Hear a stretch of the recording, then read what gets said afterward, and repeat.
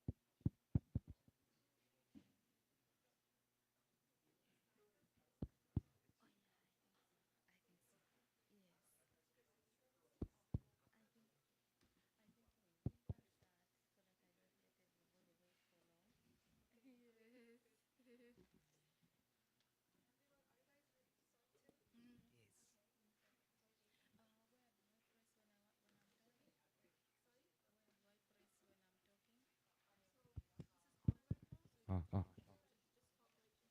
Hello, is it hard? I I need to get a little closer. Okay, Ah, ah, okay, ah, ah, that's ah, okay. tul, That's tul, tul, tul.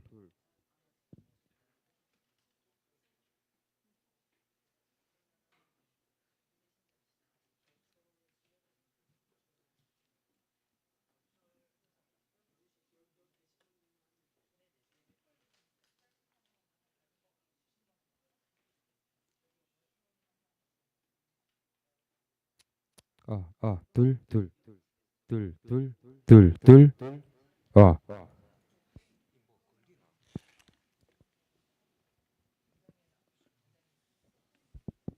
Ah, ah, ah, tul, tul.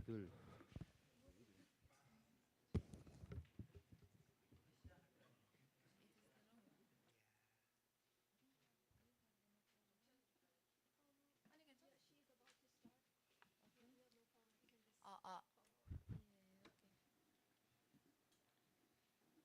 hello, hello. Sorry for the delays, but let's just get it started, okay? Okay. So, may I have your attention, please? Is it okay to hear? Well, good. Okay. So, the 2016 IFLA WLIC Sub-Saharan Africa Regional Division Committee, which is hereafter SSA RDC, satellite meeting will begin in 5 minutes. I'm sorry. Sorry about that. We kindly ask all attendees to enter the hall and take their seat. Okay. So the official event.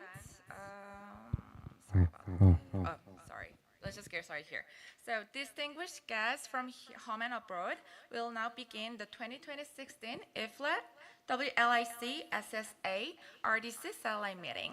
I extend my warmest welcome to everyone here today, including the library experts from overseas who have traveled a long way to attend. My name is Jia Park, an assistant professor in the Department of Lifelong Education and Counseling at Donghae University. I will be your moderator today together with Dr. Richard Bruce Lamptey, representing SSA RDC. Today's satellite meeting is co-hosted by IFLA, SSA RDC, Donghae University Library, Busan Metropolitan City, and the Korean Library Association.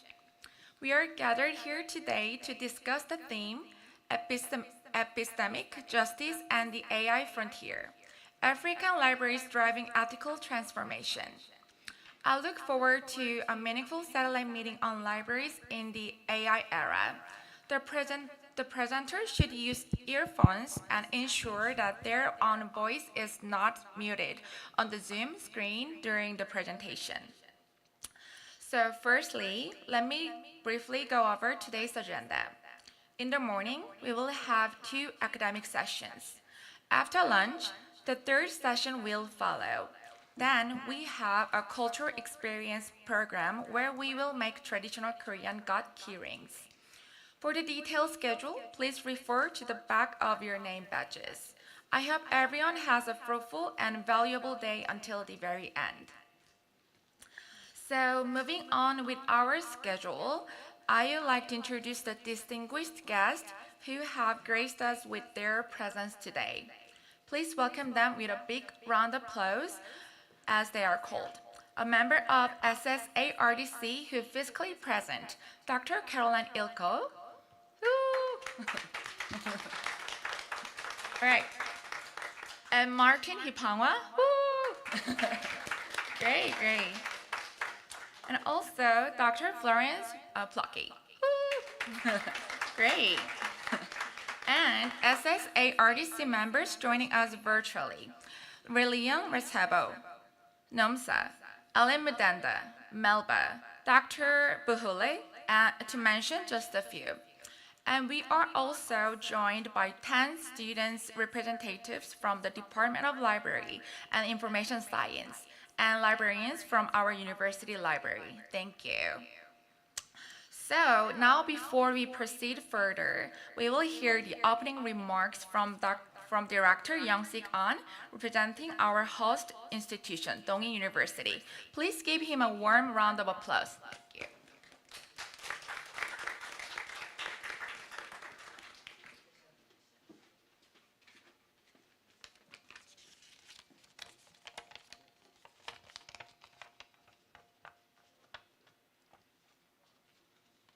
Yes.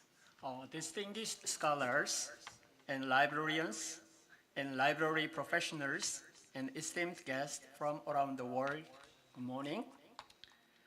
It's my great pleasure and honor to welcome you to Dongil University in Busan, Republic of Korea, one of the 10 most beautiful university campuses in the country, as we host the 2026 IFLA World Library and Information Congress and Satellite Meeting.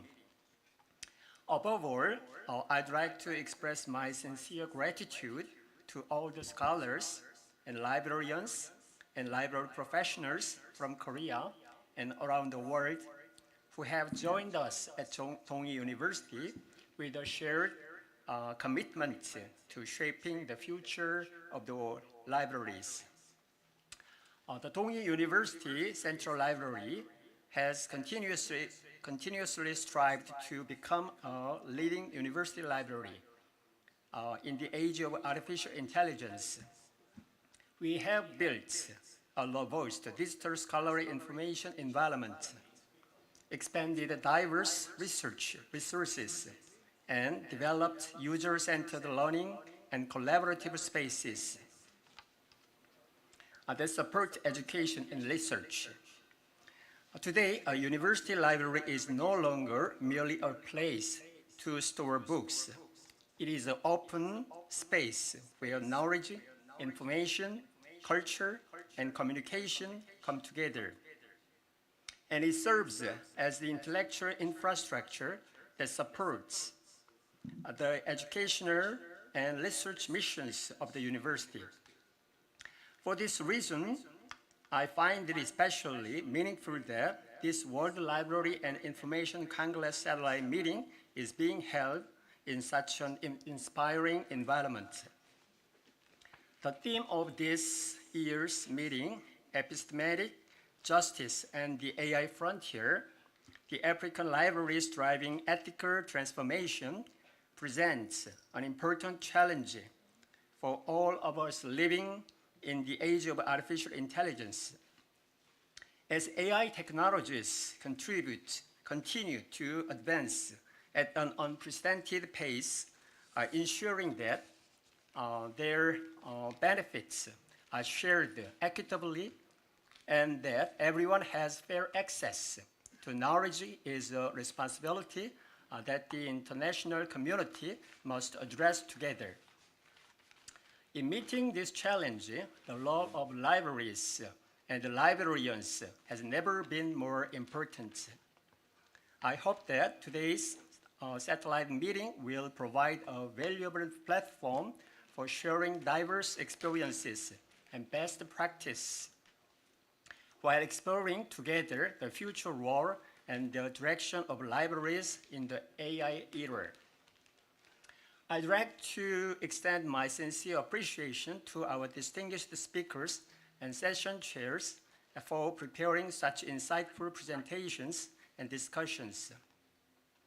I also hope that this meeting will provide all participants with opportunities to exchange new knowledge and strengthen international partnerships and gain valuable insights that will contribute to the future development of libraries. My special thanks go to Professor Monica Mensah Dankwa of the University of Ghana, chair of this satellite meeting, for her outstanding leadership and dedication. I would also like to express my heartfelt appreciation to the President of Tongyi University for his generous support, to the librarians and the staff of the Central Library for their tireless efforts behind the scenes, and to everyone whose dedication has made this event possible. I hope that today's gathering will serve not only as a meaningful forum for the exchange of knowledge and experience, but also as a valuable opportunity to foster mutual understanding and build lasting friendships. During your stay in Busan, Korea's beautiful maritime city, I encourage you to enjoy the charm of both our city and the Tongyi University campus. I also hope that this satellite meeting will bring practical benefits to your libraries and professional practices and inspire continued innovation and collaboration in your work. Once again, I warmly welcome you to our Tongyi University. Thank you very much.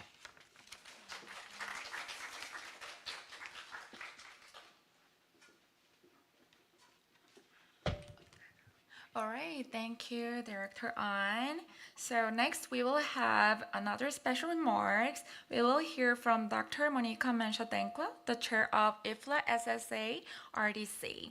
Unfortunately, she cannot attend the meeting in person, so we will share her keynote address through a pre-recorded video. See.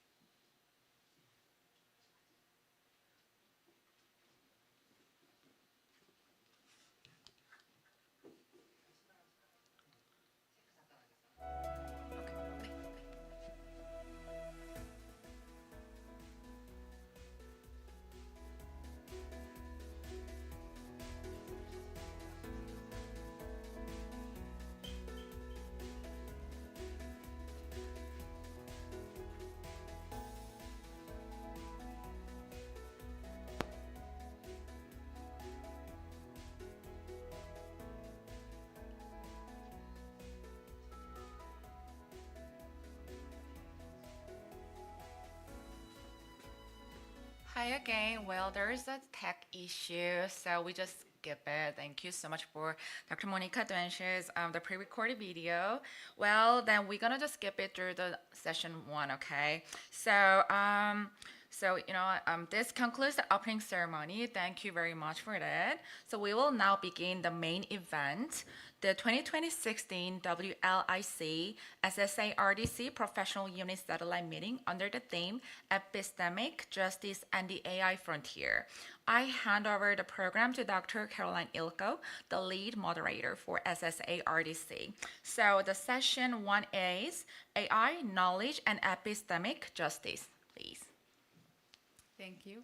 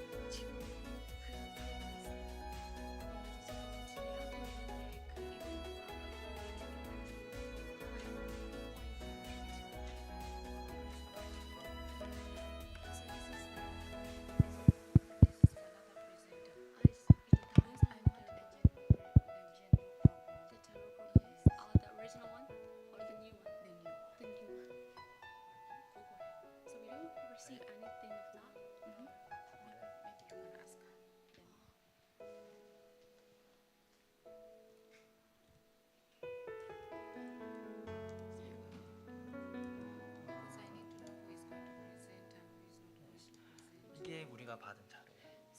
These are the informations we've received. So is there anything you have? So which is your part here? No, my part. Yeah, Left of course, the program. Program. Yes, my part is to We- introduce the speakers. Can, Okay, so the speakers one. Which Cannot- speakers are you going to present here? With Florence. 그러면 정리를 그 저스트 모더레이터가 이런 자료 발표하면 다른 사람들 Are these the ones presenting in the morning? So you're the presenter, right? But the informations. Who is doing the information? It's 아, Florence. 아, 아. Florence, yes, yes. Florence. Yes, yes. This one. It is okay when I speak, she will come and I will introduce her. And then Florence we can't hear. Yes.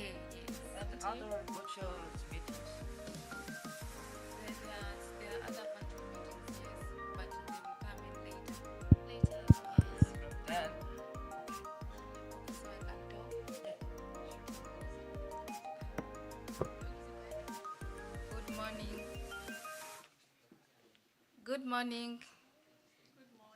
Morning. We are sorry about that interruption, but we are good to go now. Yeah, I am Caroline Ilako from Makerere University in Uganda.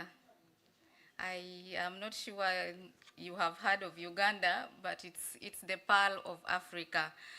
So once in a while you can come and visit Uganda. You'll be very welcome. Yeah. Distinguished guests, the library director, respected speakers, both online and physical, colleagues and participants, It is a pleasure to be here today as we open today's session on epistemic justice and artificial intelligence.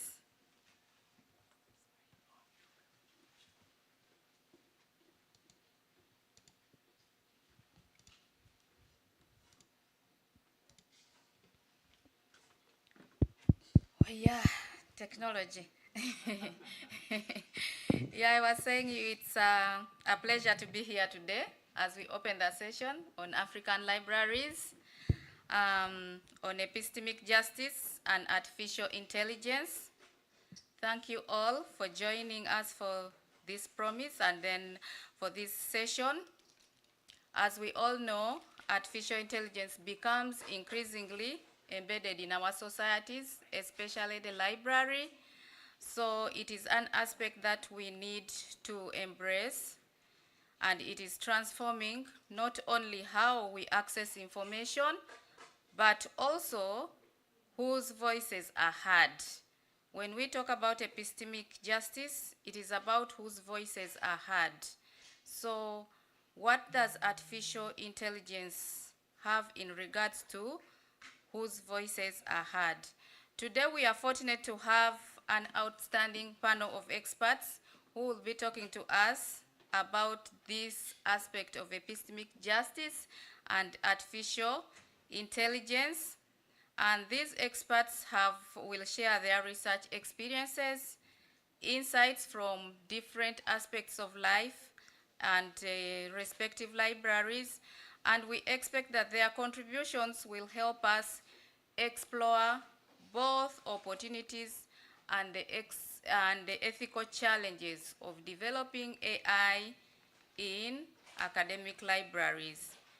I encourage all of us to participate actively throughout the session. Please take note of any questions or reflections you may have for the speakers and reserve them for discussion after the presentations. So our first presenter will be Dr. Florence. Dr. Florence Delzeo. Please forgive me if I pronounce your name upside down. Yes, so Dr. Florence will be our speaker, our very first speaker. And allow me introduce Dr. Florence to you. Dr. Florence is an academic librarian and a knowledge expert with over 2 decades of experience in information science. She earned her PhD in endogenous development with a specialization in knowledge management. That is a new term for me. She will need to digest it for us. From the University for Development Studies, Ghana. Her research focused on integrating living library traditions with modern academic library systems, which bridge the gap between indigenous knowledge and formal education approaches.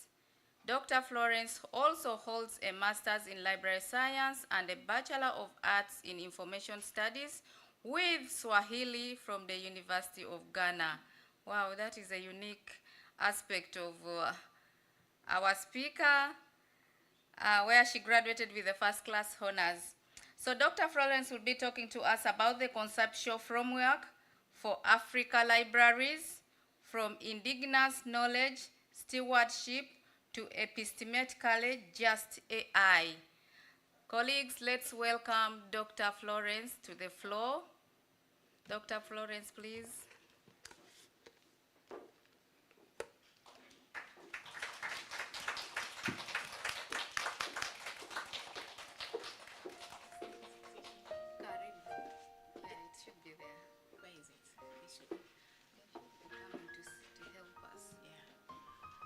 Is the presentation here?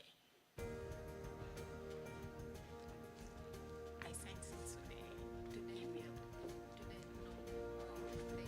The email that they asked us to present. Is the presentation here?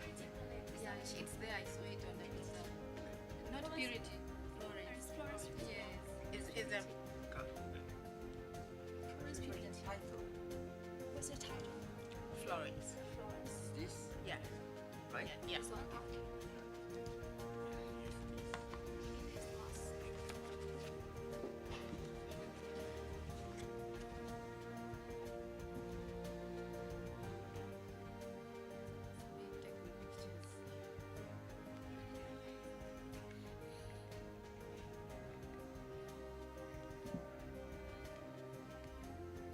Okay. Good morning, everyone. It's a privilege to be here this morning. So, South Korea, you have such a beautiful country, Busan.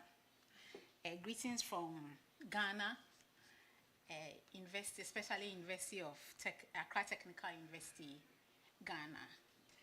We are situated in the capital of Accra, in the heart of the city.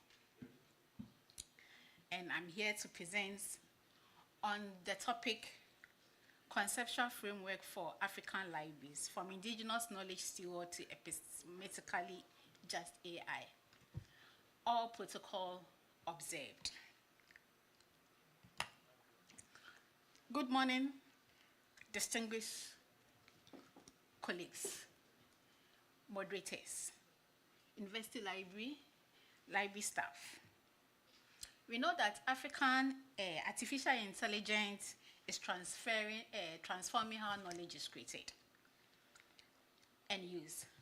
And also, African knowledge remains underrepresented, and if incorporated, it is without the authorities of the community.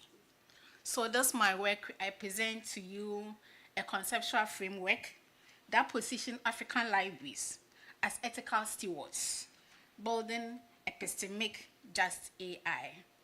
We are colleagues from Benin, Kenya, and Ghana. Unfortunately, none of them is here, so I'm presenting this on their behalf.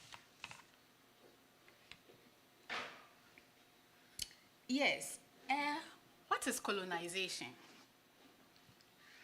Colonization in this AI refers to platforms, data systems from the data systems or profiles that usually forms it's from powerful countries and shape how culture and lives are perceived and behave or known. While epistemic just is basically fairness in treating African languages or African indigenous knowledges. As a knower, as a knowledge creator, and as a community that have multiple knowledges. And what libraries hold? Libraries, we hold these knowledges, right? We preserve oral tradition. We also have audios and recordings. We have the ecological knowledge. We have the language materials. However, there are some challenges that we face as libraries. We face technological obsolescence. Especially sustainability. Even if you have the knowledge, finance and sustainability is a big problem. And also, when we have the knowledge, we also have ethical problems. That is framework, community mistrust, risks of violating protocols, because indigenous knowledge have some protocols. But unfortunately, most often we overlook these protocols, and then we just bring the knowledge into the library or into the data sets. So the question is, how can African library stewards and mediate indigenous knowledge for responsible AI integration whilst preserving the community authority? Community has the authority. The knowledge belongs to them. Do we work with them? And how can libraries mediate? This is the problem. So let's go to look at some conceptual foundations. I'll first look at what indigenous knowledge is. As you all know, indigenous knowledge is contextual, it's living, it relates to the community in which it is created. And characteristically, we can say it is oral, language, culture, medicine, art, custom, and what have you. The knowledge does not exist independently in relation to protocols, but it makes it meaningful. It is not single continental system. It differs in language, history, spirituality, governance, and access rule. So we know that indigenous knowledge is multiples of knowing.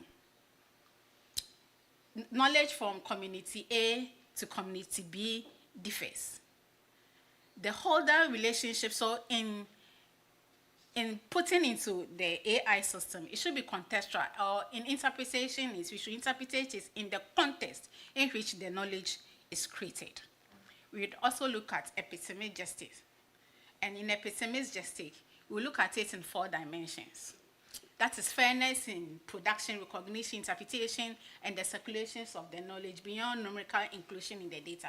Most often when we say AI, there should be African indigenous knowledge in the data. We think that collecting the data into the AI set is, yes, we have done something.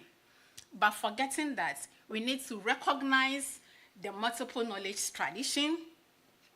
In collecting the knowledge, we need to work with the knowledge creators. That is the community in which the knowledge is being created. We should also know that they hold authority, and also they have the responsibility to challenge, correct, restrict, and withdraw at any point in time, because sometimes we have the protocols. Yeah, so we would also look at indigenous knowledge governance. Yes, we all know about FAIR. FAIR, that is the technical aspects. Knowledge put into the data system should be findable, accessible, interoperable, and it should be able to reuse it. But then, Caro also complements, have a complementation, that is care principle. Care principle is that the knowledge, as you collect, should be have a collective benefit to the well-being of the society if the knowledge is collected. The community should have authority to control the right of indigenous knowledge. That is, they have the authority to govern the collection. They have the authority for access, use, and reuse of the data, knowing that the data belongs to them. Most often, we are in our community, our developers will come to the community, take the data away without involving, that is what's community engagement, without engaging the community. It should also be responsible steward, that is care. In collecting the data, we should be responsible and also ethical. You know, indigenous knowledge have multiples, and some protocols, some knowledge, spirituality, and certain things. Sometimes you even need to perform some spiritual or something before this knowledge is given out. And some of this knowledge should not be put in the AI system. And so they should have the authority to have a say in which aspects of indigenous knowledge that must enter the AI system. Yes, libraries as epistemic mediators. So now we have the indigenous knowledge community, we have the IT developers, the AI, and all that. And there is a problem. How do librarians, especially African libraries, how do we mediate? And that is what this paper is all about. So mediation doesn't mean that libraries hold the authority over the community. It simply refers to institutional work, that is negotiation among knowledge holders, users, researchers, developers, and regulators. You see, we need to mediate between the two and see which and what, and ever mediating between the indigenous knowledge community and the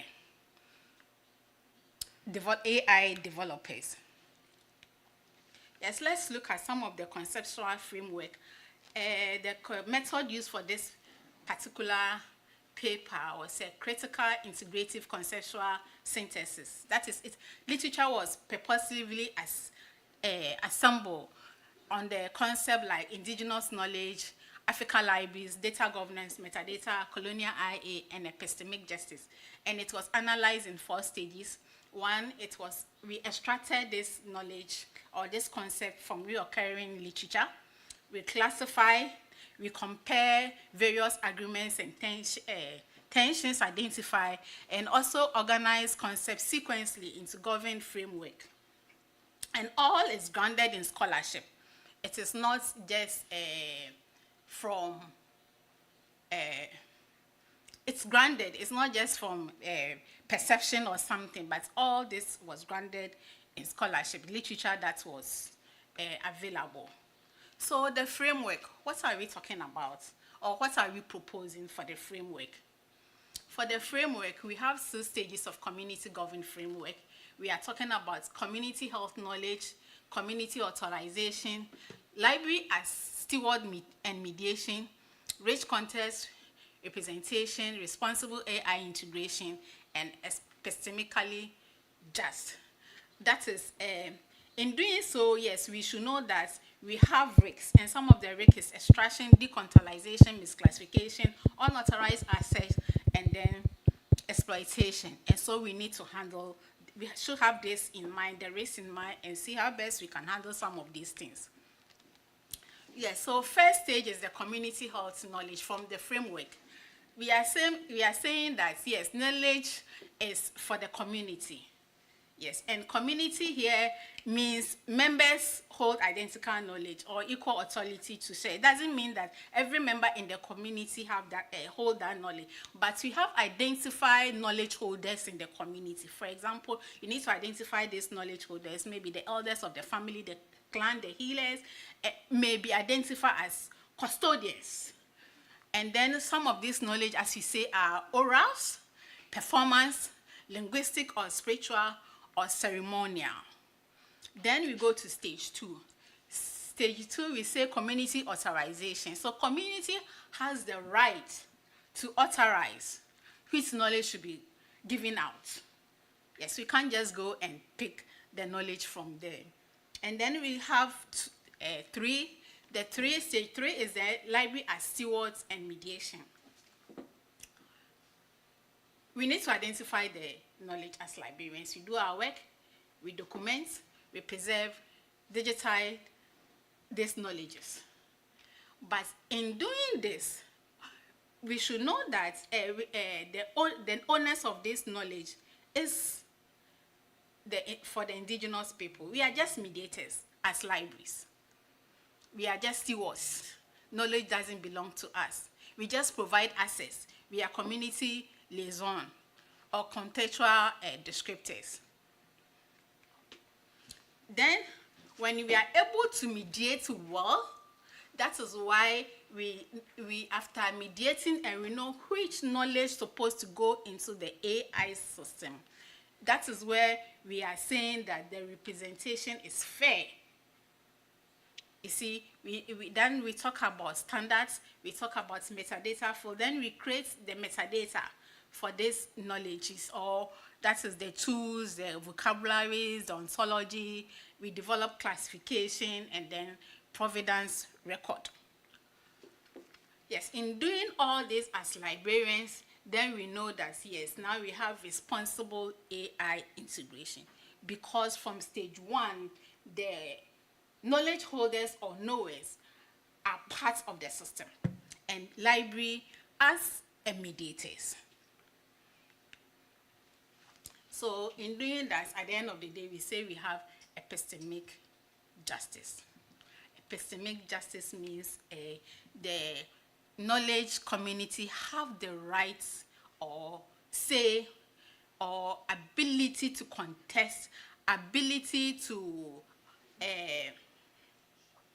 correct, and also to refuse, or the right to restrict that this one is not going to go into the system, or you have to do A or B before. So they are knowers. We recognize that they are the custodians of knowledge. So what are the cross-cutting elements? Yes, you have the community as community, authority, and governance. That is, this foundation run through all the 6 framework as we looked at. continuing constant. So from stage 1 to stage 6, they have a say. So we call engagement. We need to engage with them. They are the custodians, attribution, condition of access. Yes, they can tell you how to access this knowledge. They should be able to provide the condition or the protocols.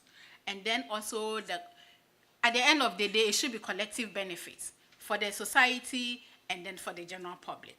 And as I said, they should be able, the restrictions and correction is not one-time goal, but it flows through from stage 1 to stage 6. So they exercise authority. Yes, they exercise authority. And then, in able to do that, there should be an enabling condition. And what are the enabling conditions? We need to have infrastructure, sustainable finance, of course. Without money, it is difficult. Even going to collect data, we need finance. Going to the community, protocols, AI, infrastructure, we need finance. Then we need capacity building. Trained personnel who will be able to do, as librarians, who will be able to even collect and digitize this knowledge. And then also multilingual tools. We came to Korea, language barriers. It's very difficult. Sometimes you need to write or use AI interpreter. Sometimes you go to a community, even within the same countries, there are multiple soft languages in Africa. There are so many in Ghana, there are so many dialects. And so maybe from the north to the south, there are different dialects. So we need multilingual tools. Then reliable storage and also security, which is very important, appropriate metadata. Then we need institutional partnership. We can't do it all by ourselves. As librarians or as libraries, we need our institutional support. And then also we can't do any of this without policy, which is very, so if all these things are in place, I think we are good to go. The framework should be able to work. Yes, so we have 6 risk pathway, right? The pathway is that knowledge will move without authority or reciprocal benefits. These are risks. Sometimes that can happen. Sometimes it also decontextualization. In African indigenous knowledge, as we already defined, it is living. Its meaning depends on the context in which it was created, and it's relational. But sometimes we can just speak out the knowledge and we decontextualize it. And so that could be a risk. Cultural misclassification distorts the meaning, and then also unauthorized access. Sometimes we ignore these restrictions, and then we feel like we are the know-how, we are the academic, we know what to do, so we just go to the community and ignore them and take whatever. It all comes about misinterpretation, and so we need to work together with them. Otherwise, the system will produce false and reductive accounts, and what we say that we are exploiting them, but we need to work well with them. And this risks also occur at every stage. At every stage, the stage, this risks occur. And so we need to be very careful. Before we are doing this, we need to know that this risks, and so in doing this, we should be very careful. Then we have some propositions to make. Yes, we have 5 conceptual propositions. That is for future empirical examination. Yes, so people can look at it and then make research on it. We say library stewardship is more likely to produce contextually faithful representation of indigenous knowledge when committee retain authority over documentation, description, and access. And so we also say that context-rich, linguistically inclusive representation may improve the cultural adequacy of AI application developed for defined African context. Then we are also saying that community governance may reduce risks of, yes, decontextualization, authorized appropriation, and misappropriation during AI integration. So these are some of the hypotheses that we can pick and then do a research on. Then what are the implications for libraries? So the first implication is governance. Establish community governance arrangement before digitization begins. So we need to work with them. We need to know that they hold the knowledge. We need to respect them. And also we need to have culturally responsive metadata. Yes, the vocabularies, the design elements, restricted material. We need to have culturally responsive metadata, and then also capacity building, as I said, AI literacy as for library staff, community engagement, data security, track how resources are used in the AI system, which is also very, very important. Then implication for community and developers. That is for the knowledge holding community to determine whether knowledge may be recorded, how it is described, and which AI uses are acceptable. They have the right. Participation must extend beyond consultation to real decision-making authority. They have the authority to decide and to tell you A, B, C, D, and we must respect it. And it is for collective benefits. For the AI developer, first we said, never treat digital library collection as automatically available training data. Prefer control retrieval over permanent ingestions where continuing governance is required. Evaluate with knowledge holders, document culturally significant errors, enable correction or inclusive, and ask AI whether AI is necessary at all. Like I said, not all knowledge should also enter a AI system. And then for implication for policymakers, we are saying beyond digitization, we need to invest, sustainable investments. And now we are saying sustainability is the hallmark of everything that we do. So we need it's not one-time thing, but we should be able to maintain it, sustain preservation, migration, engagement, and metadata. It should be sustainable. Then we should also security, and then also education-funded professional. Security is whatever we do, cyber security, we need to be careful about security, and also we need to recognize labor funding arrangement, should recognize the labor of knowledge holders and communities. Yes, we need to recognize them at every point in time. They are the custodian. What is the limitation of this? Yes, the limitation is that, well, it's not empirically tested. Yes, and the African system are heterogeneous, and so they are different, as I said already, they are different. And the literature is viewed geographically uneven. Yes, you couldn't collect data from all geographical languages. And then also, one of the limitation of this work is that it does not resolve copyright, collective ownership, and cross-border data question. What are feature research? How do African communities define knowledge authorities? And how do library operationalize care? We look at how do we operationalize care as we discussed, and then how do metadata choices affect search, retrieval, and AI outputs? And then we also need to do comparative studies across countries and different types of library, maybe academic library, public libraries, libraries in Ghana, libraries in Kenya. We could also do comparative studies, or even libraries in Africa and libraries in Korea. Yes, conclusion. Epistemic just is not achieved by transferring more African content into computational system. It is a continual relationship in which community retain meaningful authority, and this is very, very important. Yes, we should recognize or acknowledge where the knowledge is coming from. They have the right to document, interpret, assess, apply, challenge, and also withdraw. And this comes from the conceptual framework, all the stages, we need to work with them.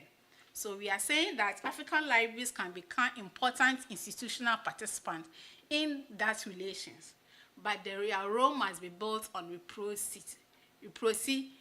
reciprocity, contextual fidelity, and collective benefit. I think that is the libraries have to do. Thank you very much, and I'm here for discussion. Before I go on, she said endogenous development. This is the first time you heard that concept. So endogenous development is a course in African studies, and it's about revitalizing our indigenous knowledge. Indigenous knowledge is being a sense. So the course is about revitalizing our indigenous knowledge. Thank you, thank you. Wow. Thank you very much, Dr. Florence, for that presentation. It is quite enriching, and I am sure the participants from Korea have had an insight of what happens in the African libraries in regards to indigenous knowledge. I will be inviting questions shortly, yes, from our participants. However, I will go in first and ask a few questions in regards to the role of libraries both in Korea and Africa to ensure algorithmic representation. We know that Africa is rich with indigenous knowledge, and then our hosts today also have a very rich indigenous knowledge collection or different aspects of indigenous knowledge. So I want to understand how is it, what are the ethical implications of presenting all this information out there, and then how do we ensure that whatever indigenous knowledge we place outside there is highly representative of what we, the African and the Korean context, have? Okay, so we can't do all, but we can do something, right? I think we should start from somewhere, and then we need to work with the indigenous communities. We need to work with the indigenous community, and that was very fascinating to me. Until I did my PhD, I saw anything about indigenous culture as fetish. But until I did this course, I realized that no, that is very important. Indigenous knowledge is our way of life, and it is very, very important that we preserve for the future generation. And so, but we need to start from somewhere. Where I am, maybe my library is, I can start from that community. Where your library is, we can also take that community to preserve our indigenous knowledge. Let's work with them. Let's do a lot of program with them. Likewise, Korean people too, they have a very rich knowledge. They could also work with, they can also work, they can also work with their community. And then together, you see that we are getting somewhere. So that's the little I can say. Thank you very much, Dr. Florence. From your answers, I realize the library's role is basically to involve the community in collecting the indigenous knowledge and then ensuring that they assign the right metadata to whatever information they have received to ensure that it is findable. Yeah. Yes, thank you very much. Now, at this juncture, I would like to invite questions from the participants, if there are any questions, of which I expect them to be there. Thank you.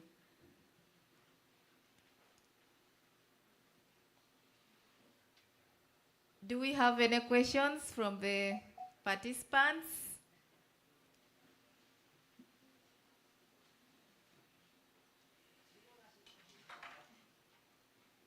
Any questions? You can ask in Korean, and I think we have an interpreter in the house, so you can ask in Korean. If it's difficult to articulate it in English, then we shall have an interpreter.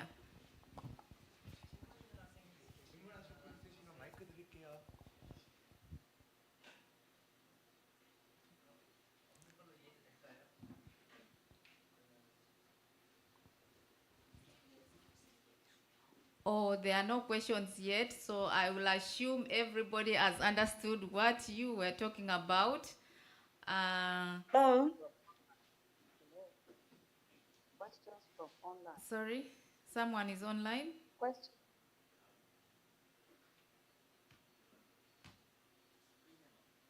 Those who are online properly, but we have two people that want to ask some questions. Oh, yeah. Lillian.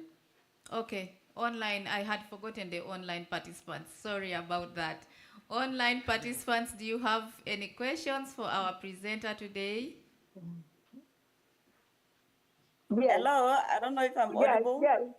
Yes. Oh. Please, can you hear me? Yes, we Yes. can hear you. Dr. Silva. Good day, everyone. Good day. Good day.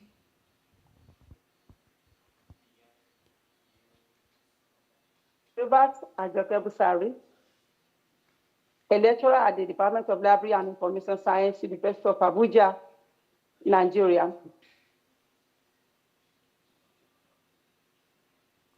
Wow, we have lost her. I would like to thank, can you hear me, please? Yeah. Thank you.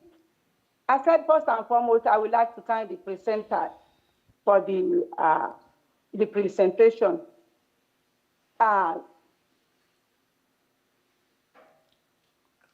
We have lost you again. And of, can you hear me now? Can they type? Can you hear me now? Can you type your question because you keep breaking? Okay. Can you hear me now? Yeah. Can you hear me now? Yes. Uh, You type your question. Excuse me, maybe you should type the And, question. We can't hear you. You keep breaking. okay, let me type it. Okay, thank you. In the meantime, is there any other question from the online community? Yeah, we Yes. still have 2 people. Okay. Am I audible? Sorry, I can hear someone ask whether they are audible. Yes. Yes. Am I audible? Yes, you are.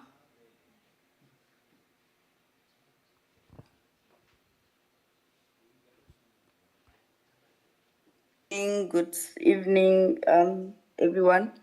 Thank you very much for the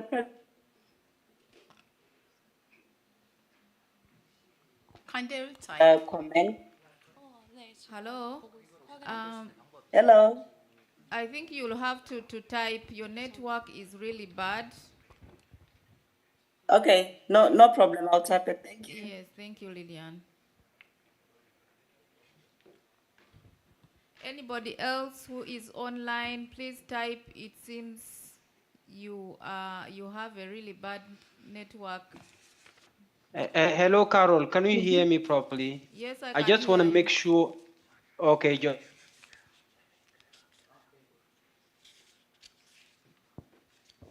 like getting a right connection between them and you. So if you can really hear me properly, it means that It's breaking. It's still breaking. okay.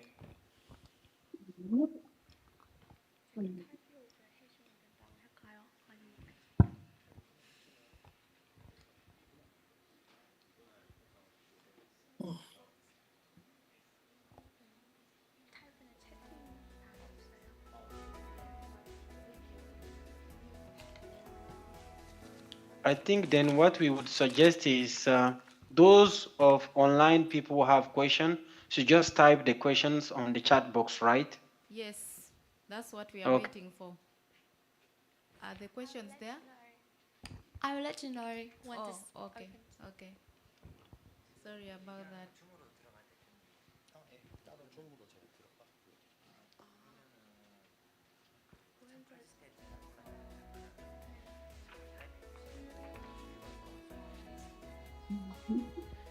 So for all the participants, just please type your questions in the chat so I will pass them through to the presenters. Thank you.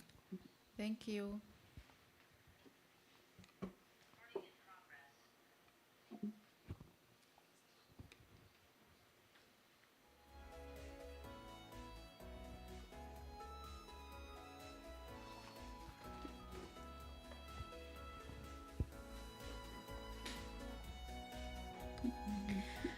So Dr. Jaymore said, can you please elaborate more on isolated knowledge by our honorable presenter, please?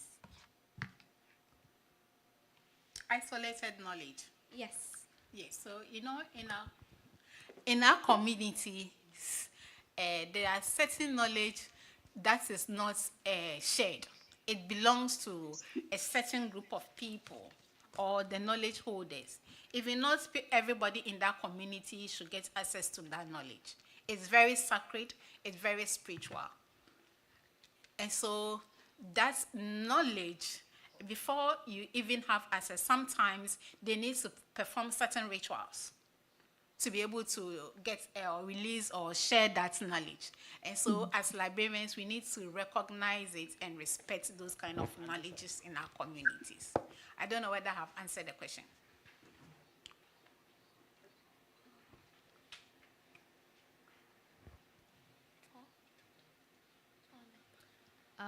Is there another question?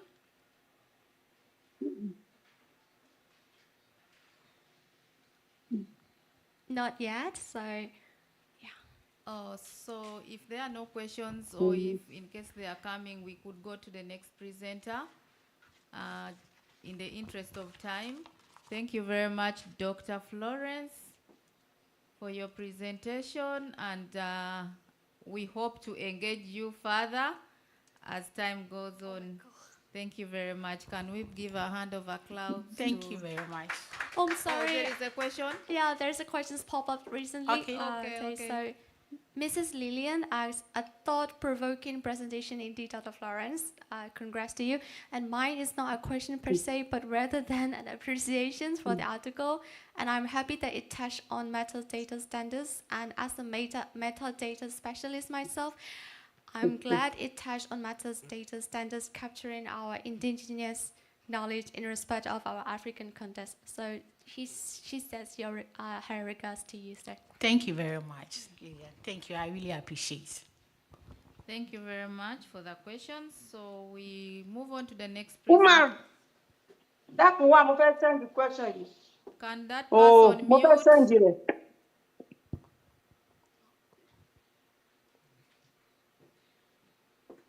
Okay, we move on to our next presenter, who is going to...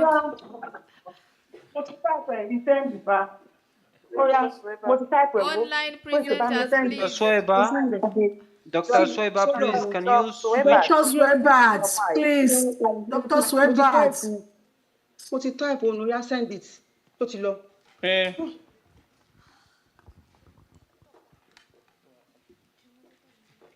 Thank you, please. Ó ti lọ. Could you please give me a right so that I mute for you? Can you mute them from there? Dr. Sweba, please. Dr. Busan. Can they be muted from the central? Can you mute Hosting the people rights so from that I there? can mute.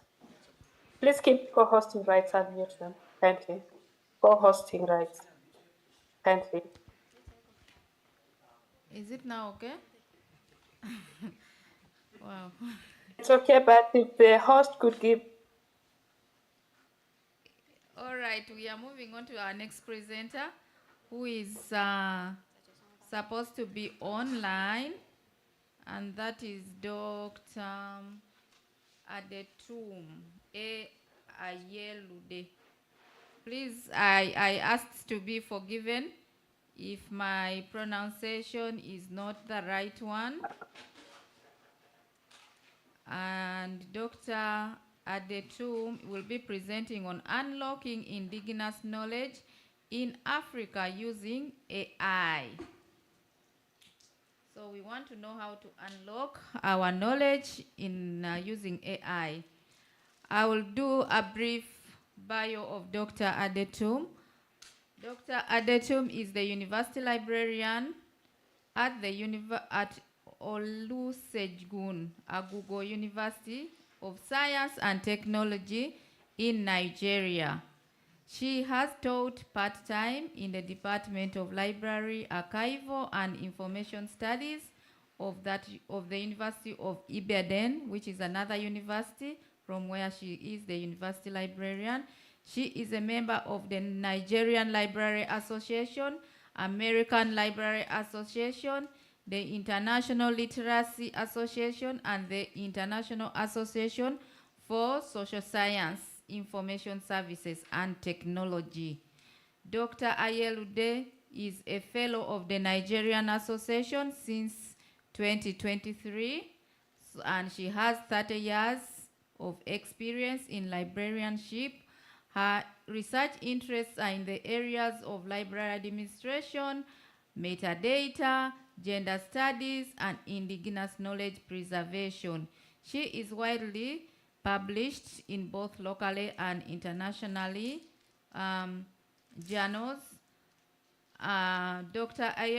Ayelude, please, you are welcome to present to our community here.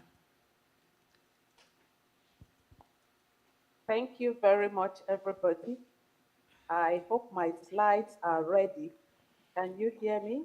Yes, we can hear you, and we hope that you will continue being audible as it is. I will be audible. I don't know if my slide can be displayed. Just a moment, somebody will be displaying it shortly.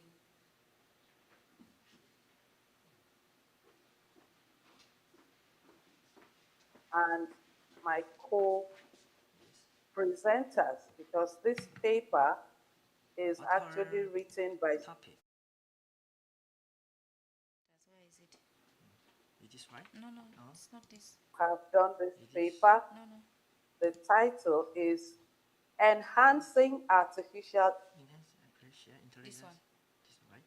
Yes. Who controls this presentation? in Africa. So we are going to be scrolling from here as you speak. Are we able to see this on Zoom? Yes. You can. You should say. No, we should.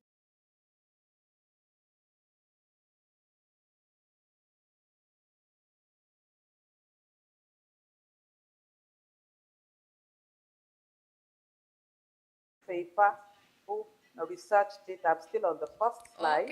Okay. You have gone offline. Wow.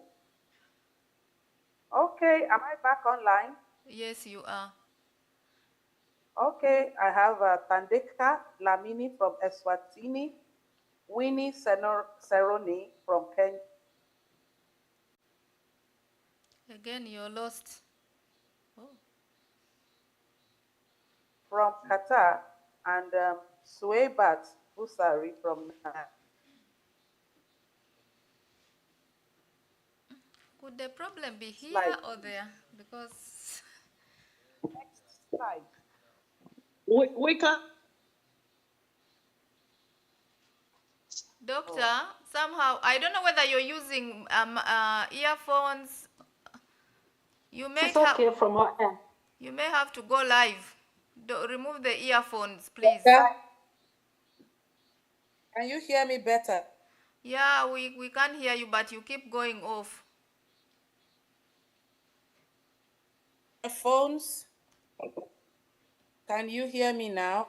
Yes, we are hearing. Yes.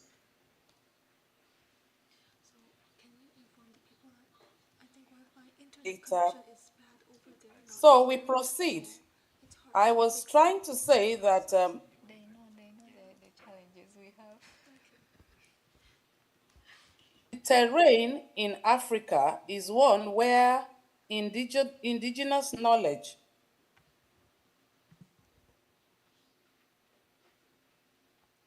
in running the society, so to say, because we have knowledge, innovation, skills in the local communities, and these help in decision making.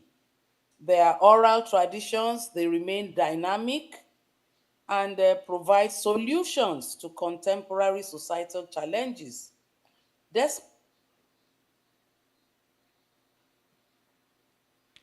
Doctor, are you still there? Yes, I am here. I think you have to switch off your video. Switch off your video so that you have? I have switched off my video. Okay, go ahead. I have switched off my video. Now, there are challenges because the knowledge holders are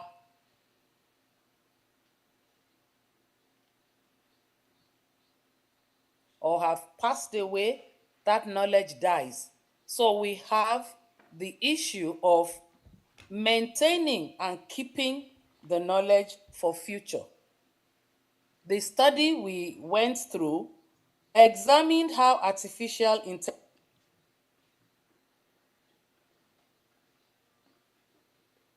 preserve and promote indigenous knowledge systems in Africa. Next slide, please. Now, we used 3 theories to underpin our study. We triangulated the technology acceptance model, which was propounded by Davis, 1989. We also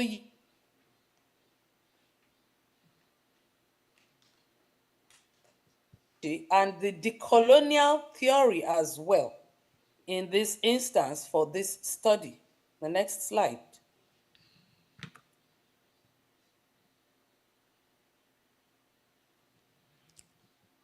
I don't know.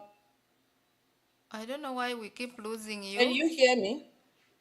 Yes. It must be the network. The network is the network. I don't know how we can get around that. It tells me that there is an unstable connection. On your side. The knowledge management theory, the decolonial theory, the 3 of them intertwine. And next slide. So what we did was to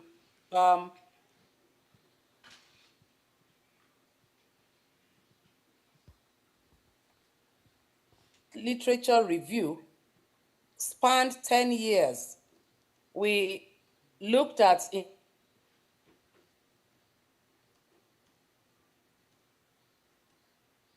then AI technologies used for indigenous knowledge preservation over those 10 years. We also took a look at the literature on the ethics policy and the mediating role of librarians and archivists, while at the same time we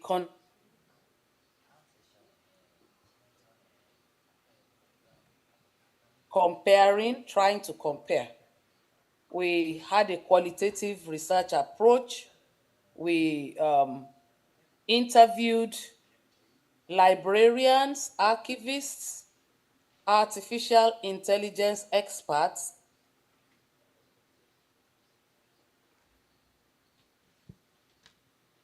we identified them by making use of our networks, especially the network of the Caravan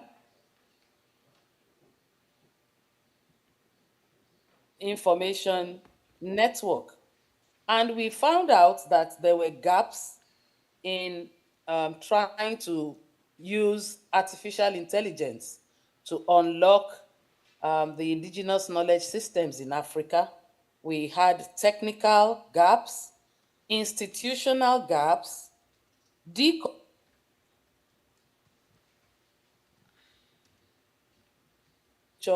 from the African countries we studied.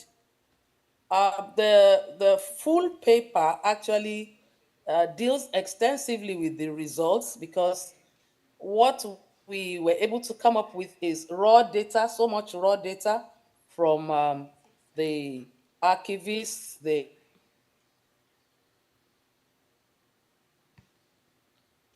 interviewed. We actually are going to bring out another paper that's really Rune from Kenya, from Uganda, from Gambia, and Eswatini. We had some difficulty getting the data from the northern part.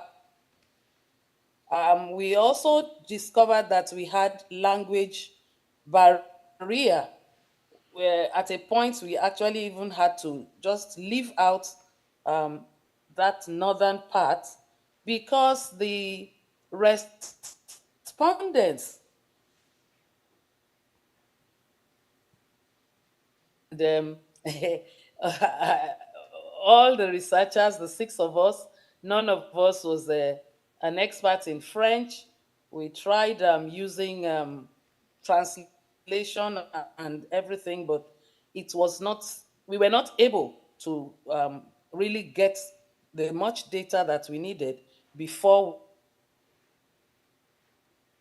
conference. So going forward, we are going to conclude with that part of Africa. Now, the next slide.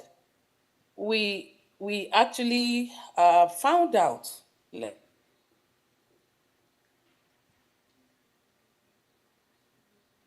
before we have to go, we found out that South Africa represents the most advanced cases of AI-assisted indigenous knowledge preservation on the continent, because they have sustained political commitment and dedicated legal and institutional frameworks.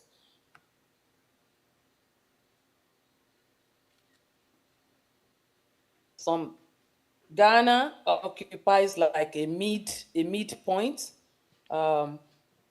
intermediate position in the continental indigenous knowledge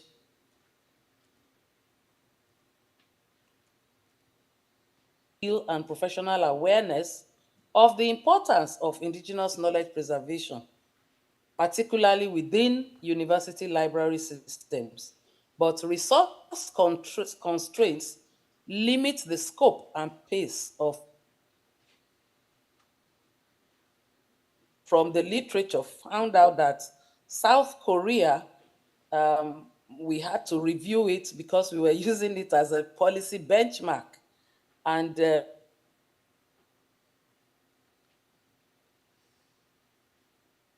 AI-assisted indigenous knowledge system digitization can achieve. And so the national policies for South Korea were examined, and we were able to see that they have long-term investment in AI-assisted cataloging, and they have produced a national repository of traditional knowledge that is both technically sophisticated and institutionally robust. This is as against other countries like Nigeria, where we found out that we have complex, multi-dimensional challenges in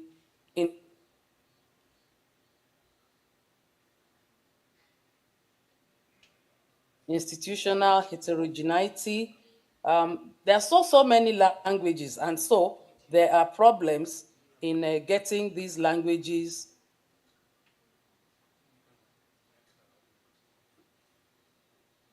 to document and preserve. Let me just quickly go.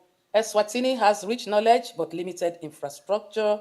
Tanzania, also almost the same thing.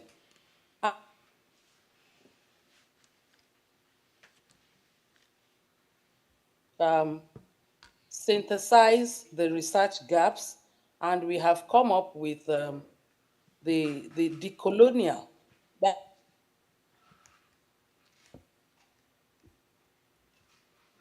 If we are not very careful, we will be following the Western model, and this will detract from the richness of the African system. While trying to use AI, we will be losing much that is of value. And so we have concluded that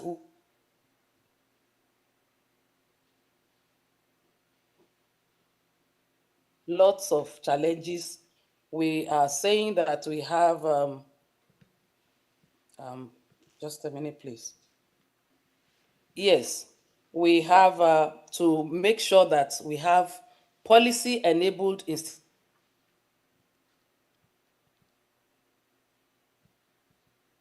have to also ensure that we establish our librarians and archivists properly, even right from their professional training.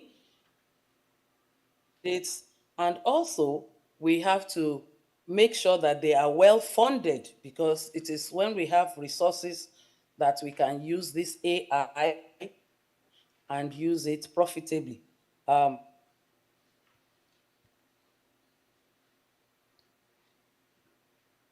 As to prioritize investment in language technology for under-resourced African languages, especially to establish corpus development programs that are community-led, that are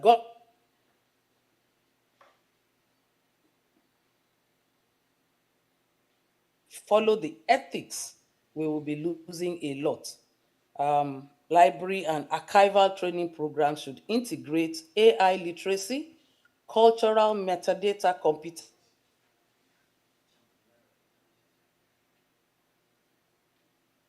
requirements, so that the human capacity necessary for ethical and effective AI adoption keeps pace with technology availability. Without these investments, the promise of artificial intelligence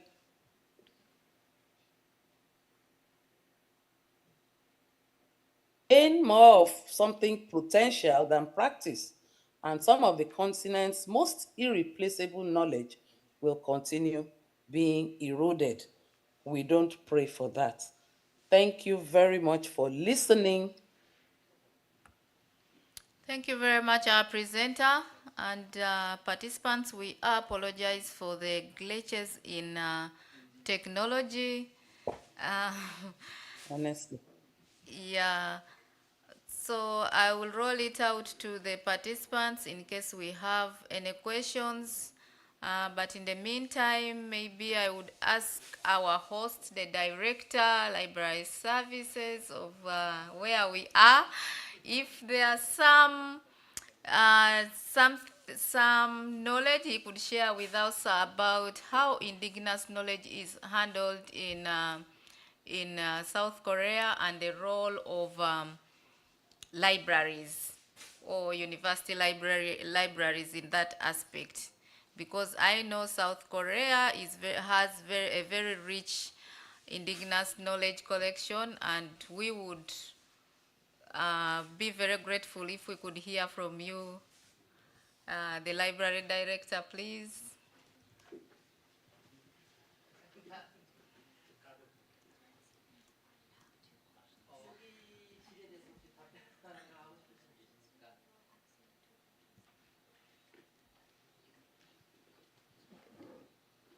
Anybody who can share with us how the university libraries or libraries in South Korea are handling the aspects of indigenous knowledge and what their role is.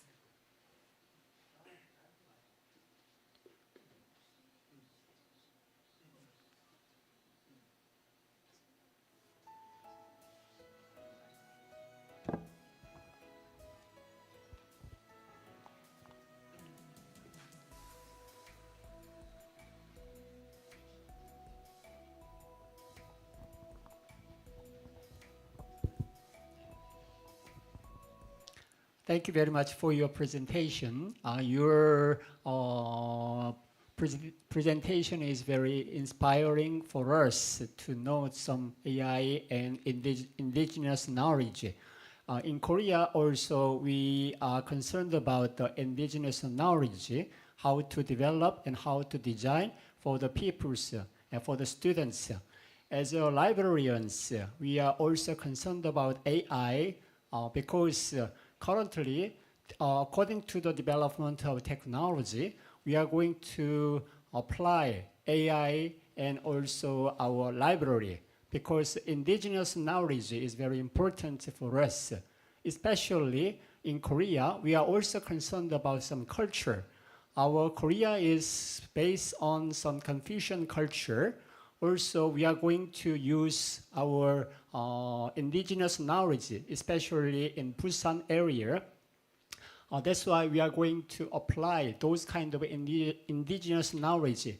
Especially, our library also concerned about some partnership among the some public library and the private library and the university library. That's why regularly we have a meeting together how to develop our indigenous knowledge, how to make and how to systemize our knowledge all together. So also we are going to apply AI for the development of our some knowledge. So we are going to share our people all together for now is the library is not the area for the store for books. Now we are going to concerned about how to share our knowledge and research information, communication all together. That's why your based on your some presentation, we are going to have some good insights. So we are going to apply your ideas. Thank you very much. Thank you very much, Director Young. Thank you. I hope I have pronounced the name very well, or I have pronounced it in English. Yeah, thank you very much. And to our colleagues, do we have any other questions? The participants, physical participants, do we? And I said librarians are multilingual, so we will let you ask the questions in Korean, and then we get someone to interpret it in English if there is any. So we have two questions for Dr. Addington. Okay. Okay, so the first one here, it says, can Dr. Addington explain the triangulation in the three great theories? And I'm proud of you, Dr. Addington. Doctor, have you heard that question? Dr. Addington. Yes. Thank you. Can you hear me? Yes, we can. Yes. Oh, beautiful. All right. I think I'll just go to rushing for time. That was why I was not really very explicit. Now, the technology acceptance model focuses on user acceptance of technology. We are losing you. We are losing you. Dr. Addington, can you get our questions? This is from Dr. Letty Zondo. So can you get the questions, Dr. Addington? She was still answering the other question, but we are kind of losing her. How many? We have lost you. Yes. Oh, wow. I don't know what to do. Yeah, maybe you can answer those questions directly on the chat, and then the people who have asked can be able to view it because they are online in the interest of time. Okay. Okay, Doctor, we have also second questions, and this is from Victoria, Dr. Victoria. So he said, did your study establish any forms of South-to-South collaboration in terms of resource sharing, especially knowledge sharing? And I think SSA RDC should follow this up. Can you get that? Can you answer that if you can? Well,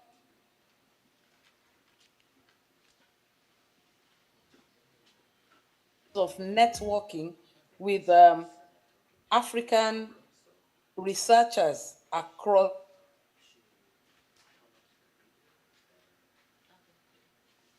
for now, even though the coordinator who brought us together, yes, please. Please turn off your video again. Your network is not appreciating both video and audio. Okay. But online participants can hear her.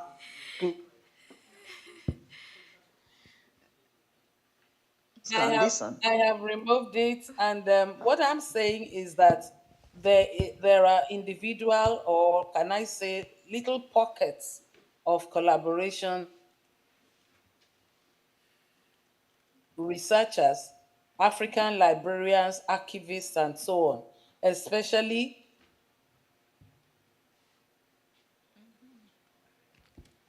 led by Nerissa. We are actually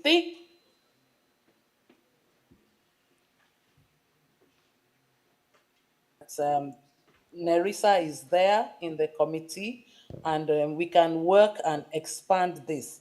I must say sincerely that we have a 30-page paper out of this. Honestly, it is a big thing. It's actually still ongoing because we did not complete the. We are losing you again. Stopped it short. We stopped the interviews in order to be able to report the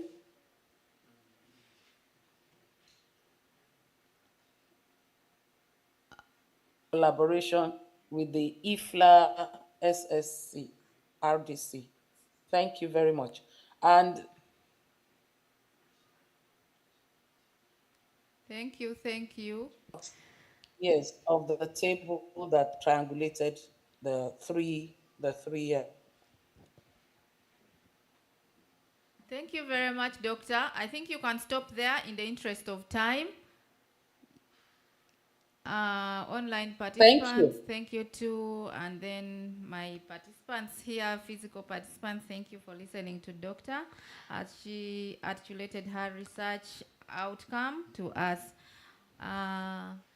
Dr. Caroline, before we proceed to the next sessions, we also have 2 questions left for Dr. Florence from the previous sessions. So can we do that? Yeah. Oh, yeah, please. Okay, Dr. Florence, so this is from Dr. I'm sorry for the names pronunciations. This is from Dr. Schubert, and he says, "Good day, everyone, and I would like to thank the presenter for the work being well done. And my question is, how can the indigenous people be of beneficial?" How can? Come again. So, how can the indigenous people can be of beneficial? Indigenous people. How can they benefit? Is that it? Okay, how can they be beneficial? Okay, so the knowledge belongs to them. They are the holders, they are the creators of this knowledge. That is one thing we need to recognize. And so they are very, very important. So when I have something and you want to come, you need to negotiate with me, you need to work with me. They are very important. Yes, otherwise, whatever you are doing will not be successful. So you need to work with them. So for us to get epistemic AI, we need to work with the indigenous knowledge people, and we say library as mediators. Okay, thank you. Okay, thank you. I think we shall hold on to the questions. Yeah, colleagues, if you have more questions, you can directly contact the presenters, because we are getting behind the schedule, and yet we have more presenters. We have Sophie and Billy Keys still online, but I'm not sure of the internet anymore. So my fellow moderator, maybe you could advise, since we are behind time. Right. Yes. Thank you so much for Dr. Caroline, who leads the session 1. All right, so we struggled with tech issues, but things happens, right? So thank you for your understanding, and also we would like to thank you all for all your hard work and sharing the important topic. So we will now take a 20-minute tea break. Okay. Refreshments are available at the side of the tables, so please take your moment to relax, and session 2 will begin at 11 a.m. Thank you. All right, thank you too. So the last question here, so this is from Lillian. So I think I have also sent a message to him, like you will personally answer it in the group chat as well. Sorry, this one. I'm sorry. Oh my god, no, this is mine. Thank you. I'm already scared of Oh yeah, this is this one. Yeah, sorry.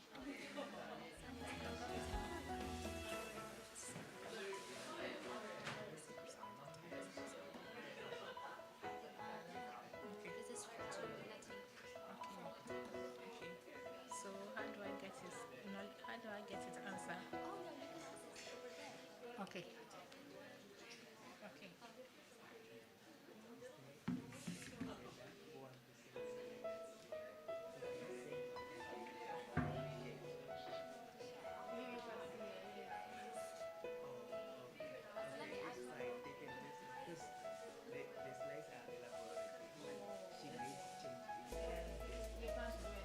Yeah, we shall struggle like that. Yeah, we shall go with what is there.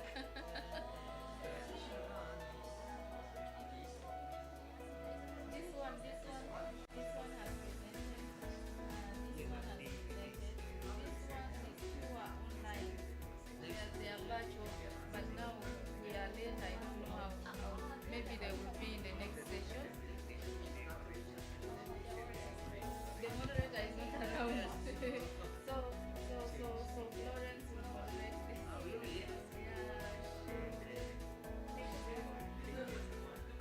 Florence will moderate that. Yes, Martin is here. This one is not here, but I think they are going to be here. This one is supposed to be virtual. I will find out. Hi.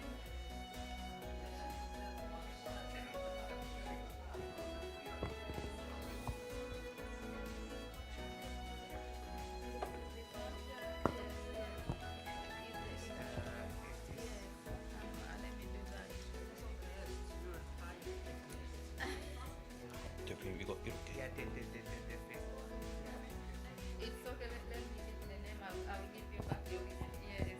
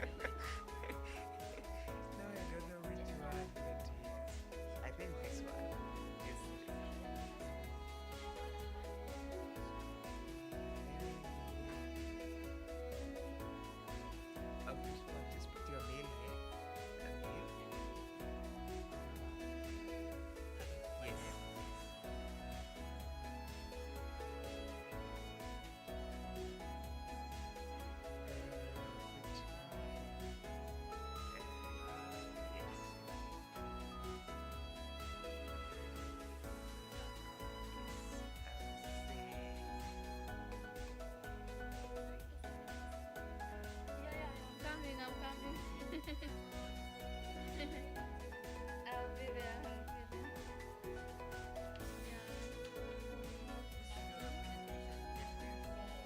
Yes, one of what I have my That one I'm still confirming. Yes, but your internet is also Wi-Fi. I did. Yeah. Yes, I did. Yeah. All right. Guys, let's dance. Yes, I did. It's better now.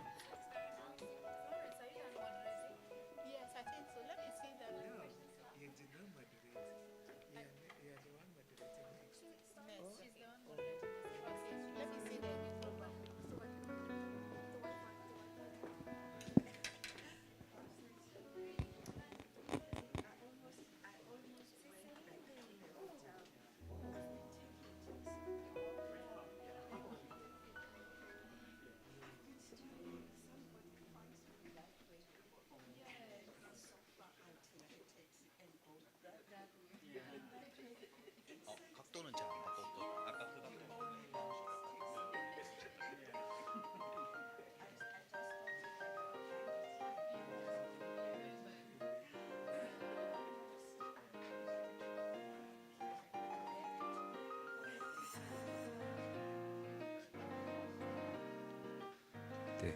둘, 둘, 둘, 셋. 둘, 둘, 둘, 셋. 하나, 둘. Distinguished colleagues.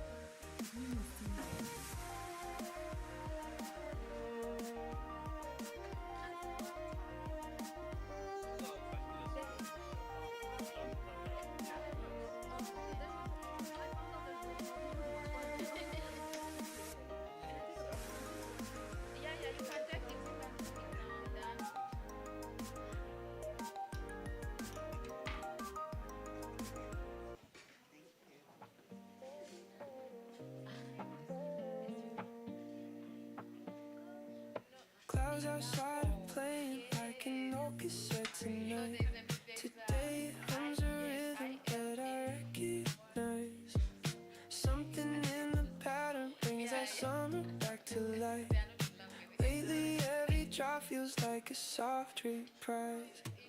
Drops keep falling, steady like a quiet chorus. Rain outside is playing what we used to know. Silently this rhythm keeps the summer around. Hoping you can hear it wherever you may be. Half a song, half memory, the same warm sound. Part of us still echoes in this melody, carrying our summer still on play. Carrying how easy it could feel. Keeping every soft and golden day. Nothing here's unreal. Nothing here's unreal.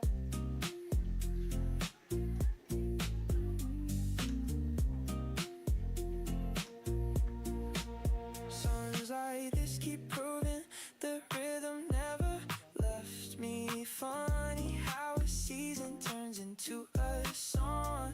Maybe every good thing finds a way to stay free. Nobody can erase where warmth belongs. Nights replay themselves in quiet variations. Songs remind me summer never fully died. Before this fades, if you hear a rhythm like tonight, because it might be summer knocking on your door. If it brings a memory both warm and light, before it fades, just know I'm thinking of it more. Carrying our summer still on play. Carrying how easy it could feel. Keeping every soft and golden day. Nothing here's unreal. Nothing here's unreal.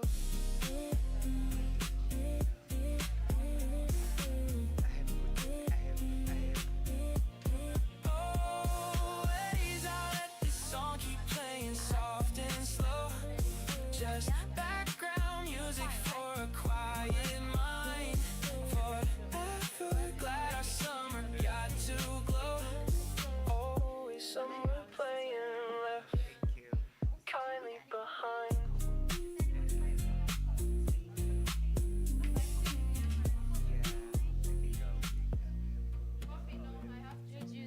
Tonight the rain sounds different than it usually does. Today it feels like it's carrying a gentle note. Something in the quiet makes me pause, because lately I've been thinking of the words I never wrote. Clouds outside, the moon soft across the evening tonight. It feels like the kind of night for simple truth. Still I hope your evenings treat you kindly. Softly, I hope your words stay a little small. Between the noise, I hope you're doing finely. Slowly learning, hope like this can say it all. Praying that your heart feels like. But you know the session. Praying for the calm you might not chase.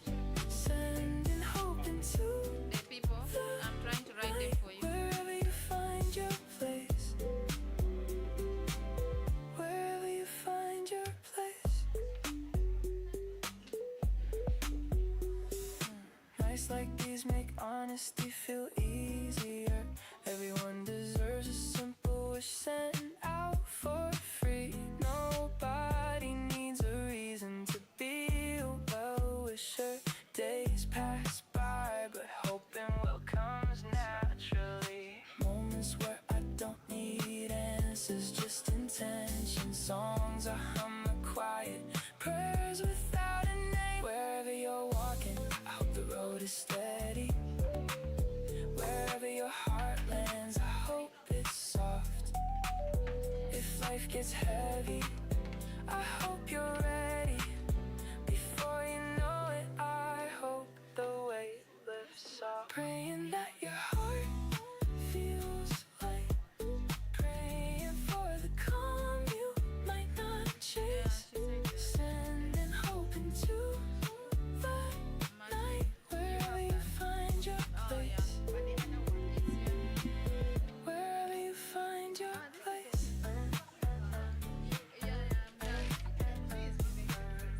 Yeah, she's presenting first.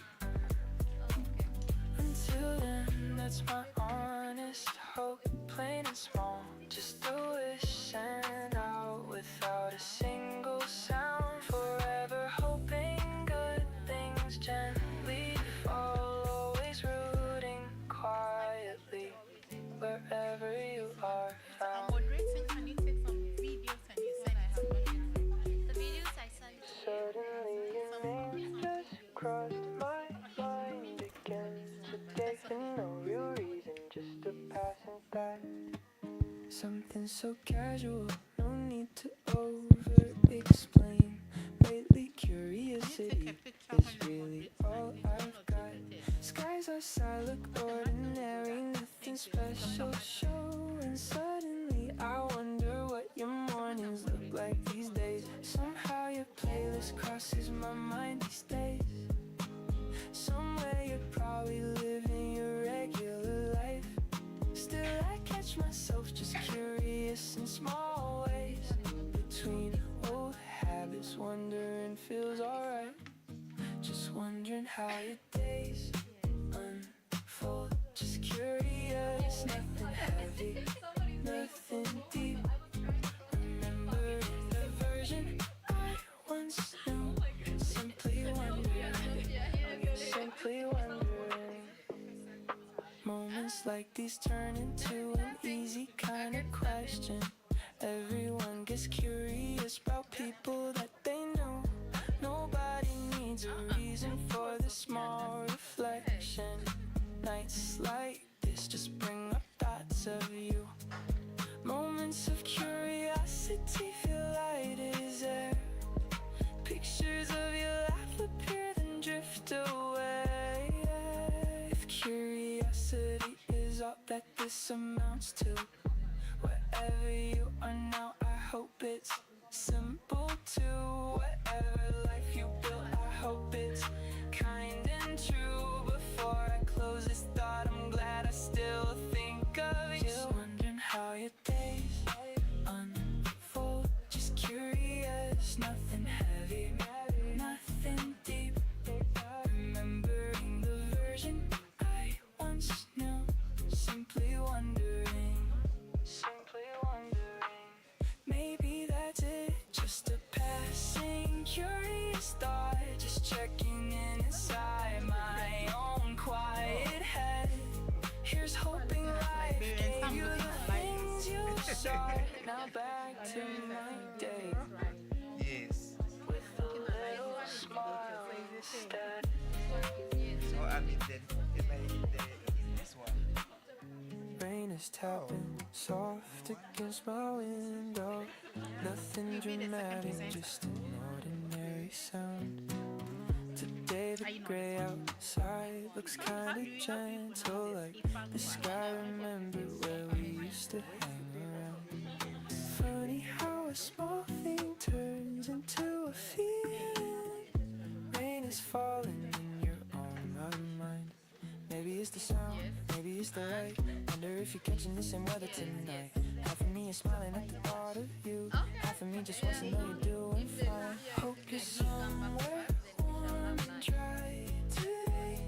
Hope the rain sounds soft wherever you are.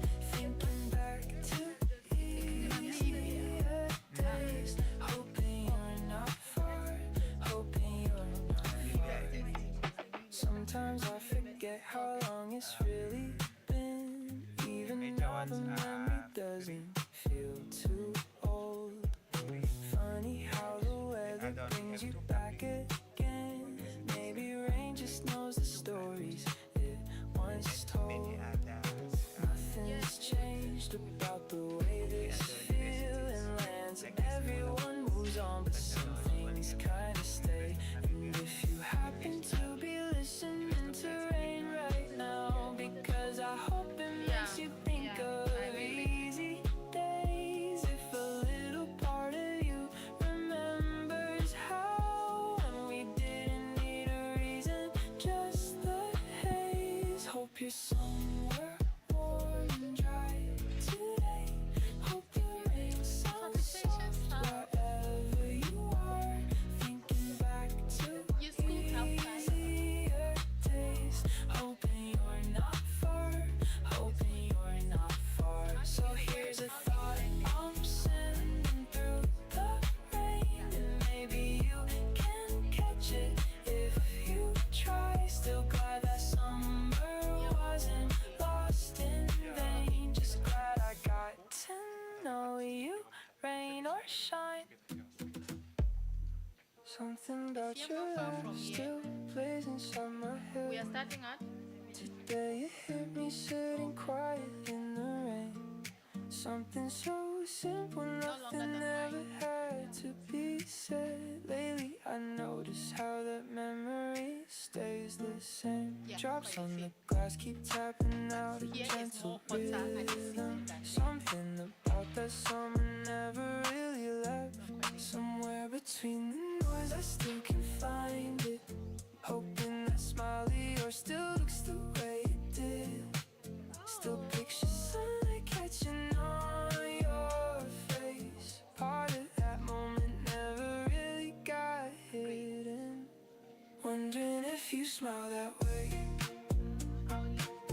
There's someone else beneath the summer sky. Loving how that image stays bright inside my mind. Bright inside my mind. Maybe I'm romantic. Maybe I just remember well. Nothing about that summer felt like it was rushed. Everyone says memories eventually fade and swell. Nobody told me some of them just stay untouched. Days like this bring colors back in slow motion. Moments where the whole world felt like it slowed down. Even now I guess that picture in my chest. Someday maybe you'll remember it the same. Until then I'll just hold it like the best.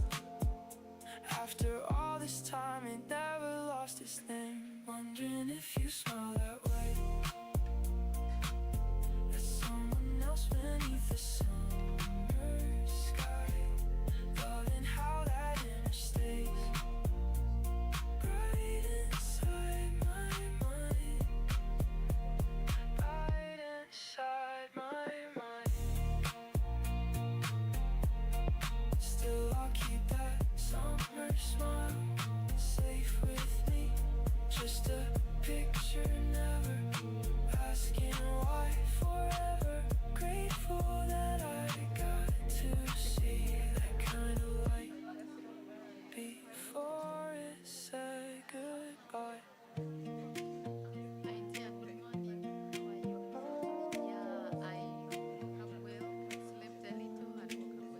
outside, the rain keeps falling steady on the pavement. Today I let my thoughts just wander where they may. Something calm about not needing an arrangement. Lately I've been thinking of you in a gentle way. Weather like this always brings a quiet feeling. Outside the world moves slow, and so my mind goes too. Hoping wherever you are, the days are kind. Between the busy nothing, hope you find your peace. Gently I let go of needing to define. Slowly I'm learning some hellos don't need release. Holding on to hope that you're okay. Somewhere out there living your own scene. Keeping faith, the sun still finds your day. Even in between, nothing has to mean we're supposed to talk again. Everyone grows into their own separate lane. Nobody said the ending had to carry pain. Nights apart don't erase what we once gained. Songs still play, sometimes they bring your face to mind. Pictures in my head of days we spent so free. When I think of you, it's never heavy anymore, though the story simply found its quiet end. Someday I hope you'll look back like before. Until then, I'm just glad to call you friend. Holding on to hope that you're okay. Somewhere out there living your own scene. Keeping faith, the sun still finds your day. Even in between, even in between. Now I'll let this feeling drift and settle. Just still wishing softly through the air. Always rooting for you, no big message. So I'll leave it here, so leave it here.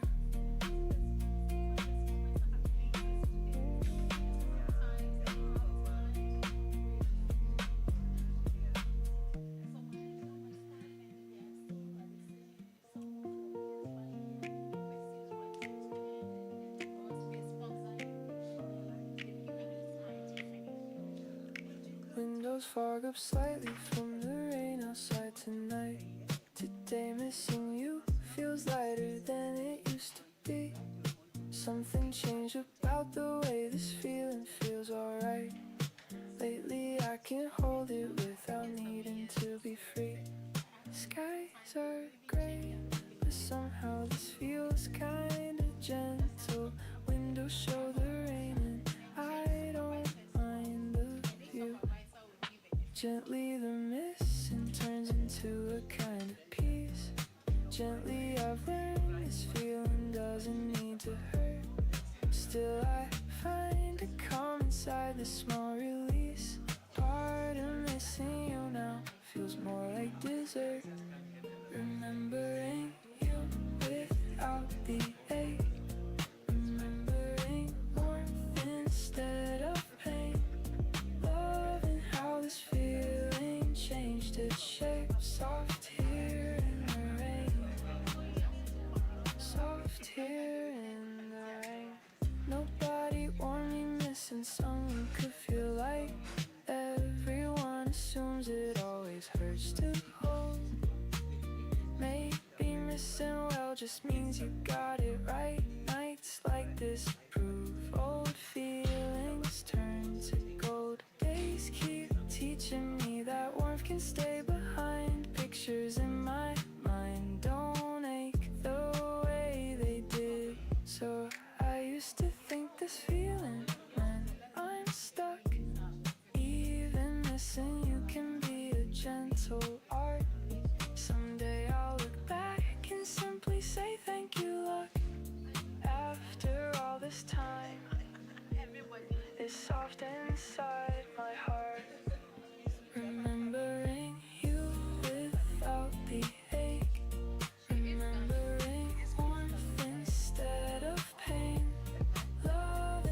this feeling changed its shape, soft here in the rain, soft here in the rain.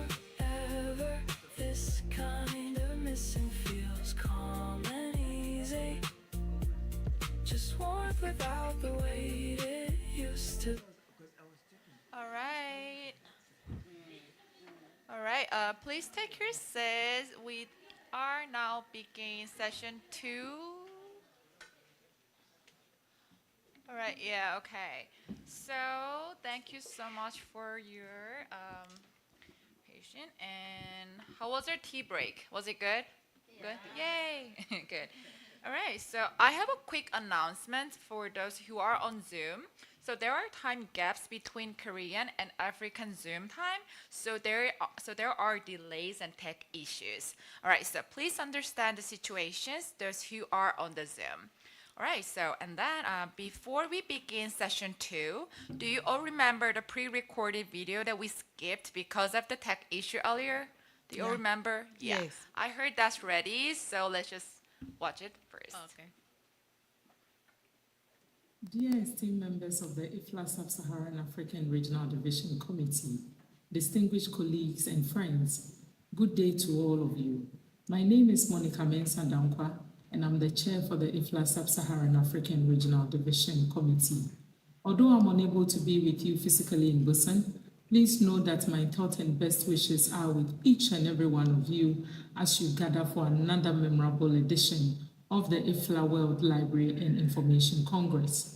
First and foremost, colleagues, I want to warmly welcome you all to WLIC 2026. Being part of this global gathering for me is both a privilege and a responsibility. It actually will provide you with an invaluable opportunity to learn from one another, share your experiences, build lasting partnerships, and collectively shape the future of libraries and information services across the world.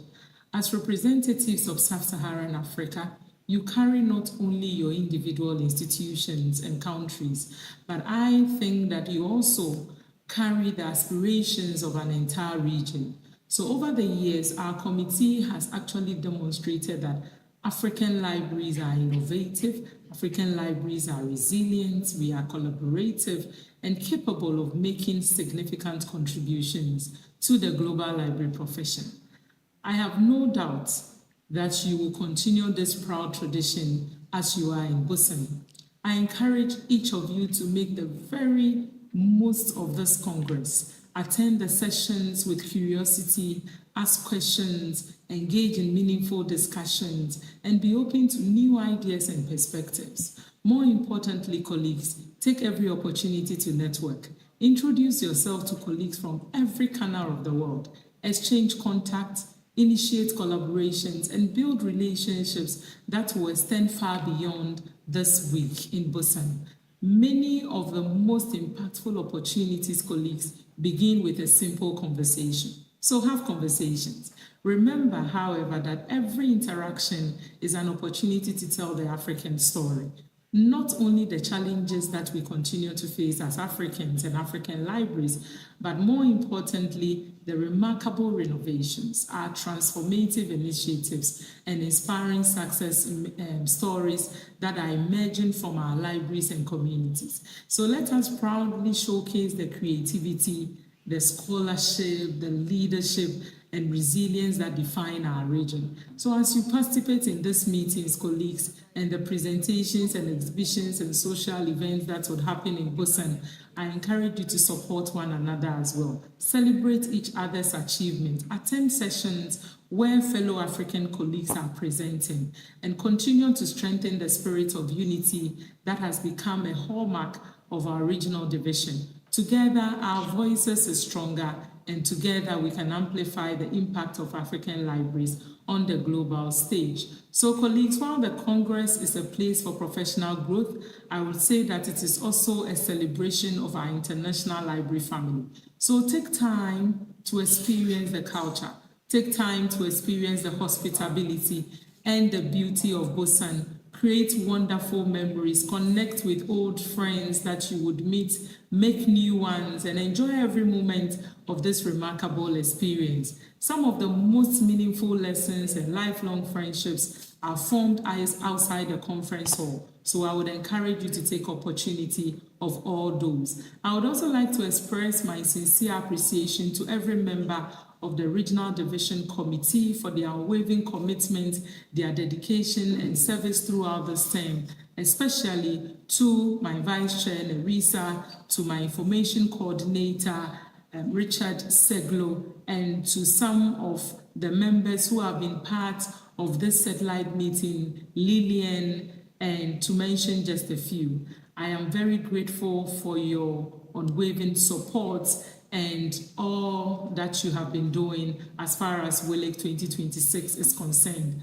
Although I regret not to be able to join you in person this year, I have every confidence that you will represent our region with excellence. You represent our region with professionalism and with humility and pride. Colleagues, let your presence be felt, let your voices be heard, and let your contributions remain the world that Africa is not only participating in shaping the future of libraries. We are helping to lead it.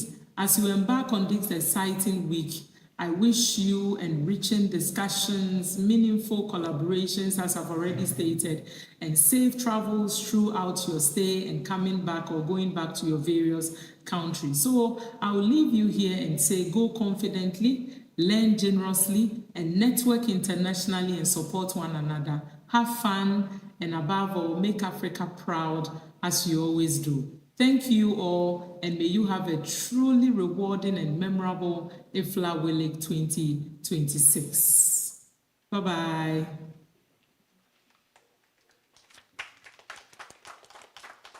All right. So how was the special remark video? Amazing, right? Yeah, thank you, Professor Monica. So now we will begin session 2 under the theme Inclusion, Sustainability, and Community Impact. So session 2 of this satellite meeting will be moderated by Dr. Florence Flocky, please.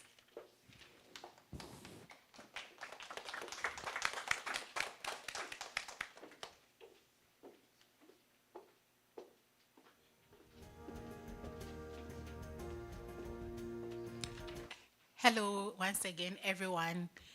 Good day wherever you find yourself, and then good morning, those of us in BUSAN. Yes, so this is session 2 of the program, and the title is, the topic is Inclusion, Sustainability, and Community Engagement. And I'm Florence Plucky from Ghana. I'll be moderating the session. So we skip one presenter in the first session. So we will first take that session. I think the person is online. Sophia Adeyeye et al. The title is Deepfake Fuzzy Record Problem and Epistemic Justice. Doctor,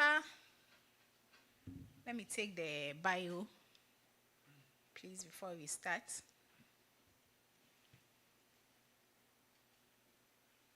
Yeah, Dr. Sophia Vivian Adeye is a PhD holder, head of Department of Library and Archivals and Information Science, Lead City University, Ibadan. She had her bachelor, master's, and doctoral from University of Ibadan. Sophia Adeyeye worked as a classroom teacher with the Teaching Service Commission of Oyo State for 25 years. Before retiring voluntarily. She is a dedicated LIS educator with the strong commitment to education and training. She promotes LIS through advocacy in LIS pedagogy, school librarianship, mentoring, and collaboration. She actively engaged in initiatives that empower students, educators, and community through participation in both local, national, and international associations. Sophia V. Adeyeye is an immediate past chairperson of Nigerian Library Association, Oyo State Chapter, and elected standing committee member of IFLA Education and Training Session, where we actively engage in having a structure of LIS curriculum through IFLA building, strong LIS education working group.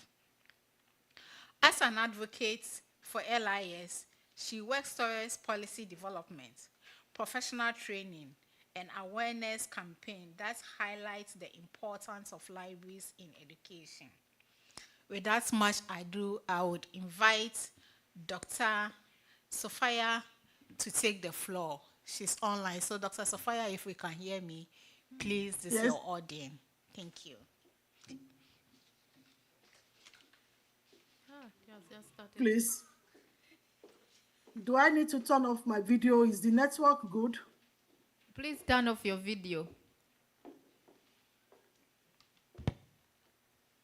Then are you sharing my slide from that end? Yes, we shall. Okay. So while they share,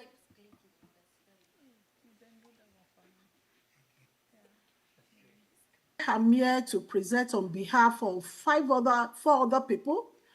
The title is Navigating Deepfakes and Fusing Records Problem.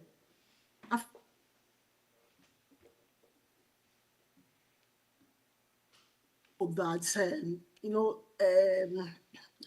the authenticity, the core selling point of libraries and archives is being eroded by generative AI. And to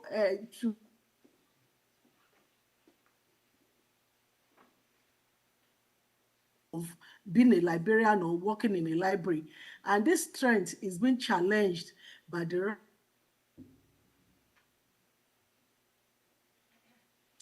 This paper is a conceptual paper, and it is anchored on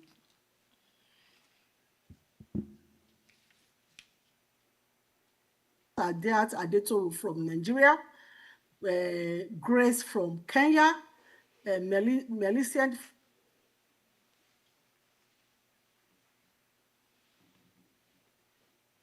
Next slide, please. So, like I said, the argument, the methodology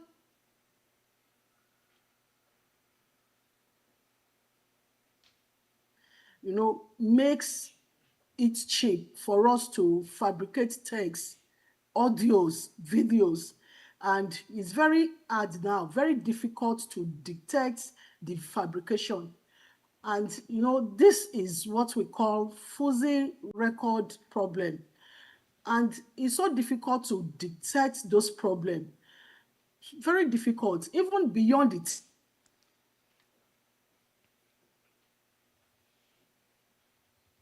Technology is so difficult to really flag those issues.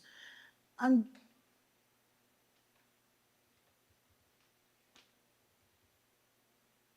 paper, we are trying to reframe the fact that there is epistemic justice issues, drawing on Africa's epistemic injustice, archival, diplomatics, and records continuum.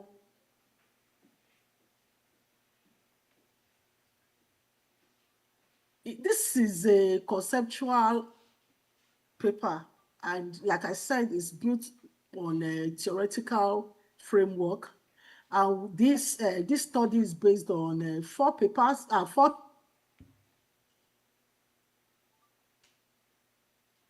2027, Archival Diplomatics by Rogers 2015, the Records Continuum Model, Opus 1996, and Information Disorder. Information disorder is talking about misinformation, disinformation, and malinformation. So we are looking at the authenticity stewardship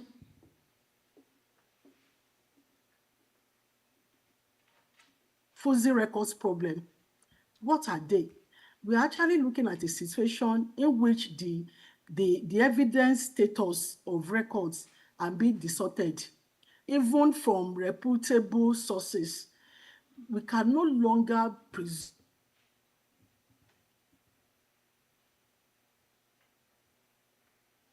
that those records we have now are, we can no longer presume that they are active and they are continuous when it comes to AI, generating AI. So now we all know that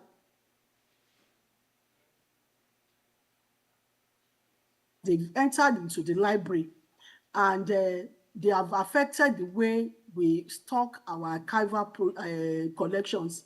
And institutions, we have to do a lot to verify and, earn credibility.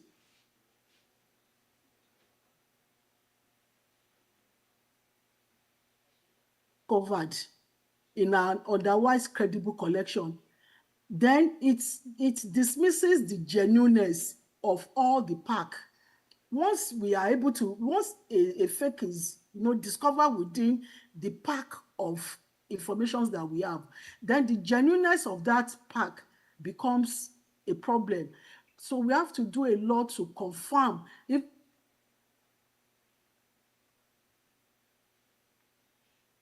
in the real world. So we are going to look at three theories that grounded this work. We are looking at information disorder. We are looking at how deepfakes, how deepfakes as a technique, misinformation, disinformation, malinformation, depending on the intent. And we're also going to look at epistemic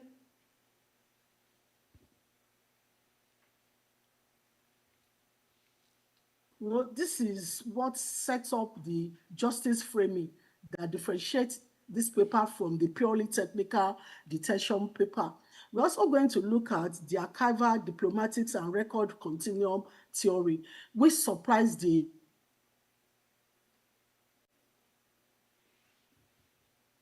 looking at the identity, integrity. We are looking at the chain of custody and treat records as living, evolving evidence rather than static objects.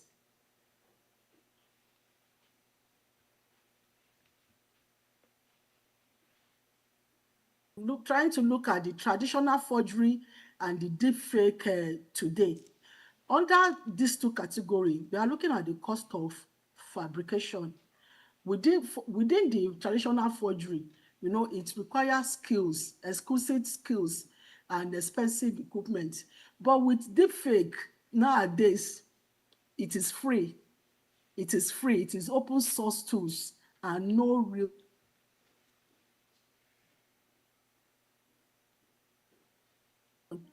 Looking at the category that falls under the traditional forgery.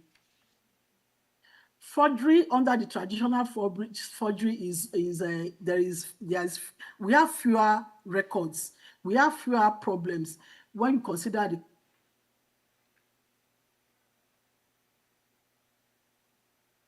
in large volume, and they are shared instantly. They are shared within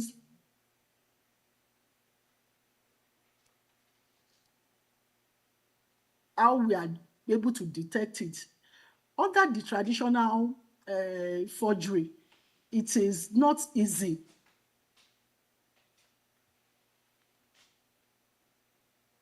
Detect when things are forged, but under the deepfake, it is very difficult to detect, and that is where the issue is. Even with the tech-savvy users, you find it difficult to detect when things are forged, when they are not real, when they are not authentic.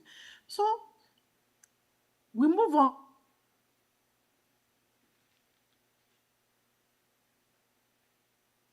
Under the epistemic justice, we have the testimonial injustice and we have the hermeneutical injustice.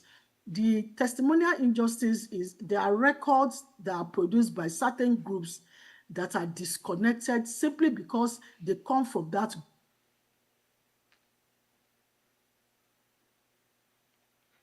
under testimonial injustice. Records are dismissed basically because they are African.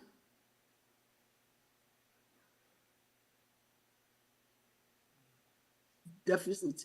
They are individuals or groups that are disadvantaged because they lack this.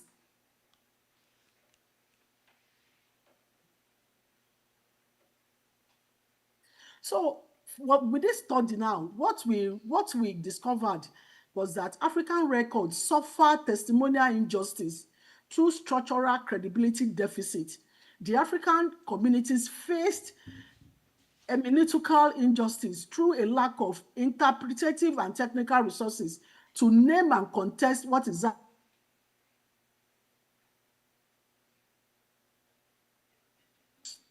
is not actually in conflict with epistemic injustice, but we are just talking about unequal access to information, which categorize that information is credible or intelligent.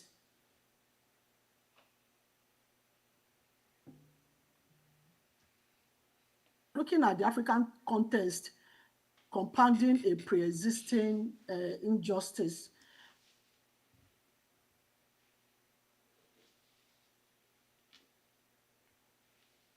Instrument of power. In those days, archives were instrument of power, and were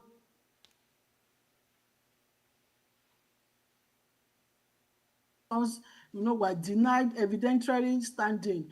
And there is a thing digitalization.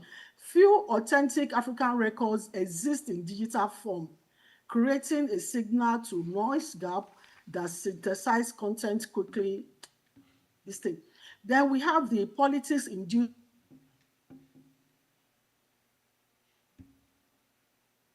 that compound the pre-existing injustice. So we are looking at politics-induced disorder. Under the politics-induced disorder, we are looking at how deep fakes, I'm going to use Nigeria for example. During the 2023 election,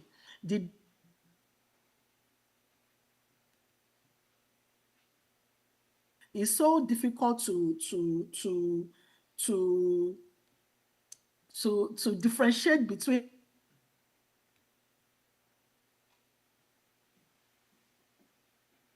and you see a lot of fake news all around. It appeared in Kenya too. It appeared during the last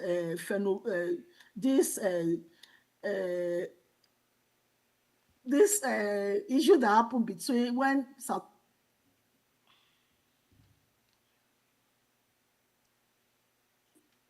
authentic news, we still have a lot of deepfake circulating within the media. So how do we now detect? How do we detect? The detection tools are built and trained in the global north, which makes it difficult. Most of these detection tools don't even recognize African faces. They cannot detect African voices.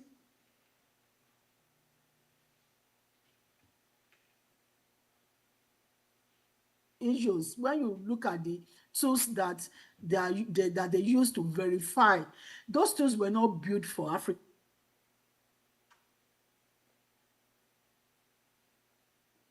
Is the face and the languages in Africa setting.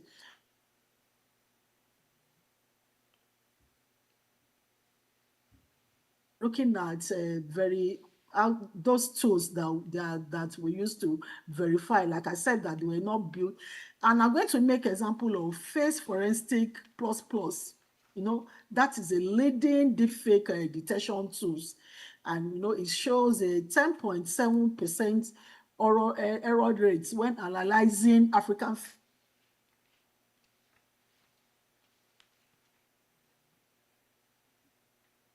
There's a literature that backed it up. And of course, voice cloning. Most of these detection tools will not recognize African voices. Slide 11, please. What is the current state? We want to look at African libraries. We want to look at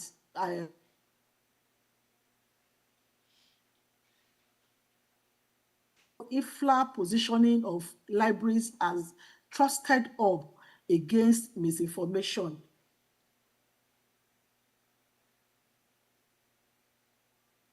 There is no capacity yet. We don't have that capacity yet for that. So what are the signs of progress?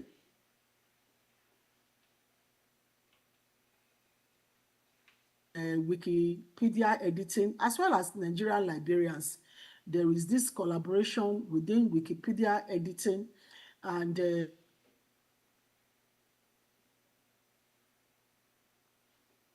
awareness and positive perception of AI tools among Nigerian libraries. AI implementations across South Africa and Kenya and Cameroon academic libraries. And no African libraries yet has a purpose-built deepfake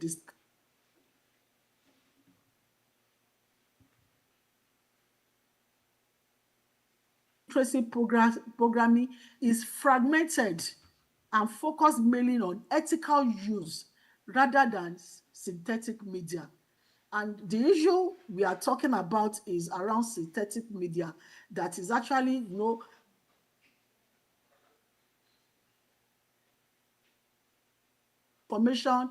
malinformation that is affecting the authenticity of librarians. Is little or no provision for AI literacy within the LIS curriculum. And of course, this has increased marginalization. The global south has been greatly marginalized. So going to the next slide, we are looking at the proposed solution. How do we authenticate stewardship?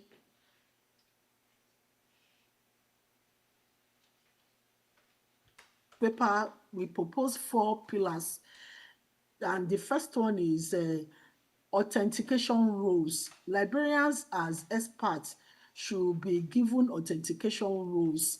Then we should to pick up skills and knowledge about how to do this thing.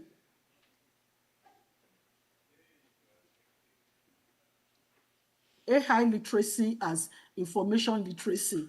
Before now, we've had a lot on information literacy.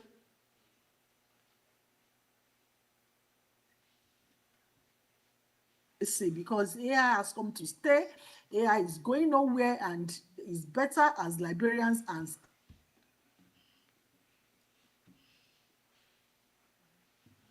we have that skill and we are literate when it comes to AI use and adoption, then we can teach our users those skills too.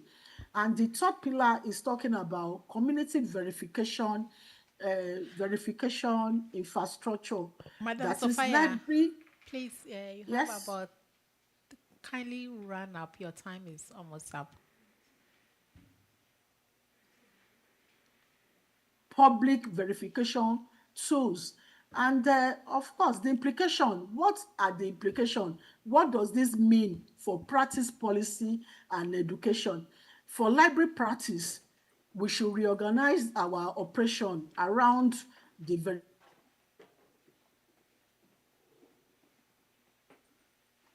AI literacy. Then we should serve as policy makers and opinion movers. And LIS education, of course, it should be centered on AI.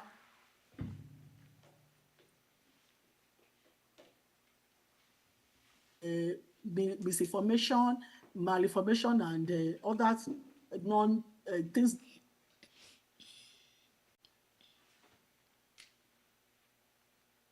So we want to state that synthetic media does not create a new epistemic injustice in Africa. It rather compounds the one that we have in making. Also, we want to state that libraries and archives are natural custodians of trustworthy records infrastructure, or the authenticity function is ceded to other platforms. We should not allow the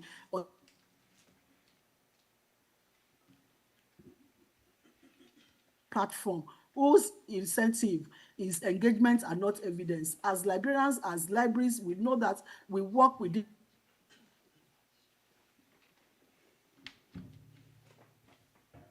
to seek to take on our roles as custodian of information.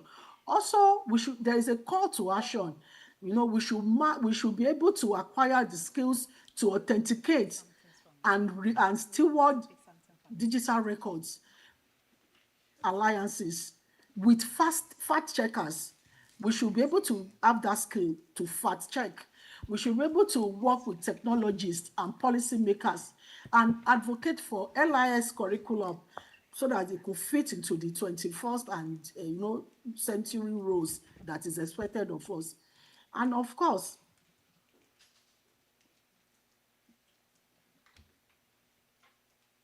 regional role as the authentic role or the core.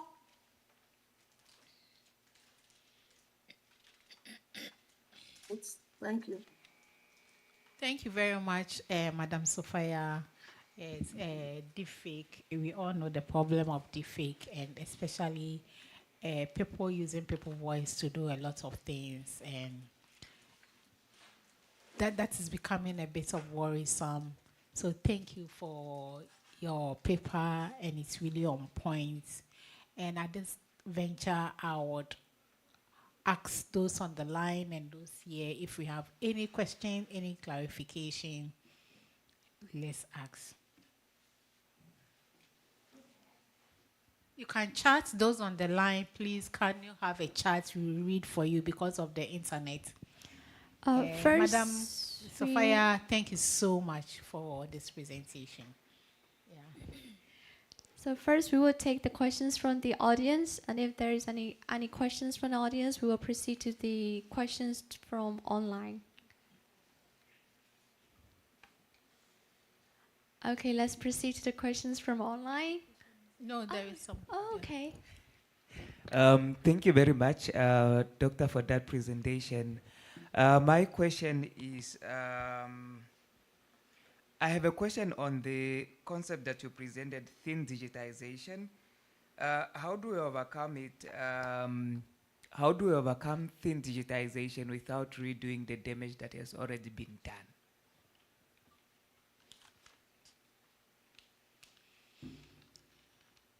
Okay, can I go on? Yes, please, you can. Like we propose in the paper that there is need for us to acquire that skill. The moment we acquire the skill, the damage has been done, fine, but it's not a total damage. Once we acquire the skill, we'll still be able to salvage whatever is left from our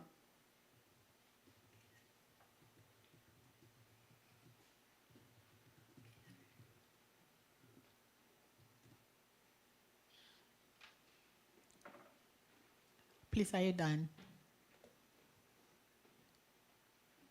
Hello. Yes, she's done. Okay, thank you very much. Is there any question again? Yes, this is from Dr. Zondo. So how do we engage one incapacitated to read as listening alone is not full capacity?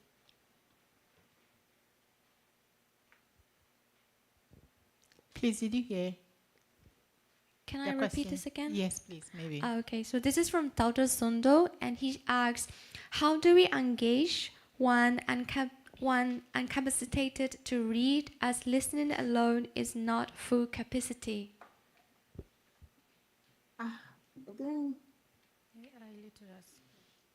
You can't see. Okay. I think the question came because there was some hitch. We couldn't see the slides, those of us online, and there was a conversation about we can only hear, we cannot see. I think that's why that person asked that question. Oh, Thank you. sorry. Oh, sorry. Sorry Sorry about about that. that. Sorry about that. So what do we do? Would you go back to that slide? No, that will mean the whole Okay, presentation. so that's fine. I also have a question. Are we done with those online? I think maybe let's take all those questions before.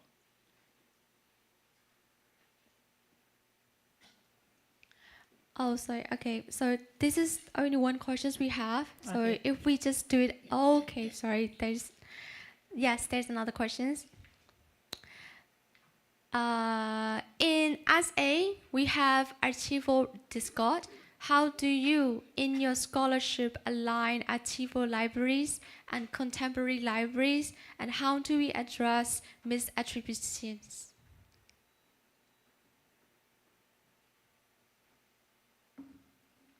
Sophie, hello. I Hello. think the network is unstable. Unstable, yeah. Okay.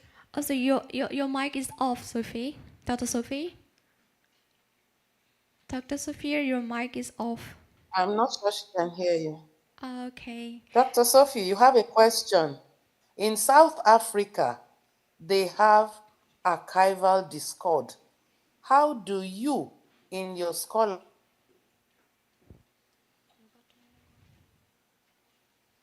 contemporary libraries, and how do we address misattributions? The question is in the comments. Okay. Dr. Sophie, are you there? You can't still get, okay. Sorry about that. It's internet hitches. Can't hear us. Yes, she can't hear you. Yeah. And Can you read the question from the comments? The question is there by Dr. Leshivezondo. You can read it, please. Yeah, And answer it. she read. There's a Okay. question online. Read it. Yes, I'll read it again.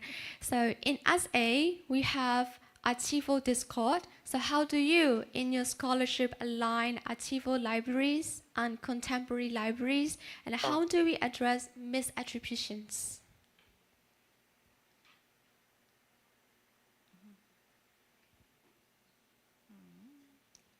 Dr. Sophie, your mic.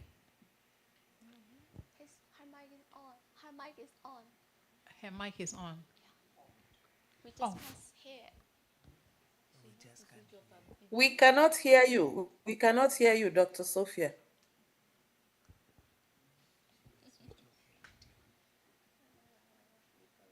Oh, we cannot hear you. She's talking. Can you switch off your video and let's see if that will work? Yeah, maybe also just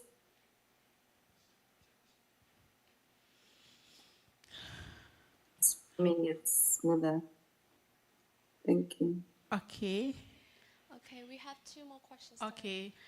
Dr. Sophias, we will proceed to the next questions. There are two more questions. Are you there, please? Dr. Sophia, are you there?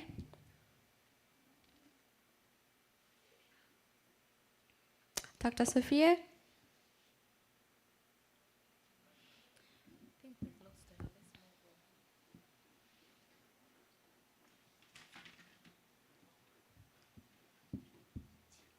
Hello, can you hear me?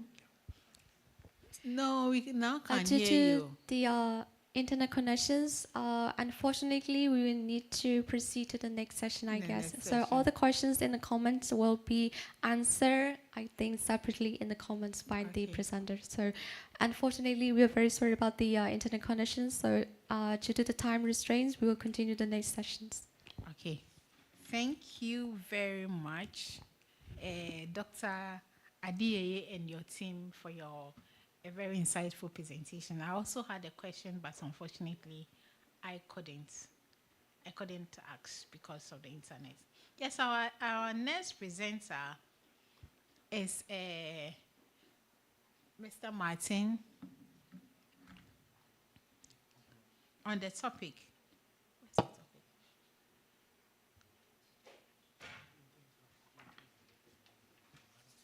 On the topic, librarians as epistemic stewards in AI-assisted indigenous languages digitization, a colonial framework for Oshiwanyama Wikipedia development in Namibia. Yeah, Mr. Martin.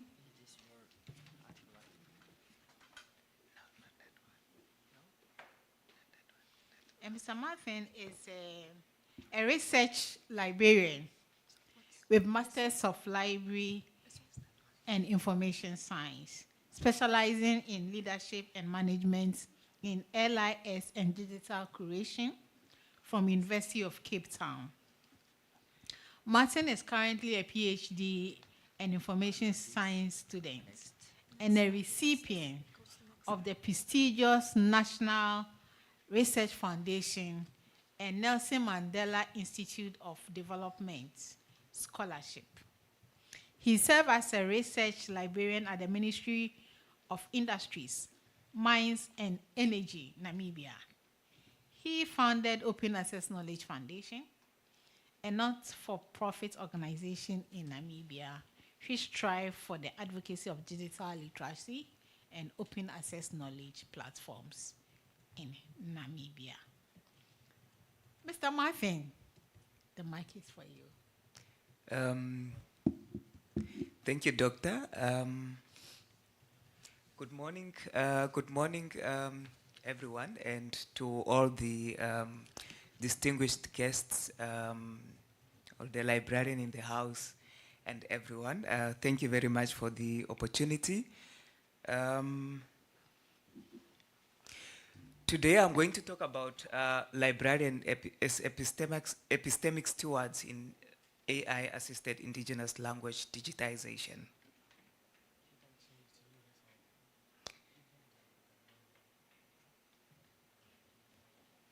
So, digital linguistic invisibility is epistemic injustice. The previous speakers had already alluded to what is epistemic justice, and since I'm going to talk about language, I'm going to talk about more on linguistic invisibility of many of our African languages, and how do librarians steward that process. So across Southern Africa, hundreds of languages remain spoken and written, yet largely absent from the digital infrastructure that mediate knowledge, services, and civic life. When I came here in South Korea, Seoul as my first entry, and then now coming to Busan, mostly everything is in Korean language, and so I have to put on my phone, put on the translation apps, so I can understand and know what people mean, or how do I get a service, and all that. But coming to Africa, most of our language, like I'm coming from Namibia, and most of our, like the official language is English. So everything we learn in English, most of what we do is English, official document and everything. But we also speak our official language. In Namibia, we have like 11 11 recognized languages, but not as official. Like you cannot do digital transactions in the indigenous language. You do that in English. And this is not a neutral technical gap. It is an epistemic injustice, a wrong done to community, especially in their capacities as knowers. And when a language cannot function online, its speakers are rendered invisible in the global information economy, and the cultural heritage is closer to extinction. The more we get on with the more we do digital transaction in the other language and not our indigenous knowledge, the more our heritage get closer to extinction. And then the central question that this presentation asks, can a locally driven participatory framework and responsibly accelerated by artificial intelligence achieve epistemic justice for linguistically marginalized communities? There are three lenses on language exclusion that I looked to in this presentation. First is decoloniality. Language carries a people collective memory and worldview, and its exclusion from serious digital life continues colonial mentality subjugations.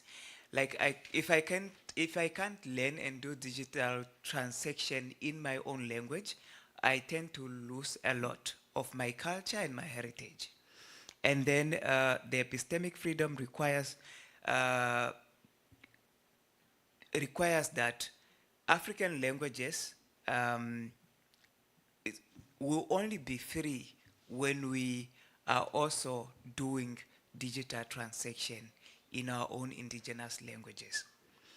The second lens is epistemic injustice. Digital exclusion combines testimonial injustice, unfair discounting of credibility, and hermeneutical injustice.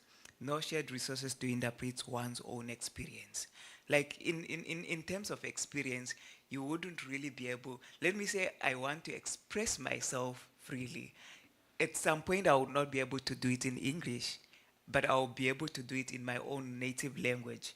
But sometimes it's not that way. So hence it's perpetuating more injustice. And there's the third one, the third level digital divide. We have the materials, we have the tools, we have the we have access to internet, and sometimes maybe not much access to resources, but then these access and skills which are not enough. The access and skills, let me say, to digitize our language and then to make it available in terms of let me say I'm searching the internet in my own language. Other African languages have, let me say, like languages, maybe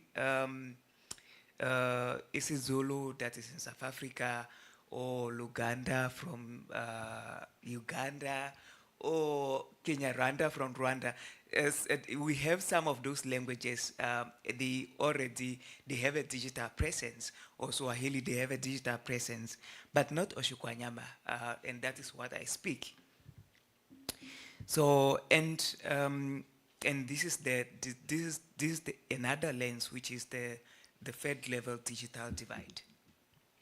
So, as I mentioned earlier, the context, I speak Oshukwanyama, and that is mostly northern Namibia, but it's the largely spoken language. And this language is like, it's there are like one or two typical standardized varieties, which is in Oshuambo, which is Oshindonga and Oshukwanyama, but it's spoken by hundreds and thousands of Namibian across the whole country. And one of the Namibian 10 recognized indigenous national language, and it already has codified orthography, but digital content remains overwhelmingly in English. And what did we do? Mostly this language, it's being learned in school from grade 1 to grade 12, but up until there, unless you are going to teach that language in high school, then that means it ends. That means from university, you learn in English, you transition to English. And hence when you go over in life, you tend to lose more of that language.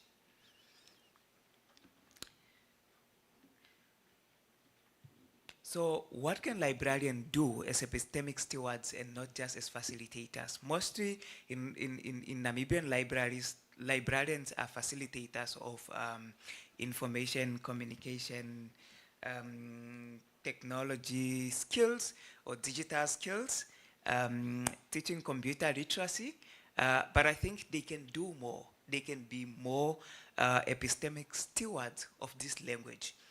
And number one, institutional continuity. I think librarians persist across political and funding circles, sustaining multi-years of digitization work beyond a single grant or classroom term. So I think librarian can be a useful tool to make sure that, because they are located, centrally located in different regions, and they can help to teach people skills, to make sure that they learn they learn the skills on how to let me say in this case, on how to write their language, and develop that language in an incubator. And that is Wikimedia Incubator. We are going to look at that in a minute. And number 2 is relational trust. Librarians are located in the community. And then this long-standing relationship with schools, elders, churches, and local government underpin the community consent processes, and then the ethical language work. And this is what the ethical language work requires. And number 3 is the ethical accountability. And I think professional commitment to equitable access position librarians to mediate between artificial intelligence technical demands and the community ethical demands. And this, as I mentioned earlier, is not just that, it's not just looking at librarians as peripheral facilitators, but trusted anchors holding institutional knowledge, community relationships, and ethical accountability simultaneously. So what do we do? As it was mentioned in my bio, that I have co-founded or founded Open Access Foundation, which is part of Wikimedia affiliate. We are building the Wikimedia Language Incubator. I didn't manage to include it in the presentation because of time, but then this is rather than inventing a new infrastructure, librarians can convene and work around a proven existing participatory system, which is Wikimedia Incubator, where a language can develop and transition to the main Wikipedia page, where people, where now when it becomes a Wikipedia, just like an English or other language, or Germany or other languages that have their own Wikipedia, you can then be able to search the internet in that language. So first is an incubator entry. That one we have already.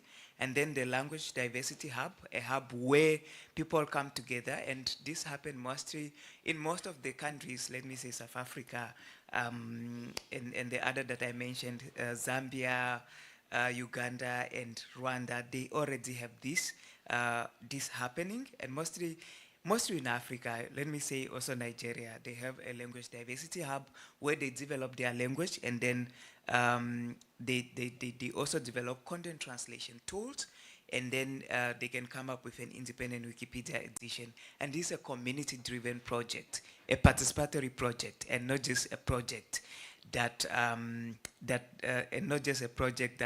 is being led by people from somewhere else. And known friction is that community feedback showed the incubator interface is difficult for non-habitual digital users and mobile-only access, and the dominant mode for many small language contributors further complicates sustained participation. So there's a need now for those skills so that local people can participate and contribute to this incubator to develop their language. And this precisely the friction an embedded librarian reduces. So if librarian comes to the party and help out the community on how to do this, they can easily develop a language in an incubator. So what are some of the promises? As I mentioned earlier, I kept referring to South Africa. South Africa have a lot of languages, and they have digital presence. Let me say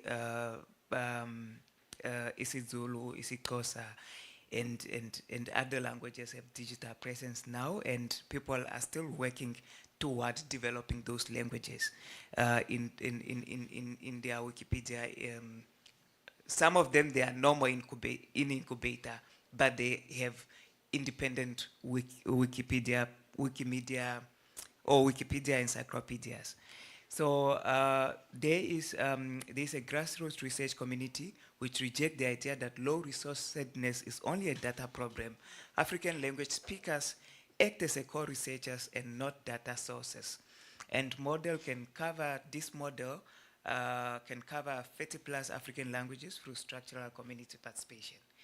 And the challenge is that if this artificial intelligence, the unscaffolded artificial intelligence development, where transcription and translation errors encoded with false technical authority, you know, there need to be an oversight when you are translating so that you maintain the authenticity of this language. And also sometimes the dialectal flattening of tonal, and mostly each language carry its own orthography. So, and this need to be maintained. And then the two calibrated on major world language perform poorly in Oshkwanyama. And every machine generated draft need now to pass through the community verification before publication, and this is a non-negotiable, as most of the people, most of the previous presenters have alluded to. So without wasting any time, the key principle when you are dealing with indigenous data was already mentioned, which is collective benefit, responsibility, authority to control, and then the ethics. I won't go in that due to time. And digitization as a critical information literacy.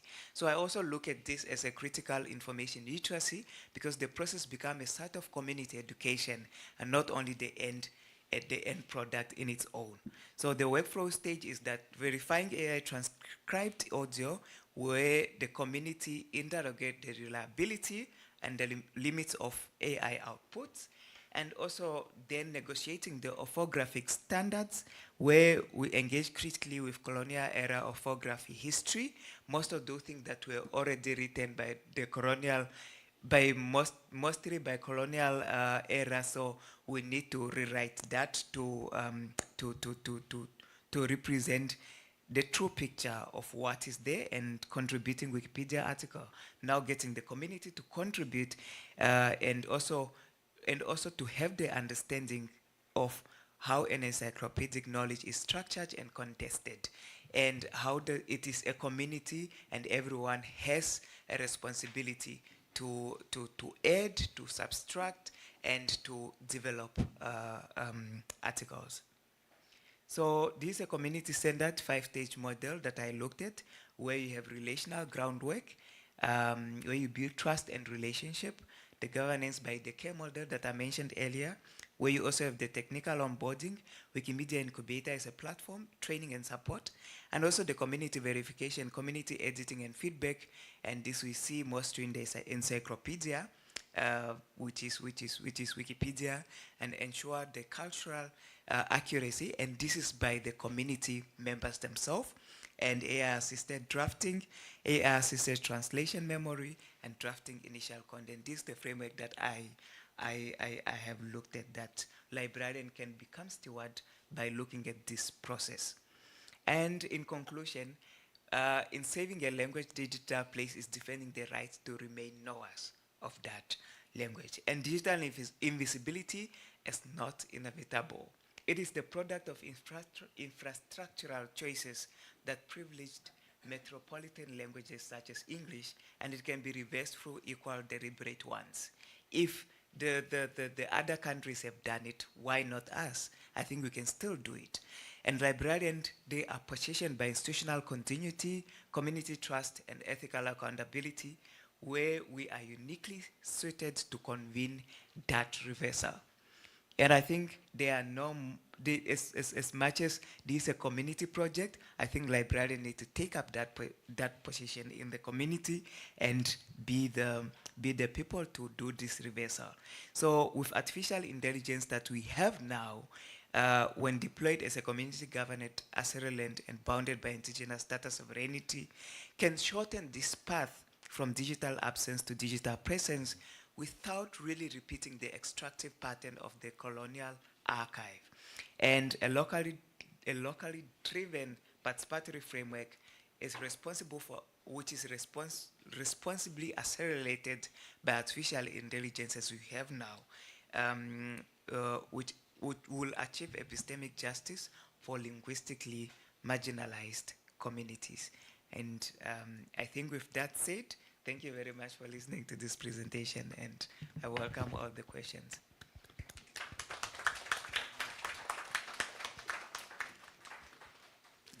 Very, very insightful and very, it's a bold decision. Thank you so much. I know that in my country we have that problem. We all tend to speak English, even at home. We want our kids to speak English, thinking we are giving them, I don't know, shining our indigenous languages. So now a time will come, some generation may not be able to speak our indigenous languages, and it means it's being extinct. So thank for this bold initiative. Yeah, and please, it's a question session time. Those of us online should type on the chat, in the chat. And those of us here, please, if any of us have a question, you're welcome. Question time. Okay, so this is from Lillian to Dr. Martins. Well done on the buildings of the Wikimedia incubator. Highly commendable for creating such a space. Great presentation overall. Thank you, and send his regards to you. Thank you so much. Thank you so much, Lillian. Not yet doctor, but yes, soon. Okay. Any other? And also, do you have any questions from the audience? The audience? The audience. Okay, so let me ask, as mediators, I mean, as librarians, as mediators, how do we ourselves get to know our languages? Like, most of us can't even speak our languages. How do we get to know the languages to be able to pick those languages? Thank you for that question. I think to know a language, you need to live in that language. Just to know that language, like like, let me say, I'm studying in South Africa, but then when I stay like 3 years without speaking my language, it becomes really difficult to speak it. When I go back home, it becomes difficult. I can speak it, but really those orthography, and most of those words, I forgot them. I can have a conversation, I can write, but then sometimes I tend to forget some part of that language. So I think when we live in that language and do digital transaction in that language, we'll be able to speak it. If we speak it more, if we engage more, we have more conversation in that language, we'll be able to know that language. If we can't, definitely we have the skills. We have the digital skills to help the natives to write their language, and when they write their language and we provide more resources that are written in their language, they can use those resources to develop articles that can be that. And then when our language now moved from that incubator and going to the main space of Wikipedia, where you'll be able to go on the internet and search in your language, I think there we can help and we can know our language more. Thank you very much. But another one last question. Librarians, in our community, we know that in schools, especially the primary school, the lower levels, we don't control the Ministry of Education. Maybe I don't know about but librarians don't control. So if language is not part of the curriculum, that is, the native language is not part of the curriculum that they have to learn, it becomes difficult for librarians to do anything. So as librarians and as mediators, what can we do to make sure that the government, in our curriculum in school, I mean, we teach our indigenous language. We take it very seriously. For example, when you take the East Africa, Swahili, it's a national language, the Eastern African. And even we in Ghana, we learn Swahili. Now in Ghana, we are teaching Chinese. And even Korea, yeah. even teaching Korea, but we ignore most of our indigenous languages. So as Liberians, how can we mediate? I think really as policy recommendation, or let me start from the grassroots first. From the grassroots, I think in our case, the language is like from Ministry of Education, the language is being taught in school as a medium of instruction. So that has been done. That has been done. But then after high school, then you're on your own. It's no more indigenous language. You now, all of you learn in English, or you can learn in other languages, let me say like Afrikaans, Germany, and all that. But then I think as a policy recommendation, really, I think we need to, I don't know, but I think we need to advocate for that, and then to advocate for our indigenous language, for our indigenous language to continue to continue on that continuum, so that they can develop. Because also I don't think people can really teach in that language at the university if the thing is not if the language is not advocated until such level. It only at a different it's only done until a certain level. Or when you are going to do it at the university, it's only when you are teaching that, when you are going to teach that language in high school or in schools.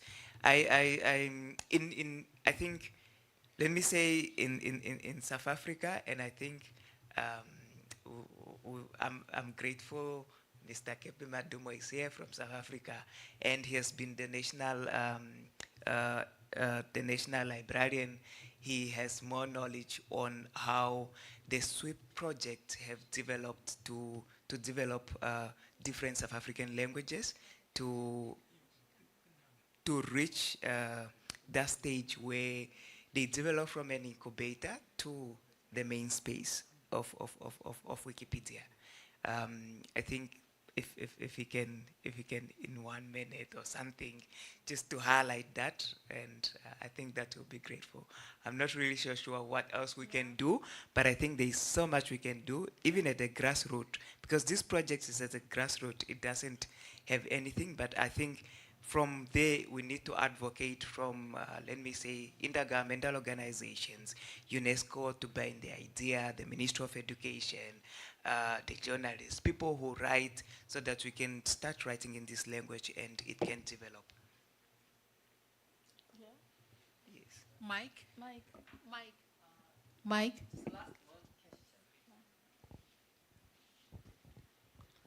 No, thank you, Program Director, and good day, everyone.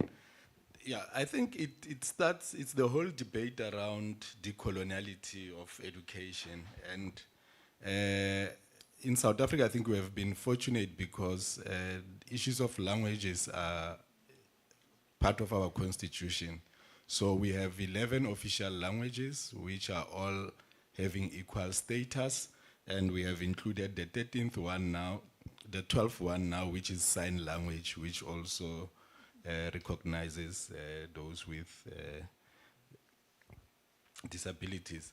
But I think the point that you are raising, the question you are raising is, I think what we were able to do in South Africa, I mean, I know it, some of us, maybe without exposing my age, I mean, during the apartheid days, we used to do, I mean, from grade 1, which was standard 1, up to standard 3, and I mean, we used to learn maths in our indigenous languages. We used to call Dipalo. But all these things just changed sometime. But now, our new curriculum now, I mean, I know isiXhosa in the Eastern Cape from grade 1, primary schools, the medium of instruction is indigenous languages. Wonderful. And I mean, take a language like Afrikaans. It's not an old language, it's less than 100 years old. But because there was a deliberate intention to invest and grow the language, I mean, even English, we have an English museum in South Africa, we have an African style museum. Because there was a deliberate effort and intention by the then apartheid government to grow these languages, more resources were put in. And I think it can be done with any other languages, especially in the era now of AI and technology that we are. So it's about deliberate intention by either by policy or by government. Thank you. Thank you very much. So we are talking about decolonization, and this we have learned about decolonization or epistemic justice about our language. This is very, very insightful. Thank you so much, Mr. Martin. And I think Africans, we can learn from that. For my country, there's something I'm going to take along, something that we can do in Ghana. Take over for that. Yes, it's very, very insightful. Now, I keep telling people, don't speak English to your children at home. At home, speak your indigenous language. When they go to school, they learn the English. And it's like, if you don't speak English, it's like, you don't know, either you are not part of the system, you are not intelligent. Exactly. You are not intelligent to the detriment. We are colonizing ourselves. Not about land, but even sometimes the way we dress, sometimes the way our own languages. So thank you so much, Mr. Martin, for this insightful presentation. Well, without much ado, if there's no any other question online, we will call this session to an end, and we maybe will have a break. Thank you very much. Take over, please. Great. Thank you very much, Dr. Florence, and all presenters for session 2. We have concluded the 2 morning sessions. So the final afternoon session will take place after the lunch. Lunch is a traditional Korean catering served in the Seokdang Club Lounge directly across from here, over there. And please feel free to move with the assistance of the staff, which is a language assistant, around you. So the current time is 12:21. So please enjoy your meal until 1:30 p.m. and return to this room, okay? And have a wonderful lunch, everyone. Thank you. Thank you. Thank you.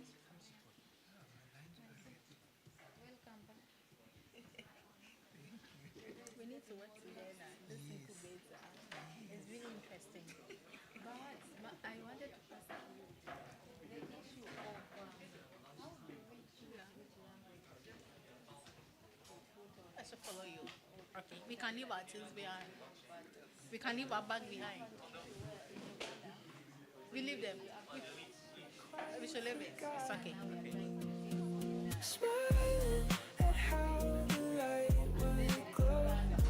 They say we should follow him.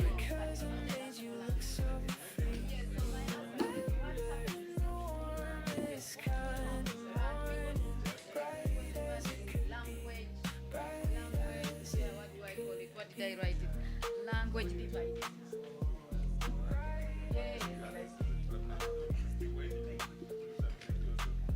Pictures of gray days can't erase that golden feeling. Funny how one kind of light stays in your chest. Maybe that morning says some kind of quiet ceiling. Nobody's license thing compared to it, I guess. Days repeat themselves but rarely feel the same. Songs come close but never catch that certain glow after the rain.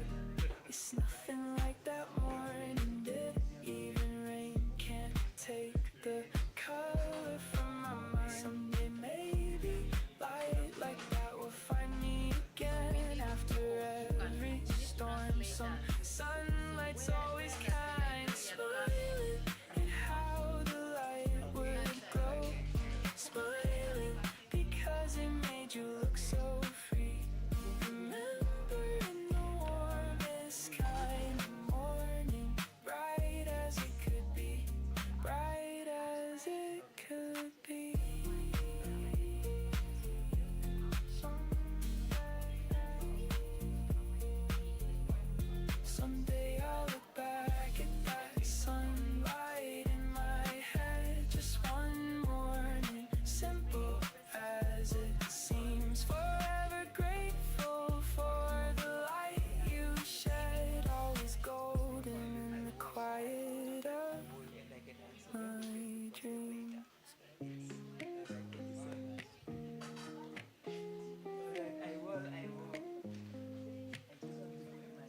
skies today feel like they're finally clearing out.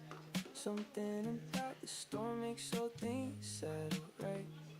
Lately I've started needing to shout that summer out. Outside the sky looks calmer than it did last night.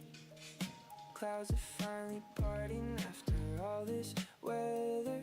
Today I feel like keeping you was worth the ride.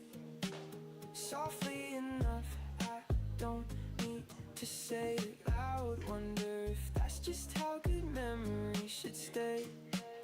Half quiet, half remember, held not proud. Part of me just keeps that summer tucked away. Loving how I still keep summer close. Loving it without a need to chase. Holding what mattered most. Safe in its own space. Safe in its own space.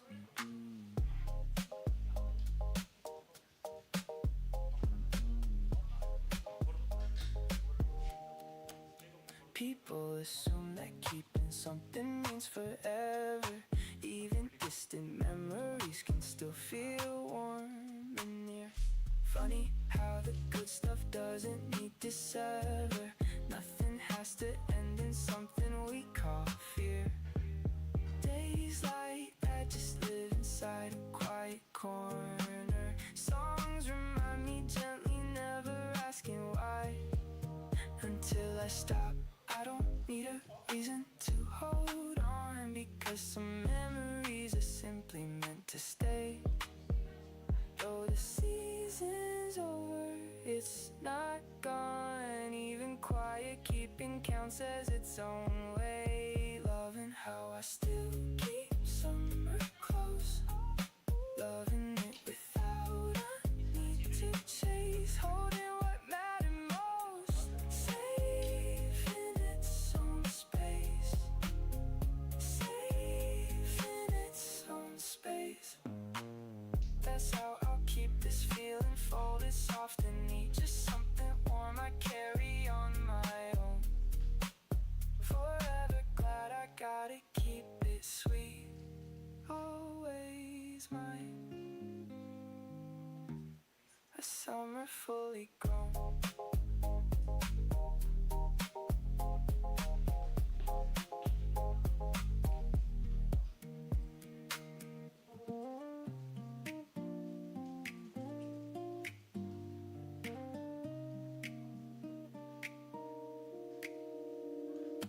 Weather like this always carries your name somehow. Today the clouds broke open just a little bit. Something in good weather makes me think right now. Lately every soft blue sky feels like you fit. Skies like these remind me of a certain summer weather turns and somehow you show up again. Between the sunshine and this quiet feeling, still I catch myself just thinking of your face. Softly every warm day starts appealing. Slowly I remember you in every place. Keeping you in every good blue sky. Keeping you close whenever weather's kind. Smiling every time the sun climbs high. You're still with me, right on time. Right on time.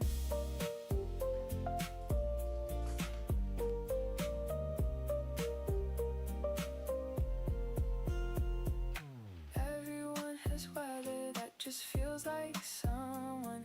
Nobody explained why sunshine holds a name. Maybe good days always bring the feeling. Days like these keep bringing back the same.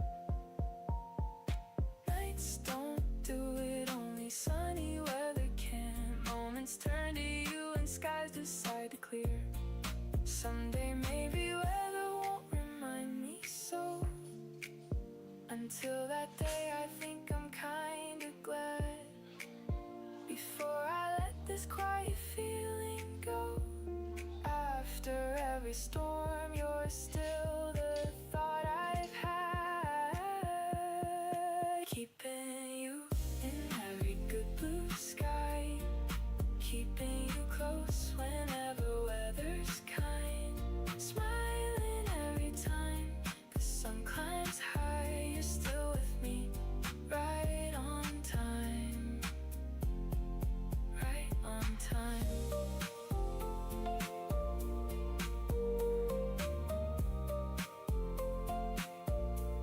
Here's the thing, weather's just an easy door, and every good sky brings you back somehow. Still glad the sunshine gave me this once more. Just thankful weather lets me think of you now.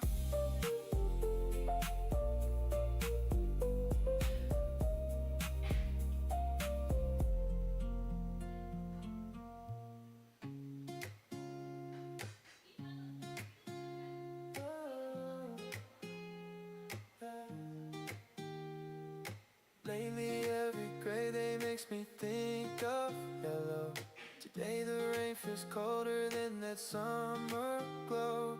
Something in this weather makes the past feel mellow.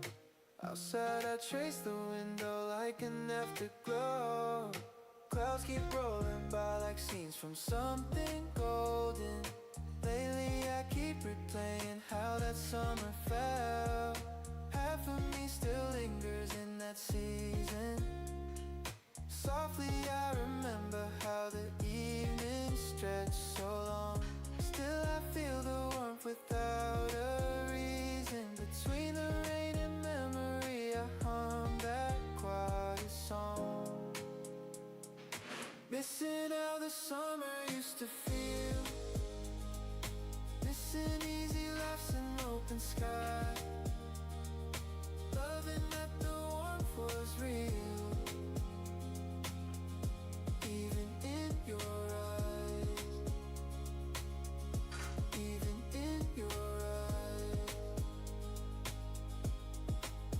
Oh, days keep proving that the season never ended. Even now I catch the warmth behind my ribs. Maybe every good thing feels a little splendid.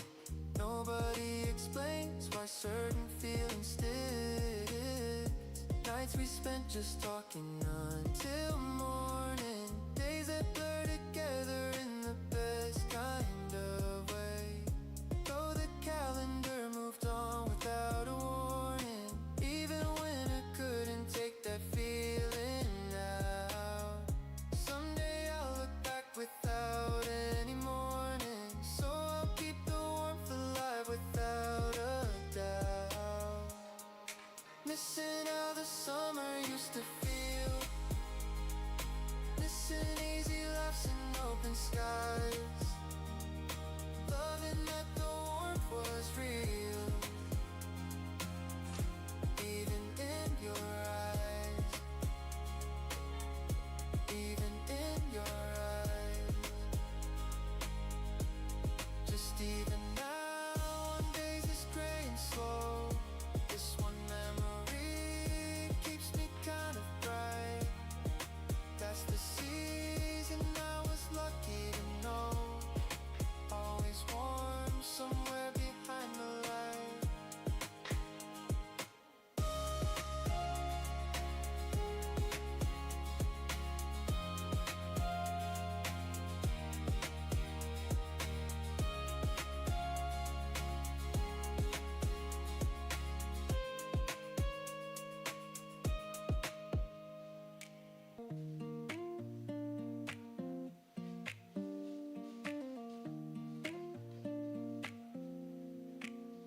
Today I caught myself just staring out the window. Nothing on my mind except an old familiar name. Something in the quiet made me kinda curious. Lately every calm moment feels almost the same. Outside the clouds are moving slow across the ceiling. Today I wonder where you landed after all.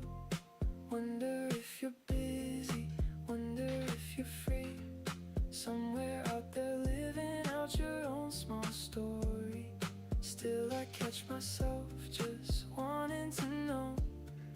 Part of me still keeps a little space for you.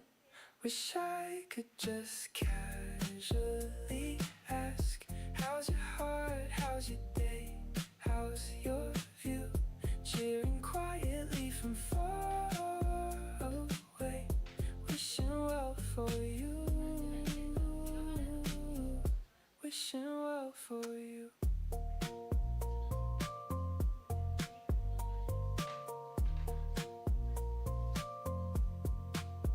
Even strangers cross my mind less than you do. Funny how a person just stays close like that. Maybe it's the way we used to talk till 2. Nothing ever needed to be all that dramatic. Nights like this bring back the calm we used to share. People change but certain warmth just doesn't fade, because a person doesn't leave you all at once. If a memory can stay this kind and clear, though the version that I knew is surely grown, even distance couldn't make the feeling disappear. Wish I could just casually ask, how's your heart, how's your day, how's your view? Cheering quietly from far away, wishing well for you, wishing well for you.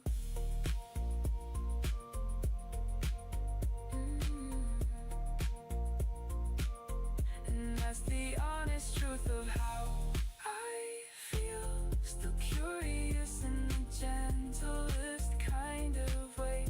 Here's to hoping that your life is going well. That's enough. I don't need more than that today.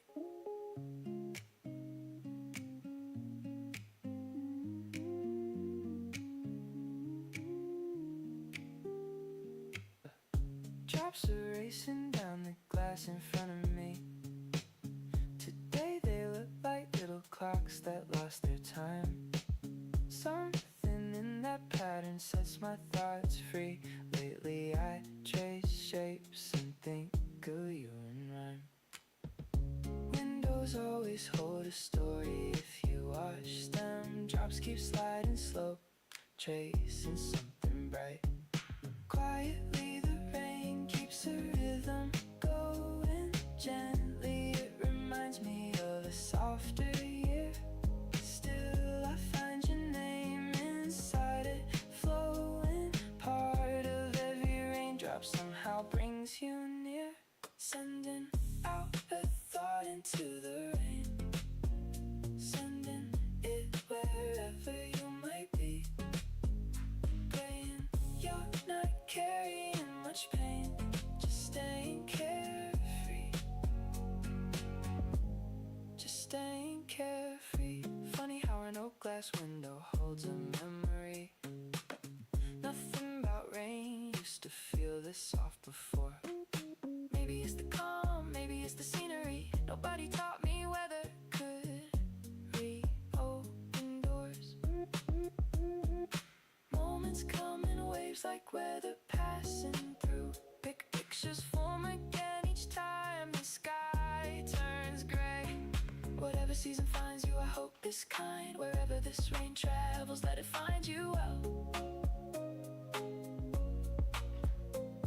If you ever notice weather like tonight, before you know it, maybe you'll remember well. Sending out a thought into the rain, sending it wherever you might be. Praying you're not carrying much pain, just staying carefree, staying carefree. This window keeps our story kind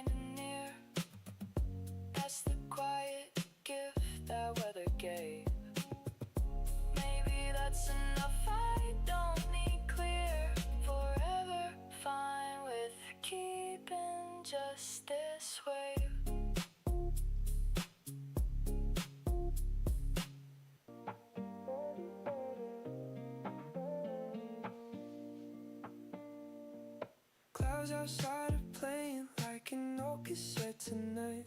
Today it hums a rhythm that I recognize. Something in the pattern brings that summer back to life. Lately every drop feels like a soft reprise.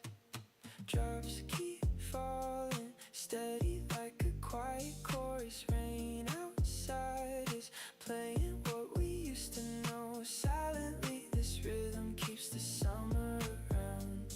Hoping you can hear it wherever you may be. Half a song, half memory, the same warm sound.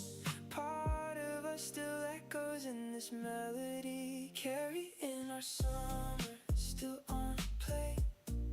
Carrying how easy it could feel, keeping every soft and golden day. Nothing here's unreal. Nothing here's unreal.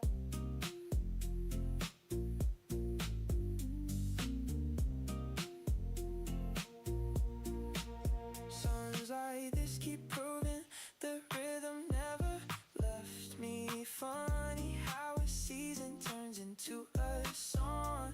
Maybe every good thing finds a way to stay free. Nobody can erase where warmth belongs. Nights replay themselves in quiet variations. Songs remind me summer never fully died before this fades. If you hear a rhythm like tonight, because it might be summer knocking on your door. If it brings a memory both warm and light before it fades, just know I'm thinking of it more. Carrying our summer still on play.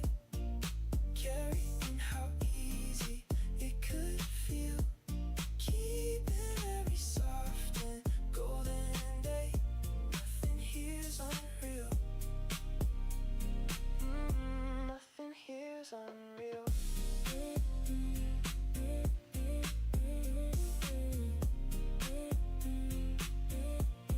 Oh, Eddie's out, let the song keep playing soft and slow.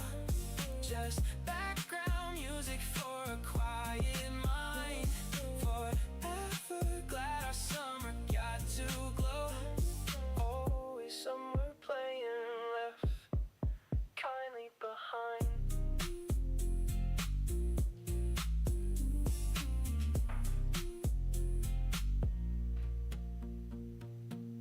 Tonight the rain sounds different than it usually does. Today it feels like it's carrying a gentle note. Something in the quiet makes me pause, because lately I've been thinking of the words I never wrote. Clouds outside are moving soft across the evening. Tonight feels like the kind of night for simple truth. Still I hope your evenings treat you kindly, softly. I hope your words stay a little small. Between the noise I hope you're doing finally. Slowly learning, hope like this can say it all. Praying that your heart feels light. Praying for the calm you might not chase. Sending hope into the night, wherever you find your place.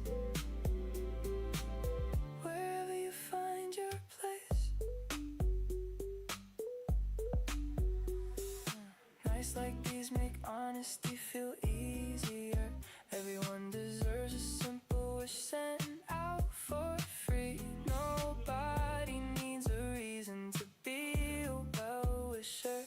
Days pass by, but hoping will comes naturally. Moments where I don't need answers, just intention. Songs I hum the quiet, prayers without a name. Wherever you're walking, I hope the road is steady.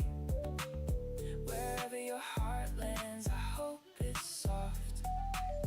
If life gets heavy, I hope you're ready. Before you know it, I hope the weight lifts off. Praying that you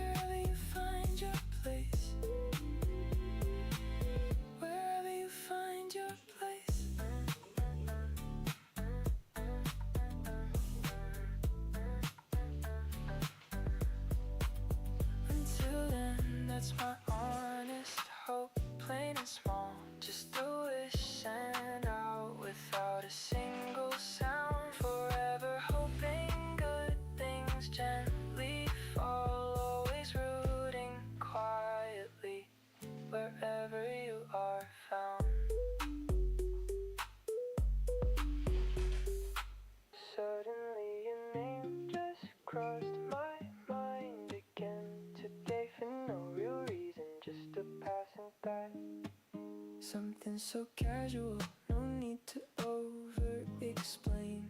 Lately, curiosity is really all I've got. Skies outside look ordinary, nothing special showing. Suddenly, I wonder what your mornings look like these days. Somehow your playlist crosses my mind these days. Somewhere you're probably living your regular life. Still I catch myself just curious in small ways.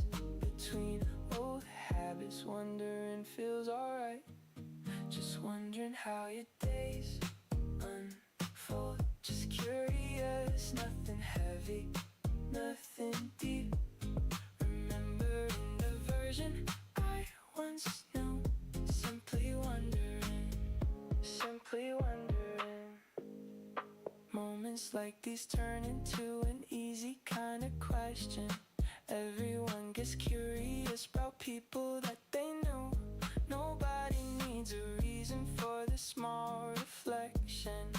Nights like this just bring up thoughts of you.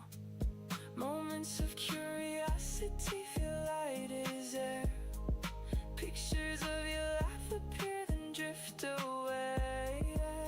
If curiosity is all that this amounts to, wherever you are now, I hope it's simple too. Whatever life you built, I hope it's kind and true. Before I close this thought, I'm glad I still think of you. Just wondering how your days unfold. Just curious, nothing heavy, nothing deep. Remembering the version I once knew. Simply wondering, simply wondering. Maybe that's it, just a passing curious thought. Just checking in inside my own quiet head. Here's hoping life gave you the things you sought. Now back to my day with a little smile instead.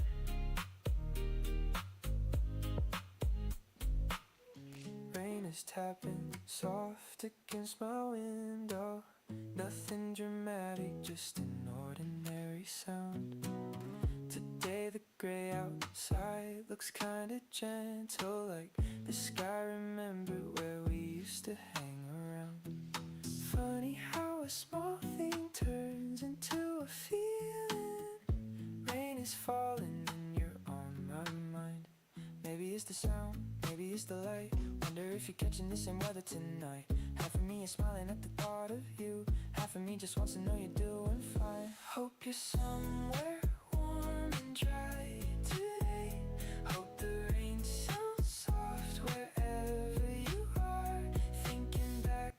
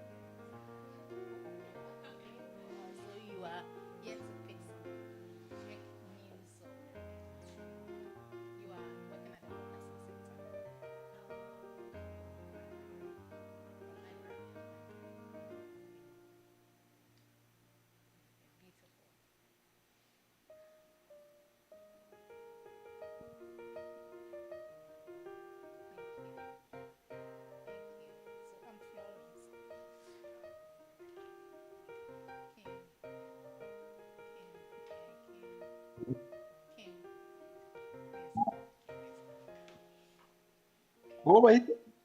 Bo ba ite? Hello.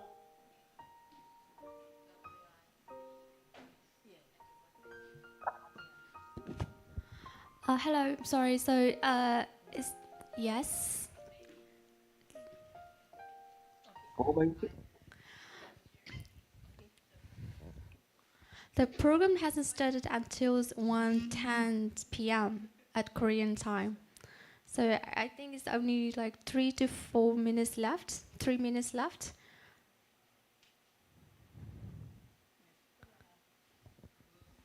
We need to call them, right?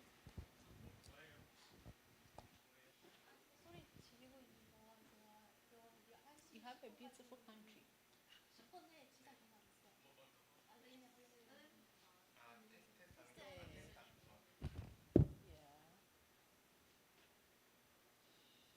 Hello, Dong, are you there?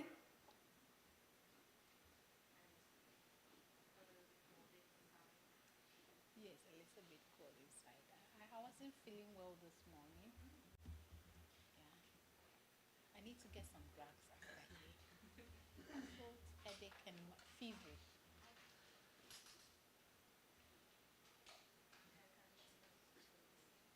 I mean, it's the stress and tiredness. I set off on Tuesday. It's about 16 hours. And then I came to Seoul. Yesterday, took a bath. Yes. Yes. But, yeah, so I'm tired. It's a nice to see that I told you to. Yeah. Okay.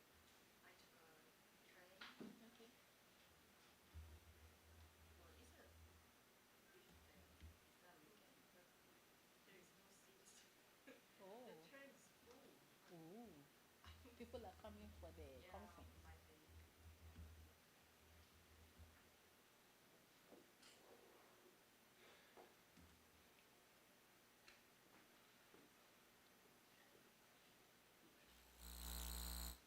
Let me have your number.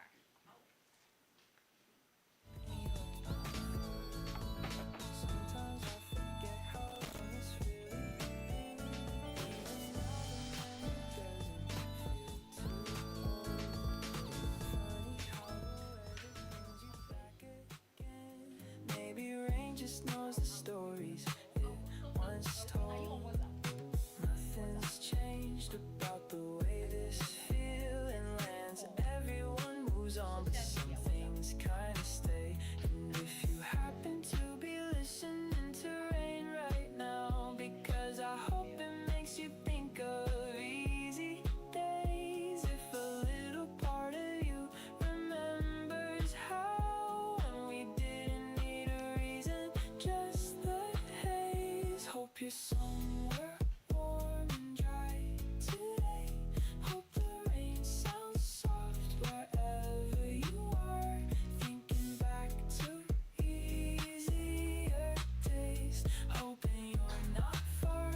Hoping you're not far. So here's a thought I'm sending through the rain.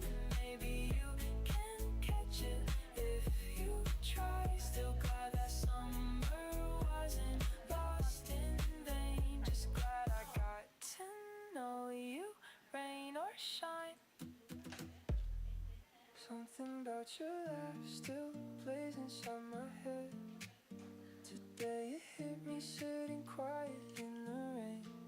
Something so simple, nothing ever had to be said. Lately I notice how that memory stays the same. Drops on the glass keep tapping out a gentle rhythm. Something about that summer never really left. Somewhere between the noise I still can find it. Hoping that smile of yours still looks the way it did. Still picture sunlight catching on your face. Part of that moment never really got hidden. Wondering if you smile that way. There's someone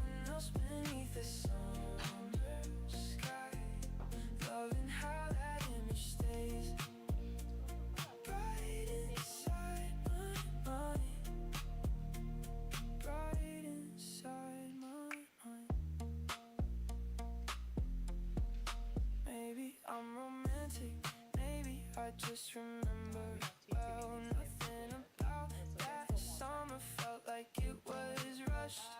Everyone says memories eventually fade and swell. Nobody told me some of them just stay untouched. Days like this bring colors back in slow motion. Moments where the whole world felt like it slowed down.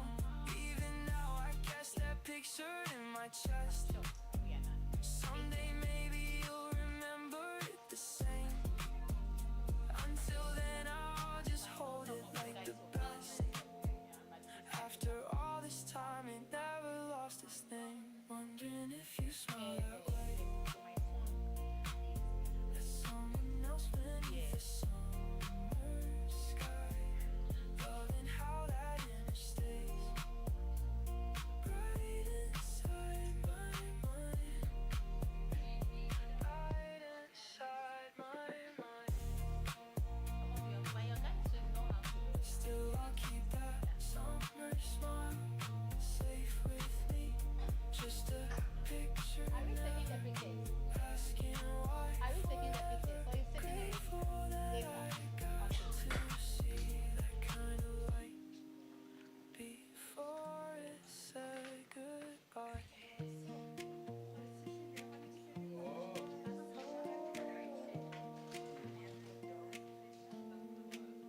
Outside the rain keeps falling steady on the pavement. Today I let my thoughts just wander where they may. Something calm about not needing an arrangement. Lately I've been thinking if you've been a gentle way. Weather like this always brings a quiet feeling. Outside the world moves slow and so my mind goes too. Hoping wherever you are the days are kind. Between the busy nothing, hope you find your peace. Gently I let go if needed to define. Slowly I'm learning some hellos don't need release. Holding on to hope that you're okay. Somewhere out there living your own scene. Keeping faith, the sun still finds your day. Even in between, nothing has to mean we're supposed to talk again. Everyone grows into their own separate lane. Nobody said the ending had to carry pain. Nights apart don't erase what we once gained. Songs still play sometimes that bring your face to mind. Pictures in my head of days we spent so free. When I think of you it's never heavy anymore. Though the story simply found its quiet end. Someday I hope you'll look back like before. Until then I'm just glad to call you friend. Holding on to hope that you're okay. Somewhere out there living your own scene. Keeping faith, the sun still finds your day. Even in between. Now I'll let this feeling drift and settle. Just still wishing softly through the air. Always rooting for you. No big message, so I'll leave it here. So leave it here.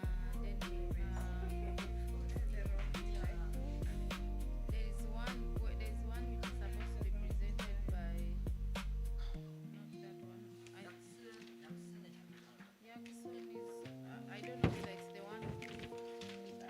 Let Martin come and confirm. Then this one is also there. This one.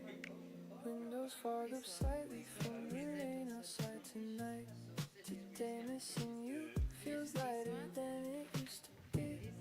Something changed about the way this feeling feels alright. Lately I can hold it without needing to be free. Skies are gray, but somehow this feels kinda gentle.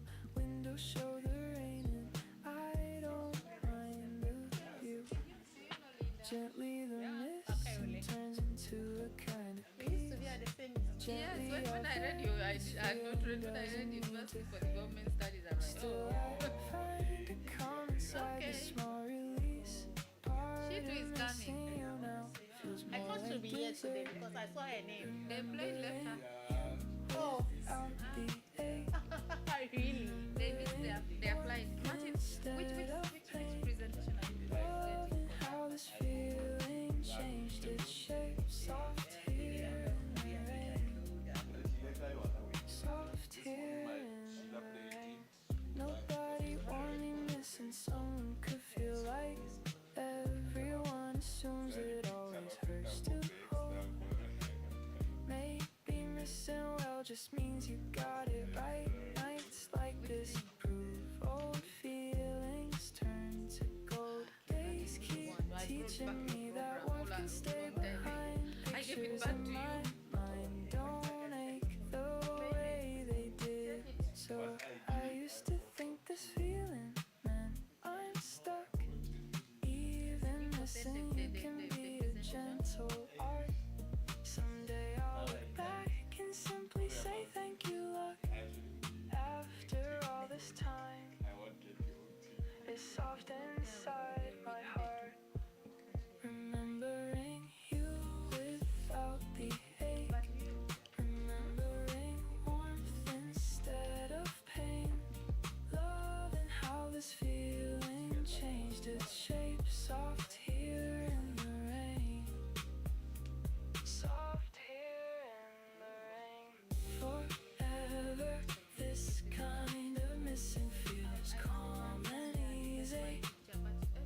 Just warmth without the weight it used to bring. Forever glad it settled into gentle gray. Always soft, a quiet kind of thing.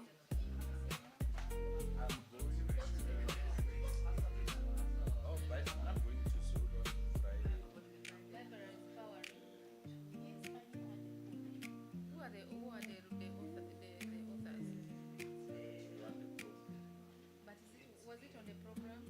Morning light used to hit your face a certain way. Today it's raining, nothing like that golden hour. Something about that light still lingers on this day. Lately I miss how sunlight used to feel like power. Windows back then, letting the warmer kind of yellow. Morning like that doesn't come around too often now. Slowly I picture how the light would fall gently across the table where we used to sit. Still I remember details, big and small. Part of that morning light I never quite forgot. Smiling at how the light would glow. Smiling because it made you look so free. Remembering the warmest kind of morning, bright as it could be, bright as it could be.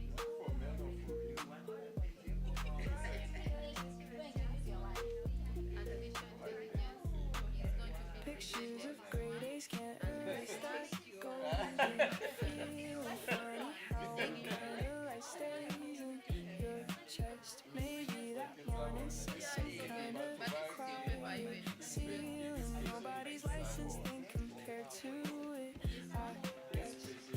Days repeat themselves but rarely feel the same. Songs come close but never catch that same glow after that. It's nothing like that morning. Even rain can't take the color from something made. Light like that will find me again after every storm. Some sunlight's always kind. Smiling at how the light would glow. Smiling because it made you look so free. Remembering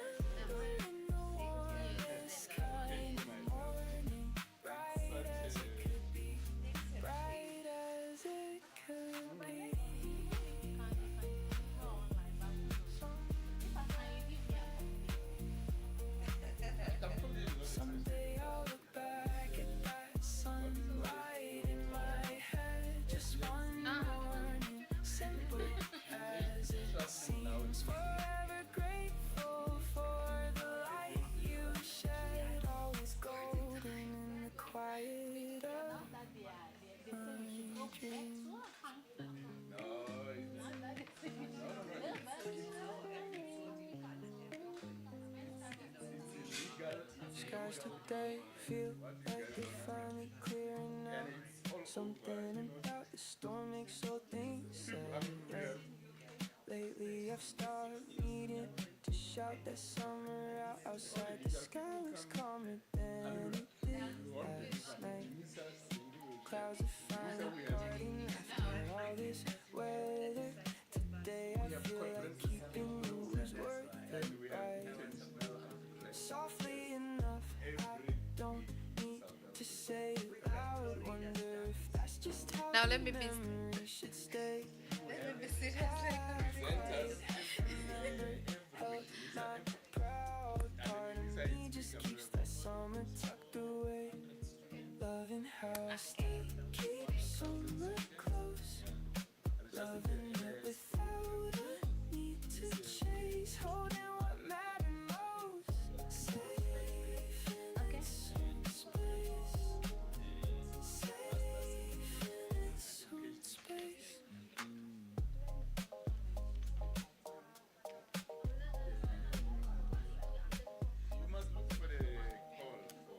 People assume that keeping something means forever. Even distant memories can still feel warm and near. Funny how the good stuff doesn't need to sever. Nothing has to end in something we call fear. Days like that just live inside a quiet corner. Songs remind me gently, never asking why. Until I stop, I don't need a reason to hold on, because some memories are simply meant to stay. Though the season's over, it's not gone. Even quiet keeping counts as its own way. Loving how I still keep someone close. Loving it without Let me ask her, when did she send? Today?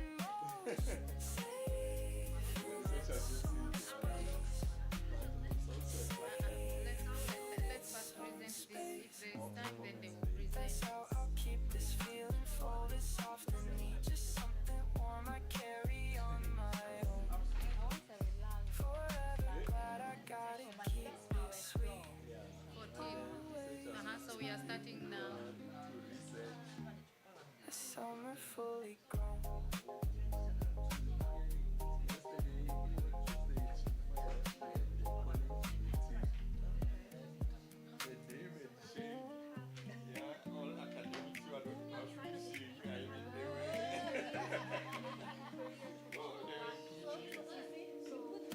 Where the love is always carries your name somehow. Today the clouds broke open just a little bit. Something in good weather makes me feel right. Lately every soft blue sky feels like you fit. Skies like these remind me of a certain summer where it turns and somehow you show up again. Between the sunshine and this quiet feeling, still I catch myself just thinking of your face. Softly everyone starts appealing. Slowly I remember you in every place. Keeping you in every good blue sky. Keeping you close whenever we're sky. Sun climbs happy with me right all the time. Yeah, so what you have to do is rather mentoring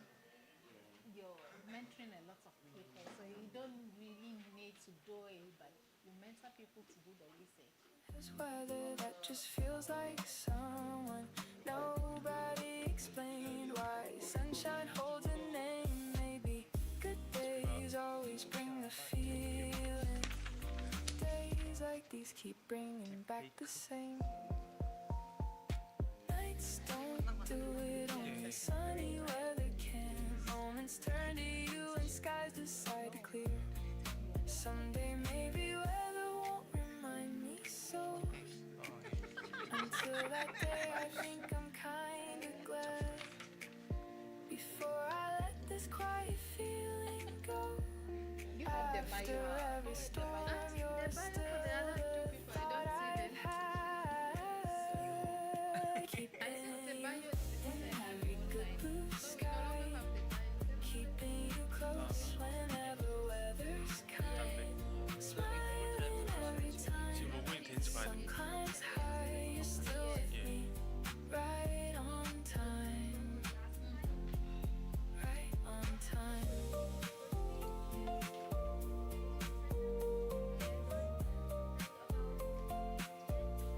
Here's the thing, weather's just an easy door, and every good sky brings you back somehow. Still glad the sunshine gave me this once more. Just thankful weather lets me think of you now.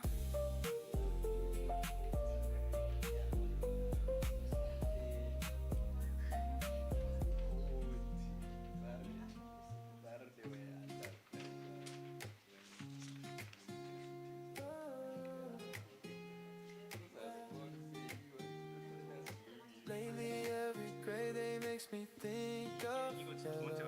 Today the rain feels colder than that summer glow.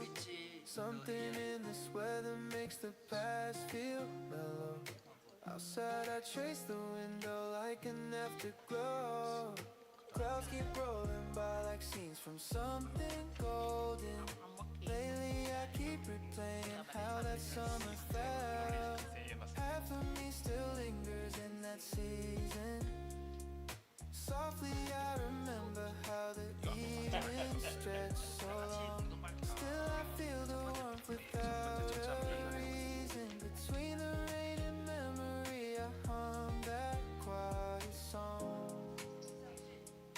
Missing how the summer used to feel. Missing easy laughs and open sky. Loving that the warmth was real.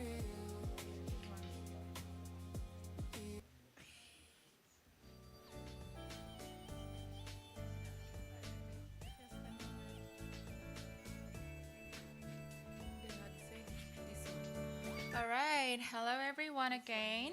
Please take your seats. The third and final session will begin very soon. So, let's see. Okay.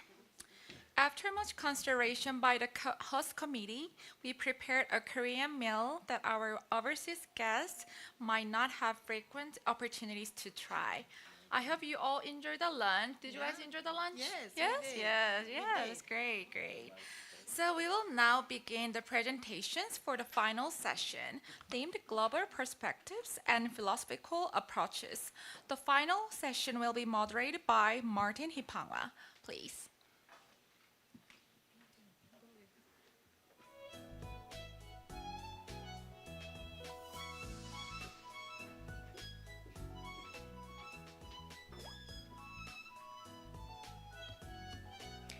Good afternoon once again, and thank you very much for the opportunity.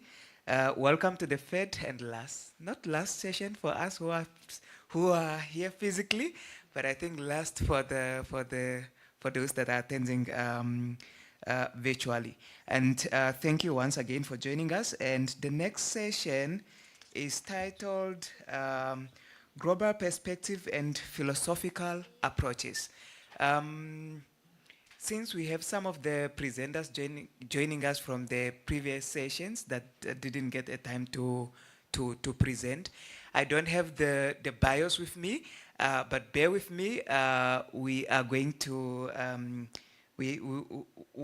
I'm going to give a chance. When you get a chance to present, then you just say a brief bio or a brief introduction of yourself. First, we have a presentation on ethical use of artificial intelligence for service delivery in African libraries. This is by Dr. Jimo Abdurasak.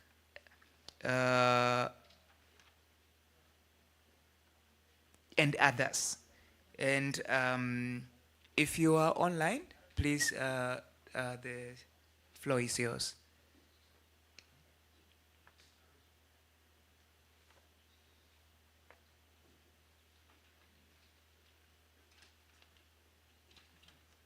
I'm not getting any indication if Dr. Jimo is there online. Maybe the colleagues from that are online can alert me if the authors are present.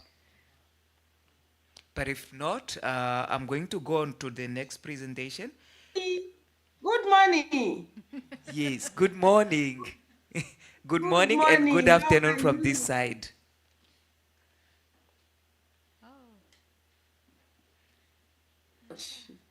Dr. Bilkis Jima is around. All right, thank you so Thank you much. very much. Okay. Thank you. Well done. Thank you. Can I start?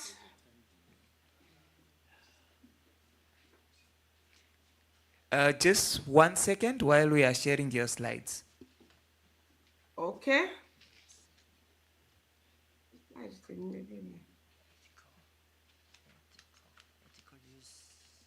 Okay.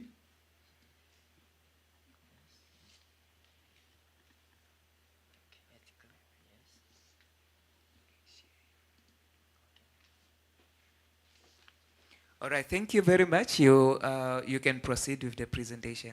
You have 15 minutes. Thank you very much. I'm glad to be in the midst of the colleagues, the Leonard, and I really appreciate all those present.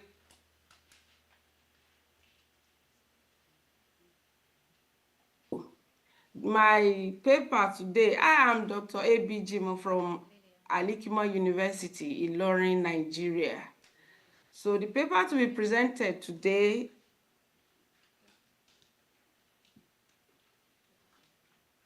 in enhancing access to scientific concepts and information resources in African libraries. First and foremost, based on my introduction, the word ethical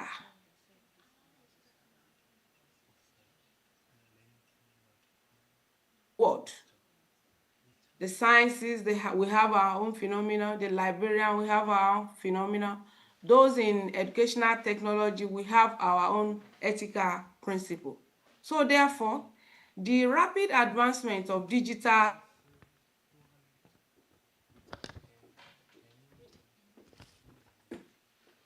in the way information is being generated, organized, stored, and disseminated. Among this technological innovation, artificial intelligence emerges as one of the most disruptive and transformative technologies of the 21st century.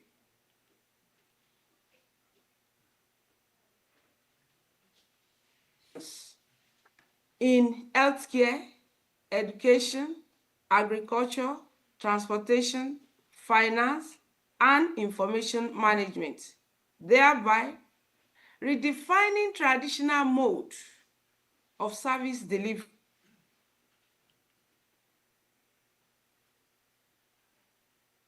Institutions and custodian of information resources are not exempt from this technology.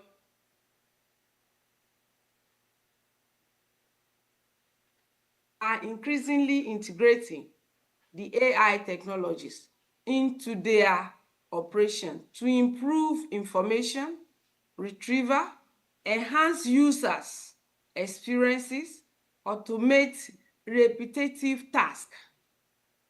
Aside that, it also supports research activity.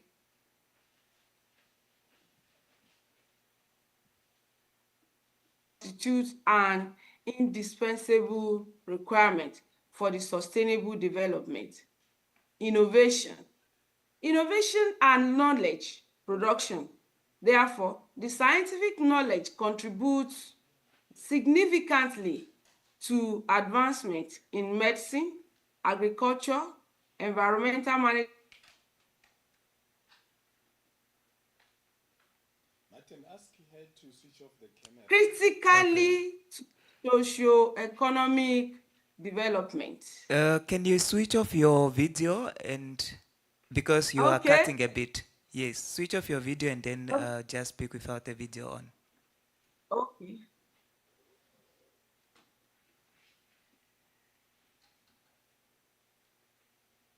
Okay, go ahead. Thank you. So therefore, the library play a vital role in facilitating access to scientific information and promoting scientific literacy among researchers, students, educators, and general public.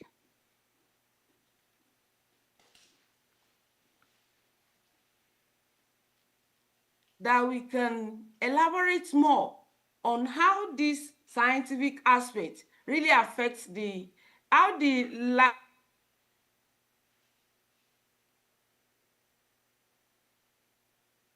why this matters. AI has already in the library retriever, carton and catalogist translation and research support are among from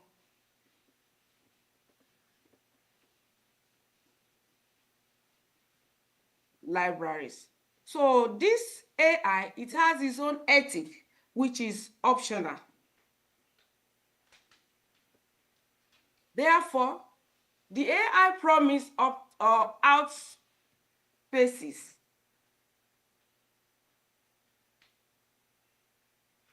existing discussion has focused on AI technical benefits, while paying comparatively little attention to how privacy, algorithmic bias, transparency, intellectual property, cultural representation, and digital inequality shape scientific information.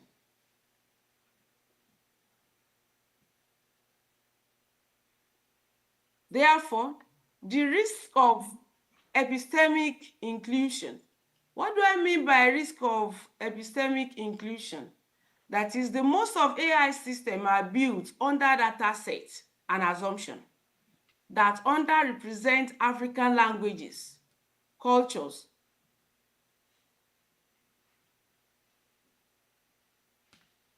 inclusion, even as access normally improve. That is, improve the central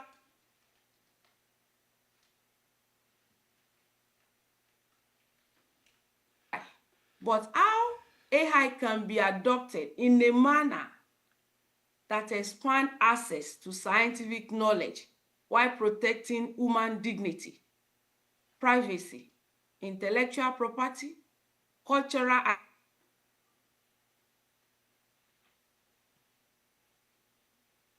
Despite these benefits, the increasing development of AI technology has raised ethical concerns regarding privacy,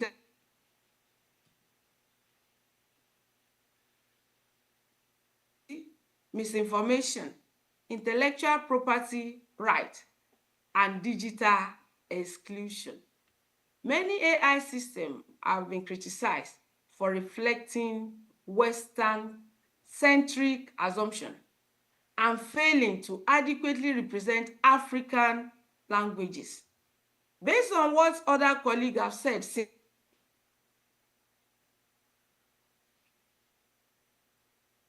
without ethical consideration. So therefore, the knowledge system, the scholar have described this phenomenon as digital or ethical colonialism. Ethical colonialism, emphasizing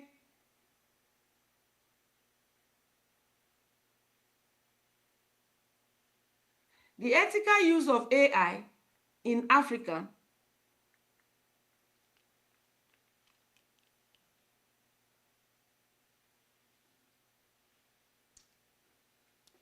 Doctor, you are cutting.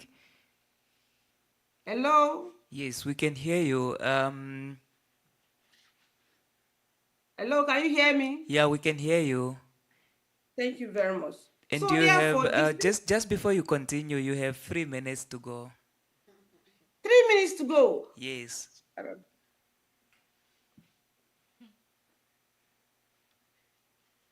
scientific information serve as the foundation for innovation research and national development.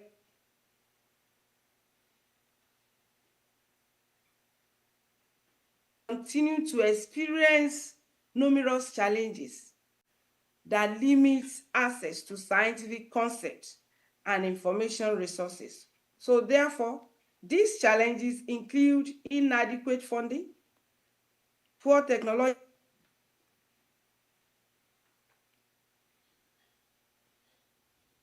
access to digital database, and insufficient scientific collection. Although artificial intelligence offers opportunities for improving information retrieval, digital preservation, personalized services, and research support. The adoption of AI technology in African library.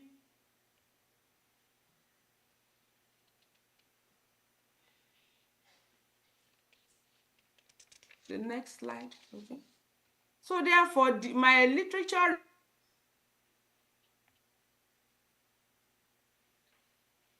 have worked on it, how we can improve it, and the way forward.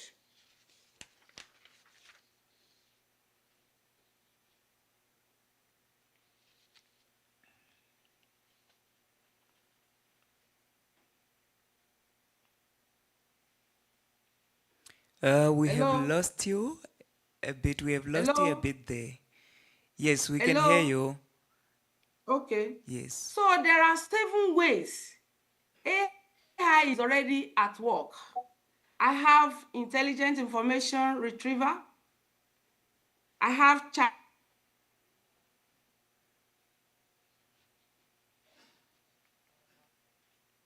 Logging is also part of it, and classification. The 4th one has to be on recommendation system. While the fifth one is basically on digital preservation.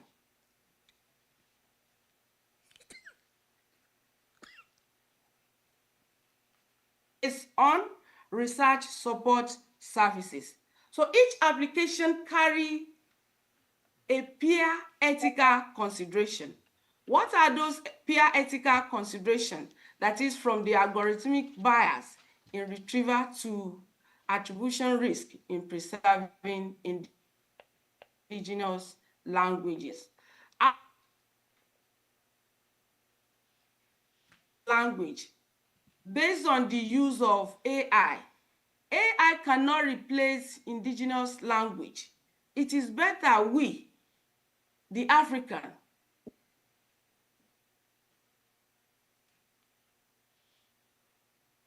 AI, we now need a modality in order to show that through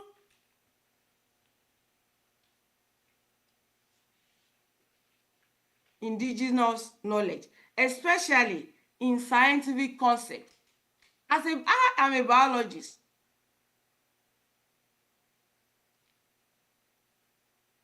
When, where, how will I explain osmoregulation in terms of my own biological field?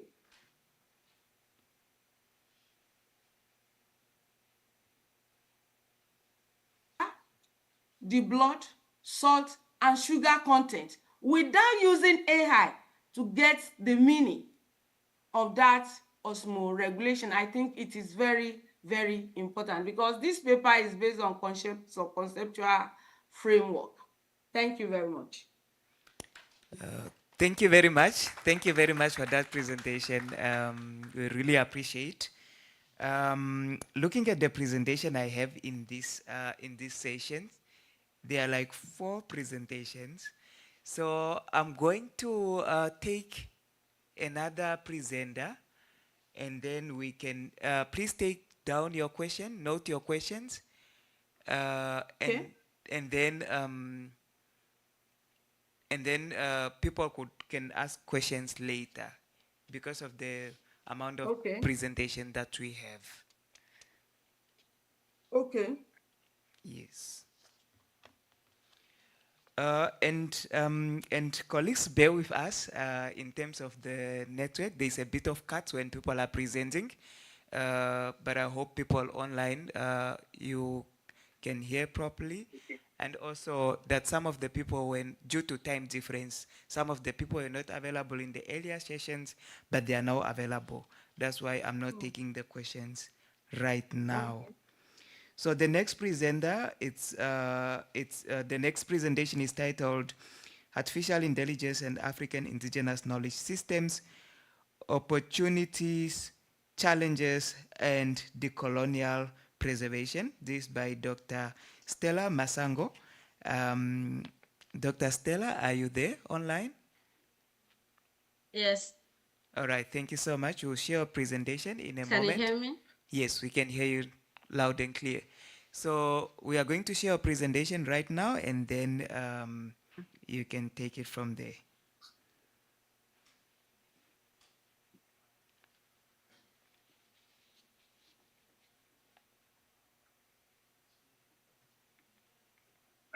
Taking the question.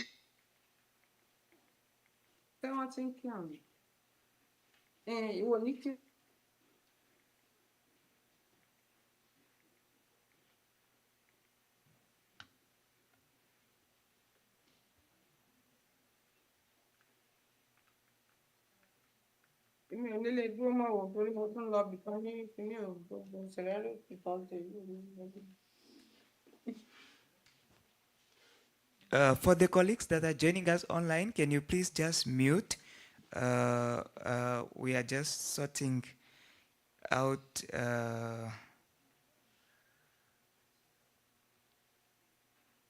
quick thing, and then we will continue.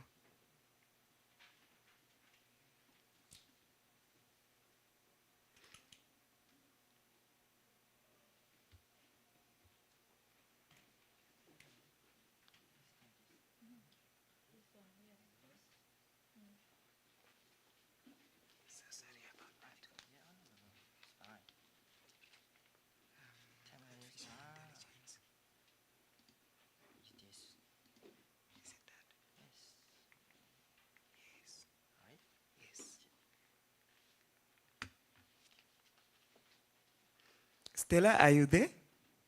Yes, I am. Thank you. All right, thank you so much. You can start right away.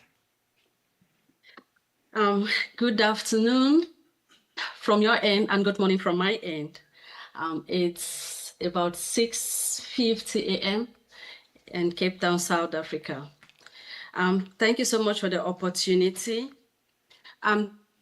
This paper was prepared and myself.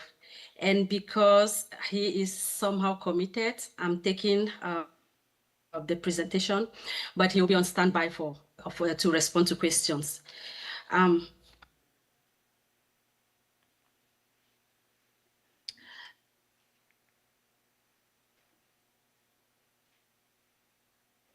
We did not have enough time to do empirical study. So we did a non-empirical study.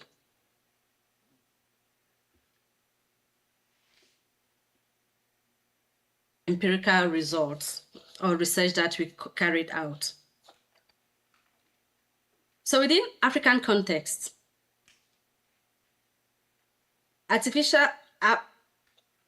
within African context, African indigenous knowledge systems encompasses community-based practices, languages, storytelling, tradition,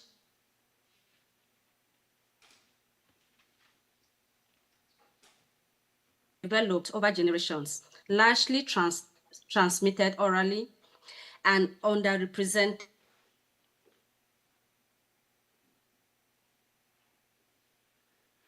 can be used to reshape how knowledge is created, organized, preserved,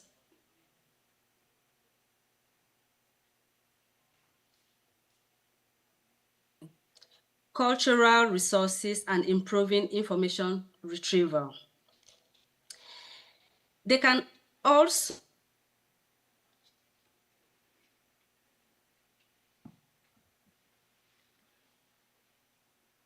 and endangered spoken languages. These AI tools can also support long-term preservation and organization of cultural collections. Next slide, Martin, please. Thank you.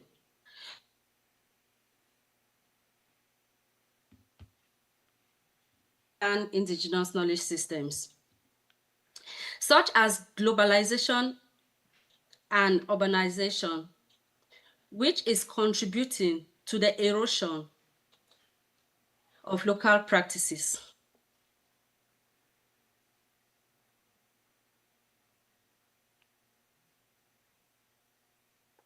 Colonial legacies are privileging Western epistemologies by excluding indigenous knowledge from former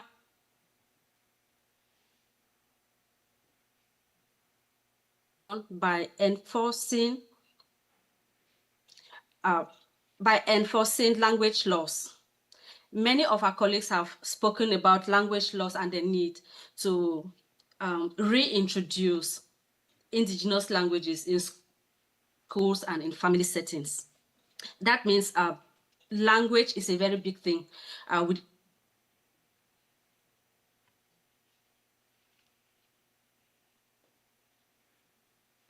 knowledge transfer, as younger generations are no longer interested in traditional practices. This also is a very big issue because I think a colleague from Ghana spoke about how it seems we are a bit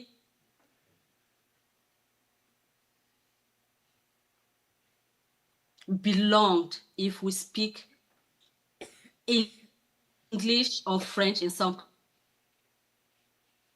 contexts. Western knowledge system contributes to exclude indigenous ways of knowing. Next, Martin.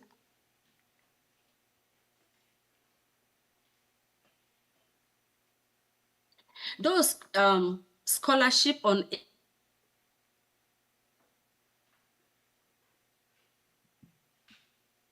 written specifically on African indigenous knowledge through a decolonial lens.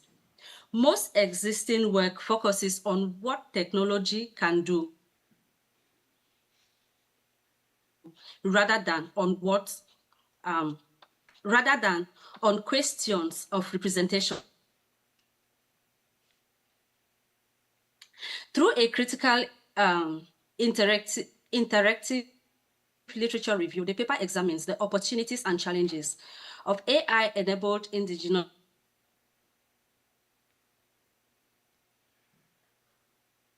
heritage only within ethical, participatory, and decolonial framework that recognizes indigenous communities as primary custodians of their own knowledge.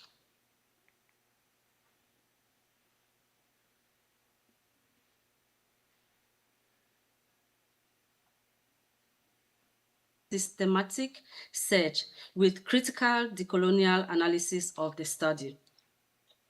We search and identified literature relevant to the study by systematic search of databases for literature on AI, cultural heritage,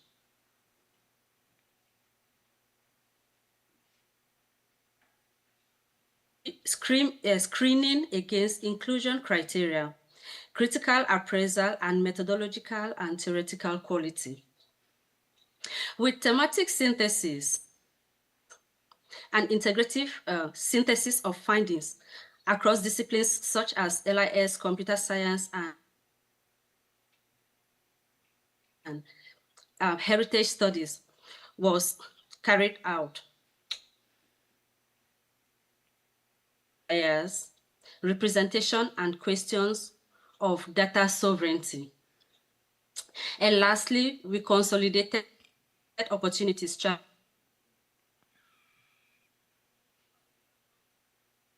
This is what makes it a critical integrative review and not just a standard literature summary. Next. So, a decolonial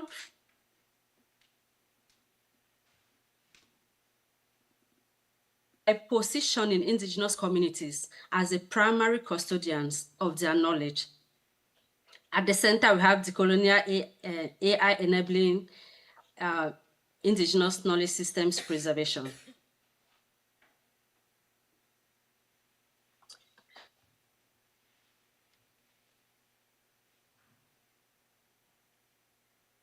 Focus on clear protocols for consent and ownership before knowledge is digitized.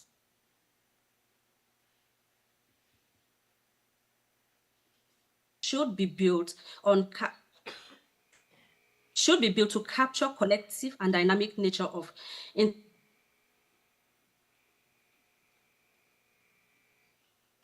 which is embedded in secrecy should not be compromised because digitization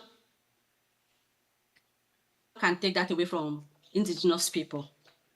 Community participation and agency should place AI tools. This is what is at times very tricky because researchers and scientists come into the community, impose their ideas on indigenous people without giving them the opportunity to be partners, to collaborate so that they can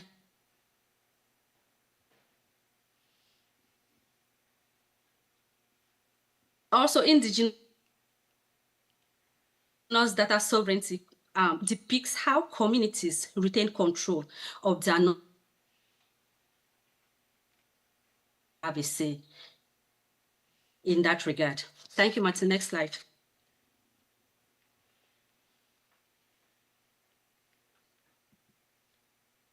Opportunities and challenges. AI is not good or bad for indigenous knowledge systems.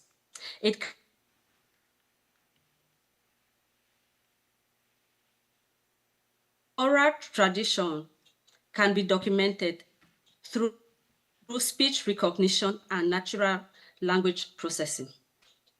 AI can be used to revitalize endangered language, indigenous African languages. It can also organize and describe cultural collections.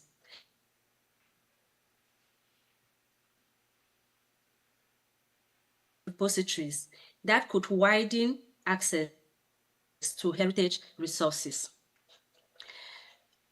With challenges,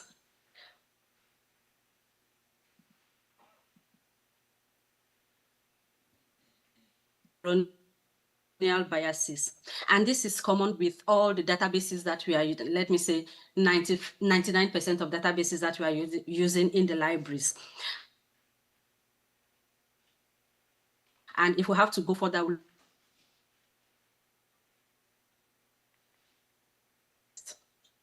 so indigenous knowledge faces difficulty in capturing contextual collective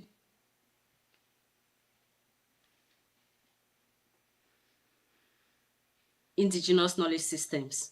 Certain things cannot be captured and cannot be released to the public domain. Also, unresolved questions of ownership and information consent remain a cause for concern.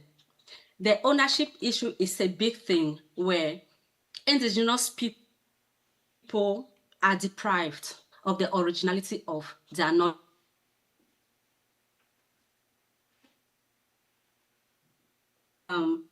There are weak protections of indigenous data sovereignty and intellectual property rights, which still very much exist. There are intellectual property rights that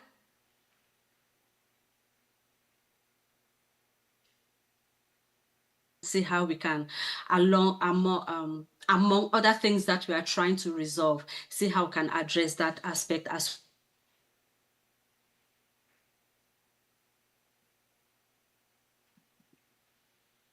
so we recommend that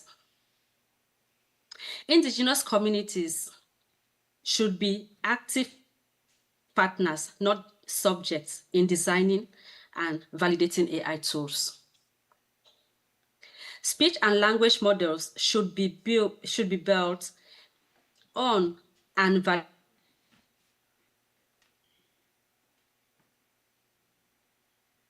heritage and library professionals in AI literacy alongside community-based digital skill programs. It is important to adopt clear consent, ownership, and governance frameworks. For example, indigenous data sovereignty.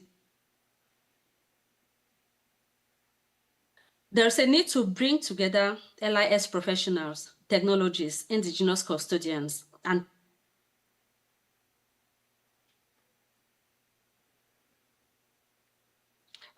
there's a need to formulate national, international AI heritage policies that send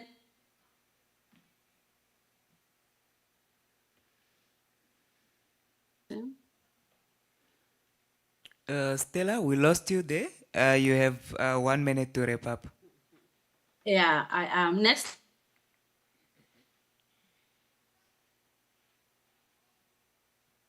In conclusion, AI can help preserve African indigenous knowledge, but only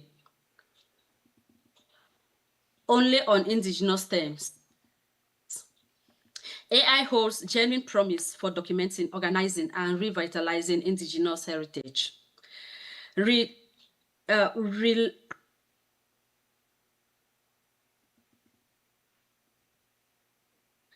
decolonial frameworks that recognizes indigenous communities as the primary custodians of their own knowledge, not simply as data sources. Thank you for listening. Thank you so much, Dr. Masango.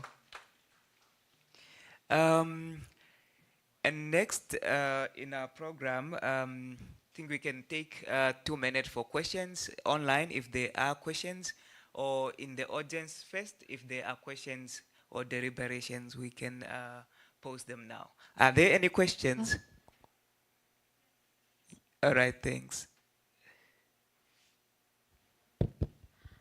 Yes, we have. So we have a questions from Dr. I'm sorry if it is pronounced around Schubert, Dr. Schubert. That the question is for the last speaker, Dr. Biliskis. So how can we know if AI is biased on the advice it's given us? This is from Dr. Schubert, yeah, not Nigeria. All right. All right, thank you very much. Stella, do you want to take on that question now? Mrs. Stellar, are you ready for the questions to answer? Mrs. Stellar? Okay, if sorry, yes. I was muted. Yeah, can okay. Yes, you can go ahead. Question. I did not get the question clearly, please. Okay, so this is from Dr. Schubert, and the question is, how can we know if AI is biased on the advice it's given us? Already AI is biased because it's not designed with African indigenous knowledge in context. It is biased. But if we want to use AI in custodians of that knowledge as partners, so that they will be able to provide the information that can be translated into digitization. So without the presence of custodians, there's no way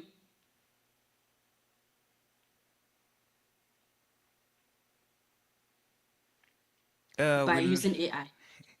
I don't know if I got I responded to your question. All right, thank you so much. I think there's a bit of when virtual speakers are speaking, our reception here is like the last part of the sentence is always cut. I think maybe it's only on our side, but yes, we got that response, Dr. Masango. Thank you very much. Are there any other questions? Nothing. All right. Dr. Schubert, thank you. Okay.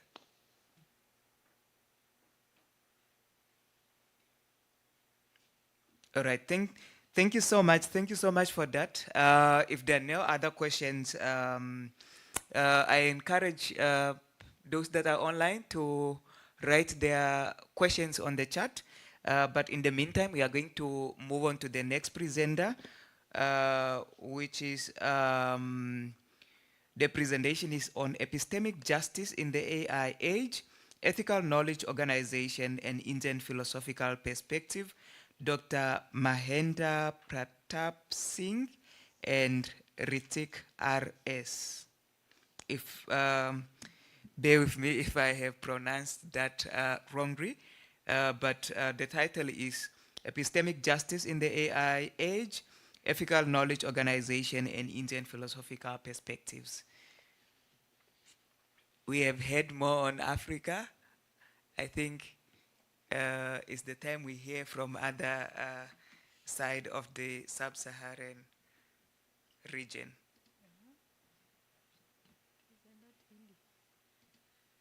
Dr. Singh, are you there online? Yes.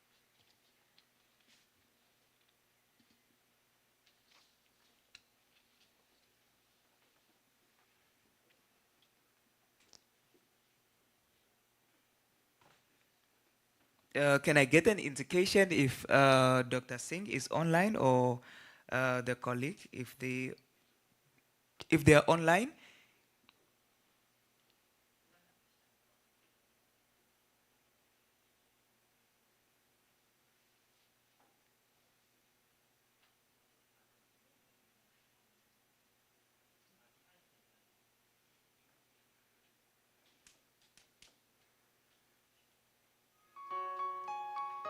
Hello, Dr. Rick.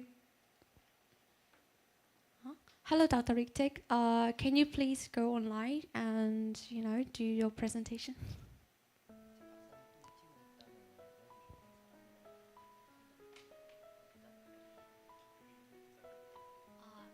So we have on our chat box, but there's no. Well, Dr. Ritter is here, but he's no connections. Like he's live, but there's no response from him. Okay. All right. If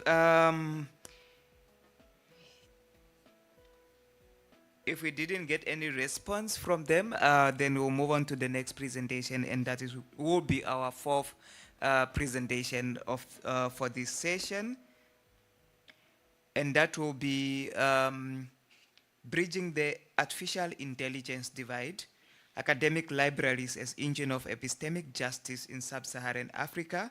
This is by Dr. Richard Bruce Lamptey, but he's not yet here.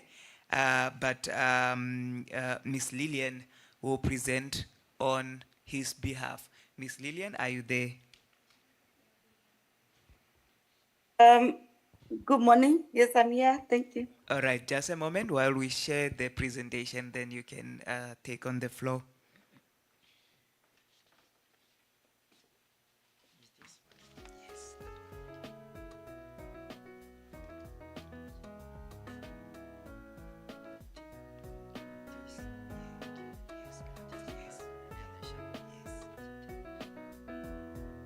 While we are waiting for the slides to go up, Ms. Lillian is one of the organizers of this satellite meeting, and I think they really did a wonderful job to make sure that they have organized this to be a successful one. And I think, yeah, a round of applause for her.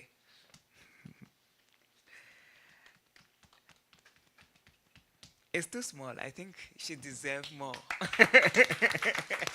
Thank you so much. Thank you so much. Miss Lillian, are you there? Yes, I'm here. Thank you. All right. Thank you so much. You can take the floor.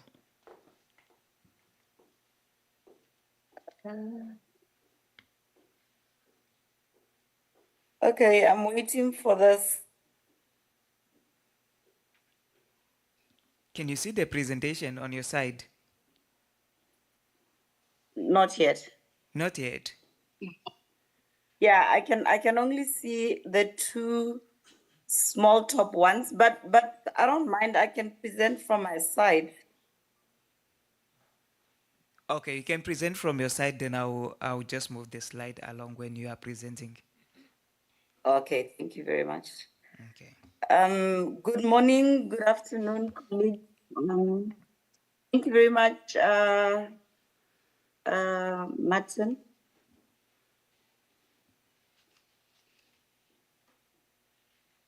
On behalf of Bruce, Dr. Richard Bruce Lamte, unfortunately,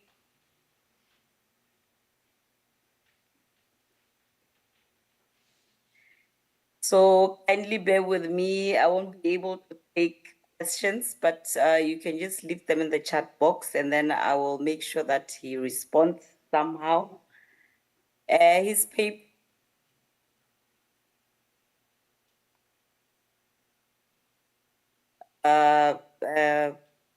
Richard Bruce is a university librarian at NUST University in Ghana. And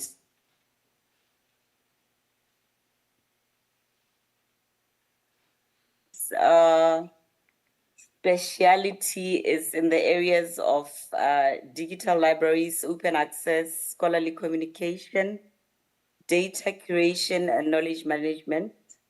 And he has served as the IFLA coordinator of Ghana and also as an associate editor for the Ghana Library.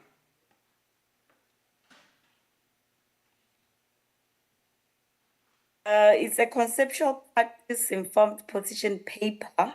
It's not an empirical study built on primary data collection, and its approach synthesizes emerging institutional practice and scholarly discourse across African universities.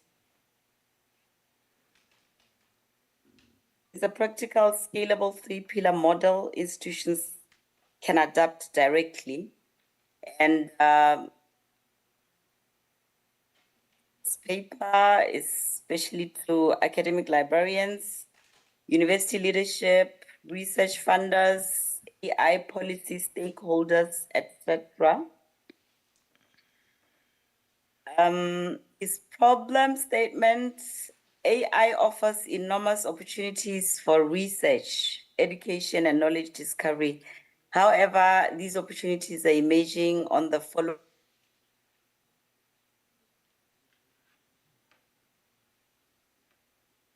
Some languages and knowledge remain underrepresented. The next one is uneven infrastructure. Africa is lacking in digital and computing infrastructure, which remains inconsistent across institutions.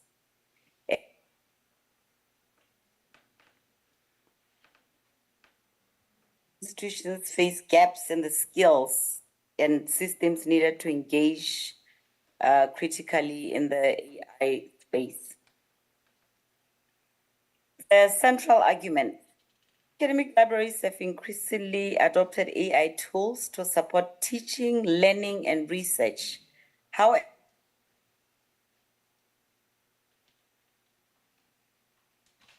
inequalities in the data, assumptions, and knowledge embedded within them. So you have passive adopters who consume external AI tools without necessarily scrutinizing or on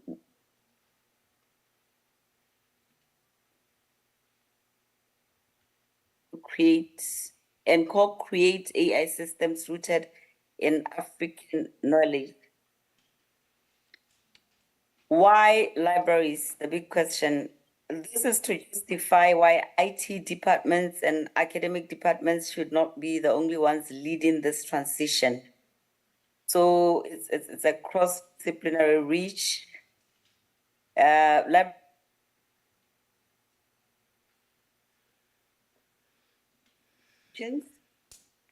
Repository expertise. Institutional repositories are the created data infrastructure that artificial intelligence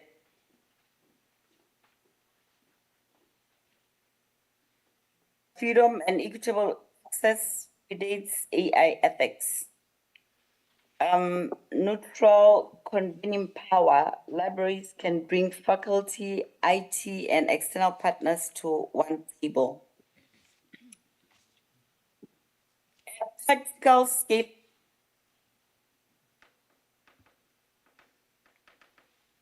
management, that is building capacity to use and interrogate AI tools, their biases and limitations. The second one being inclusive data stewardship, that is curate locally relevant data sets as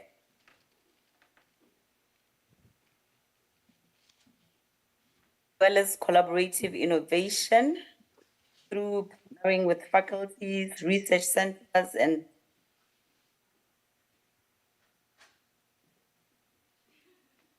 literacy engagement. Embedded critical AI competence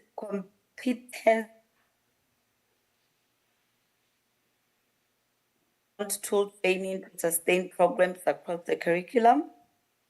Another engagement, teach bias limitation and ethic interrogation, that is equipping users with critically accessible AI outputs and not just consuming them.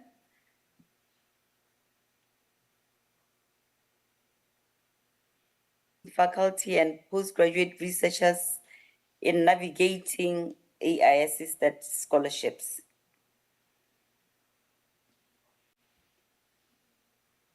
Classroom by reaching communities and non-affiliated users through outreach and workshops, training. Inclusive data stewardship, curating locally relevant data sets, strengthening institutional repositories, advancing open access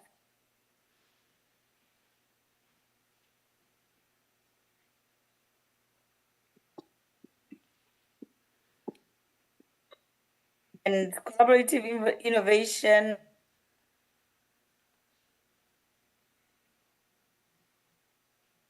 Could be through co-designing AI research support and digital scholarship.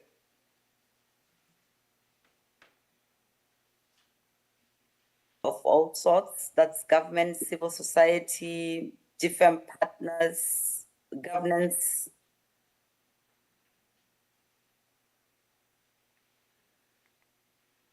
Hubs by providing neutral cross-cutting space for emerging AI research collaboration.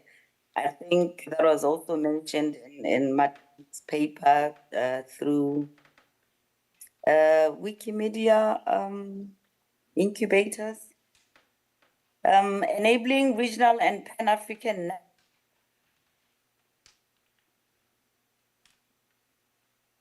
land.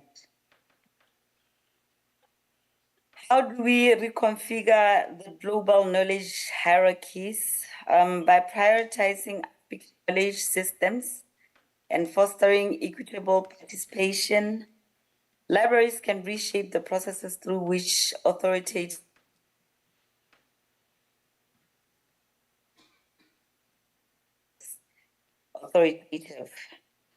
So as mentioned before, this would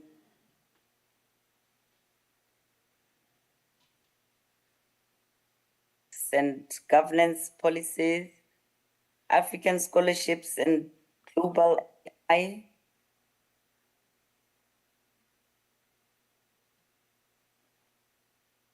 hierarchies with African scholarship represented in the data, AI systems stop being skewed toward only Western knowledge.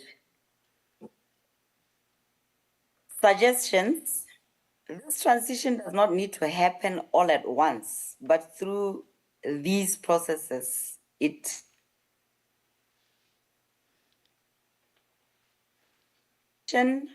likened to a tree there, the roots of the tree. I mean, I guess that's the foundation. AI literacy needs audit.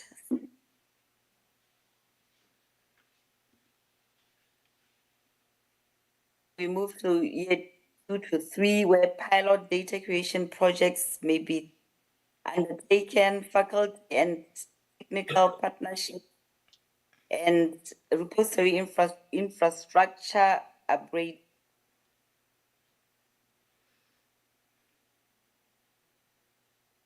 Funded interdisciplinary AI hubs and national policy influence. Conditions for success. The three conditions are particularly important for making this vision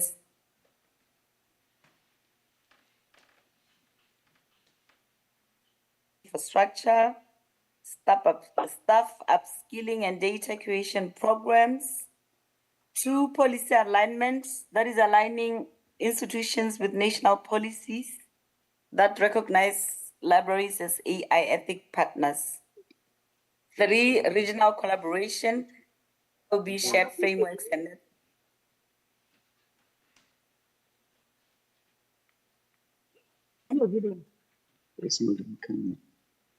in concluding, academic libraries are no longer just custodians of collections and access. Their role has evolved into stewarding data, creating local relevant,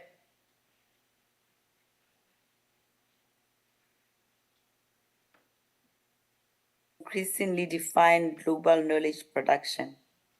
While AI offers real opportunities for research, support, and discovery, it also risks deepening existing inequities if left unchecked.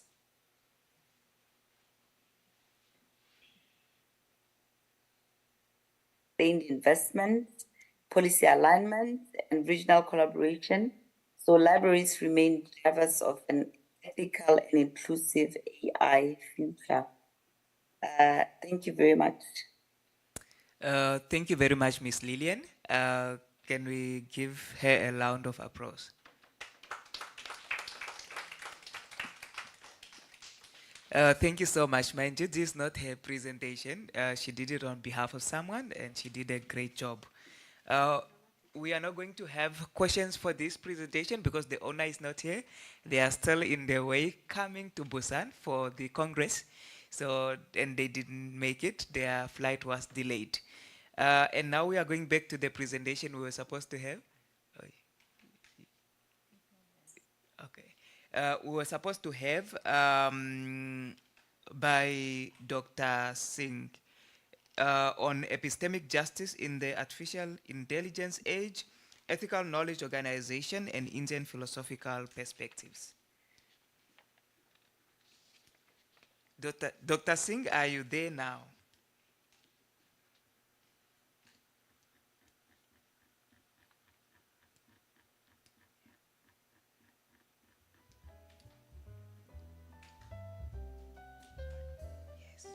Hello. Hello. Hello. A very good morning. May I audible, sir?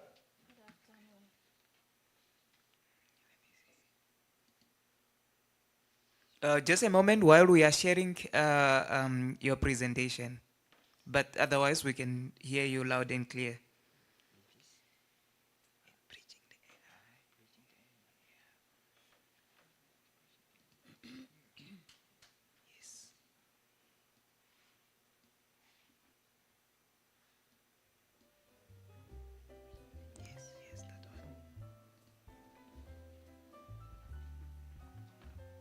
Dr. Singh, are you there? Hello. Yes. Yeah. Yes, we can Can hear I you. start? Yeah, you can start. Yeah. You can also put your video off and for connectivity issues in case your voice is breaking Sure. away. But Yeah. yes, you can go ahead. Okay. Yes. Can I off now? Video? Yes. Thank you so much. Okay. Thank you. Thank you very much for giving me this opportunity. First and foremost, I would like to thanks for the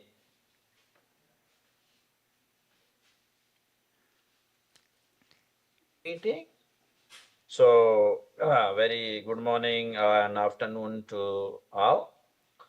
distinguished chairs, respected delegates, colleagues, and my fellow friends. Indeed, it's a great honor to present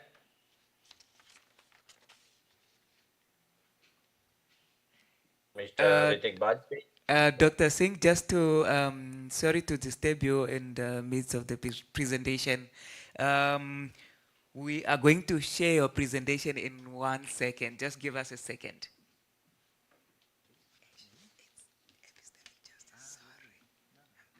Collaborated Professor Mahendra Pratap Singh and with my co-author Mr. Ritik Bajpai, right? So now I start. It is a great honor because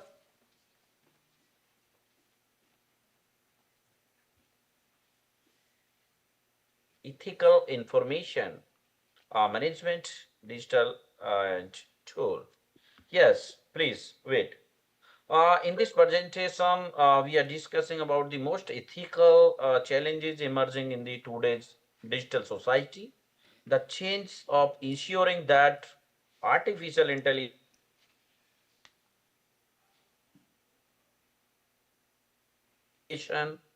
organization and dissemination of knowledge. When we talk about the artificial intelligence has become deeply integrated into our daily lives. Friends, from searching search databases and academic publishing platforms. So AI increasingly determines what information people discover, how knowledge is classified,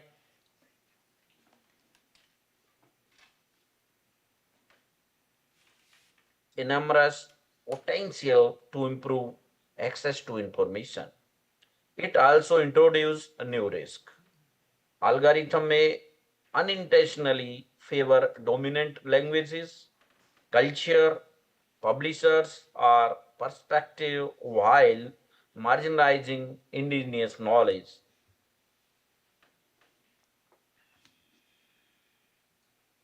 This study very neat. So motivation behind this study arise from four major development. Yeah, AI fundamentally changing the way knowledge is created, organized, discovered, and shared. Yes, please.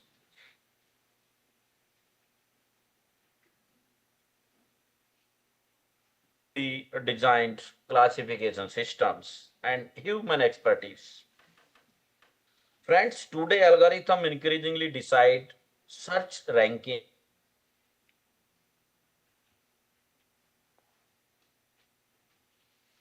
even create content. So consequently, AI is becoming a powerful gatekeeper of knowledge. Second one is that the libraries across the world are rapidly adopting AI technologies. AI power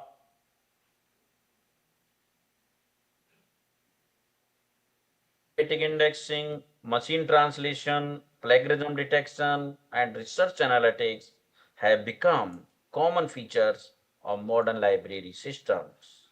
So these technologies improve efficiency and use experience, but also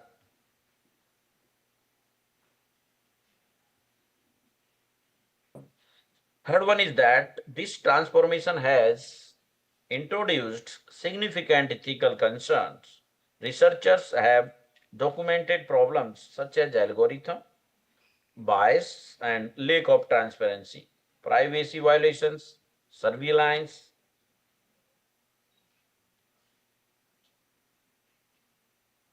AI systems trained primarily on data from dominant cultures may unintentionally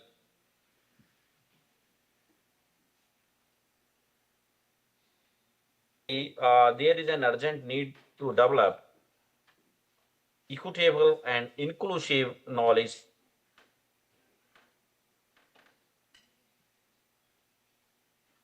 regions or corporations. Instead, AI should support diversity, fairness, and equal participation. So, friends, this the major focus on the examination how concept is epistemic justice can guide the ethical development. and application of AI in life.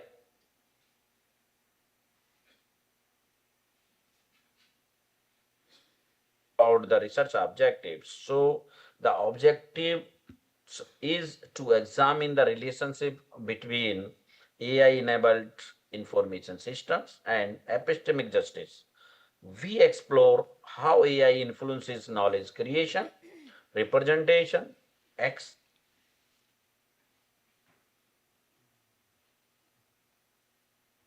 determines while information users encounter understanding its impact on knowledge equity becomes very essential. And another objective of this study is to identify the major ethical challenges associated with AI driven information systems. These challenges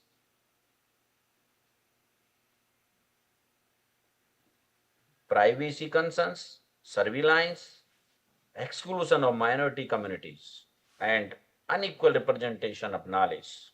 So these issues affect not only technology but also social justice and democratic access to information.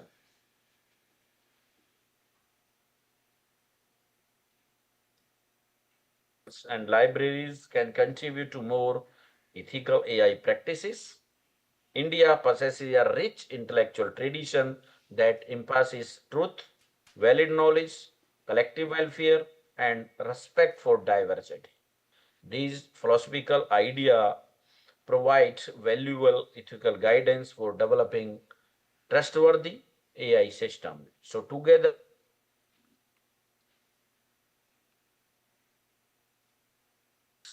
information science, philosophy, and librarianship as well. Yes, as far as concern about the research method, so the research method follows a conceptual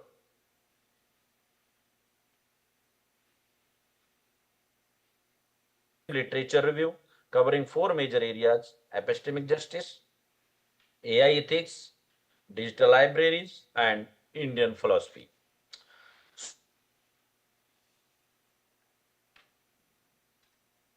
Its UNESCO recommendations and IFLA guidelines were examined to understand current database and surrounding ethical AI. Following the library literature, thematic analysis was conducted. Instead of collecting numerical data, the study identified recurring concepts and ethical themes across the literature. So major conceptual domains emerged. First one, the AI ethics, composing transparency, accountability, fairness, and responsible AI. The second is the digital libraries, examining how AI transforming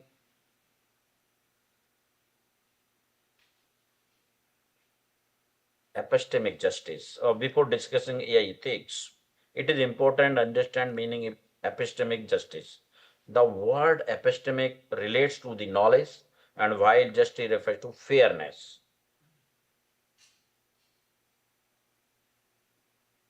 Creation, organization, access, sharing, and recognition of knowledge. So every individual should have equal opportunity not only to access information but also to contribute to it.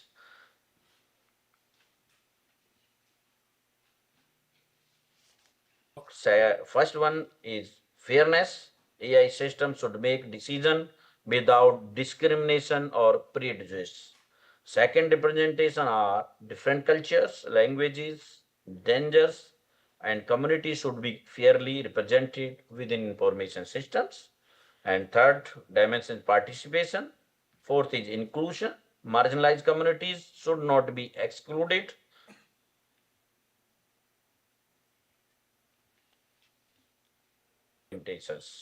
In essence, epistemic justice ensures that knowledge ecosystem remain democratic, diverse, and equitable. Now, what are the challenges behind that? So, first challenge is algorithm bias. Second one challenge is the linguistic exclusion.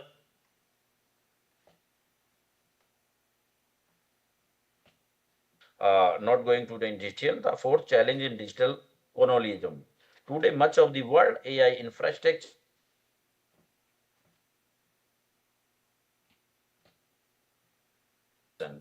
and particular things about AI and the global south. So this slide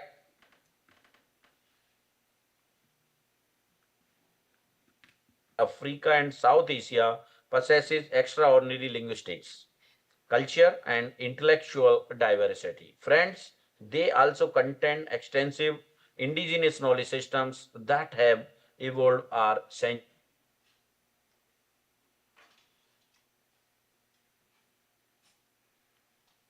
AI datasets. And libraries can become important institutions for preserving and digitizing local knowledge while ensuring that these traditions remain visible in AI enabled environments. So, however,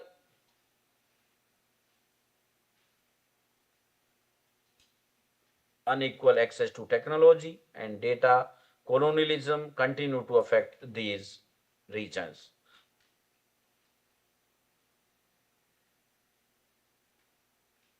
Global North. Instead, AI should respect local contents, recognize indigenous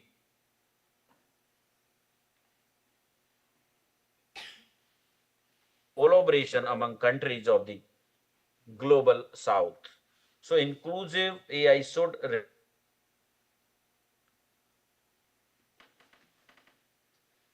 dominant perspective. When we talk about the Indian philosophical perspective, friends, one of the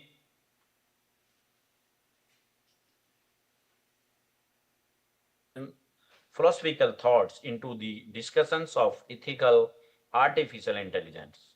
While many contemporary AI ethics frameworks are based on Western philosophical traditions, Indian philosophy offers a rich and equally relevant intellectual heritage that can help guide responsible AI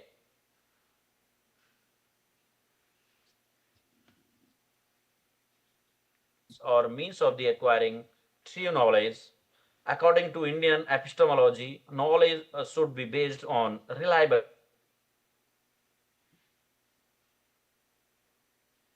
This principle reminds us that AI systems should not simply generate information quickly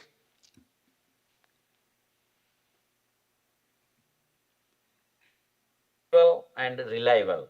In other words, accuracy should always be valued over speed. And second concept is truth and verification. So information should not be accepted merely because it is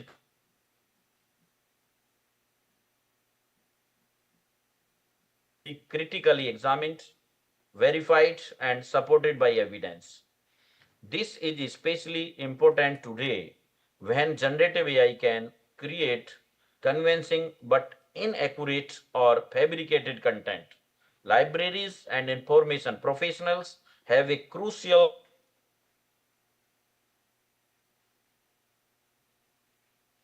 critically. And third one principle is Sharv Bhavantu Shukhina, means a well-known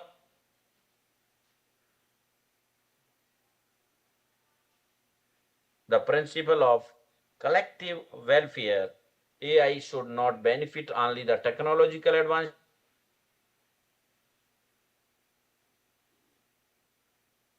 should promote social welfare, reduce inequalities, and improve access to knowledge for all communities.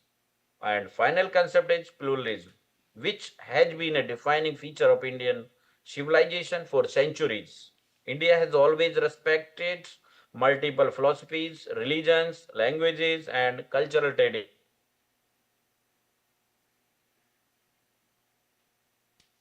Weakness but a strength.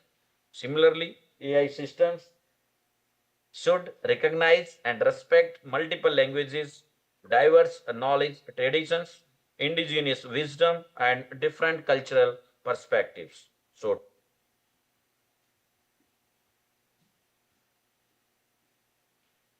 systems that are trustworthy, inclusive, culturally sensitive, and socially responsible. And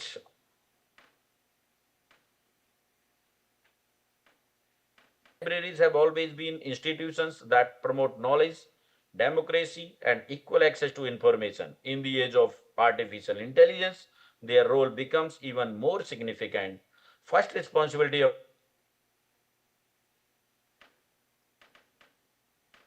local knowledge exists in oral traditions, manuscripts, community archives, folk literature, and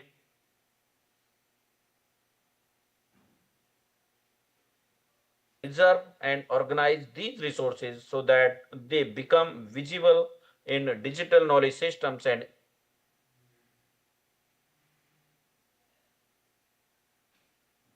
much of today's digital information is available only in dominant languages. So libraries should create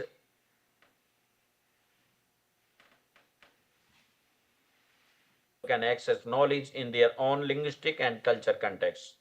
Third one role of the library is promoting AI literacy. So AI becomes a routine part of the education and research. Users need to understand both its capabilities and its limits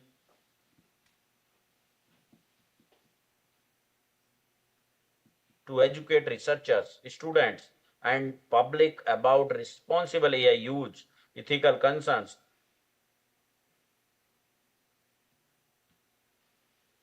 Of the library professional is to ensure ethical metadata practices. Metadata are often described as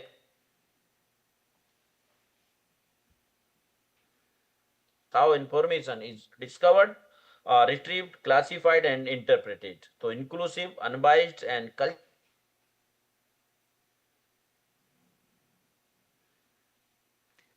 Dr. Singh, you have 1 minute to wrap up. Okay, sir. Okay, now I am finishing, sir. Yeah. So we therefore libraries should not merely adopt AI technology; they should actively shape. So what are the recommendations based on the findings of this conceptual study?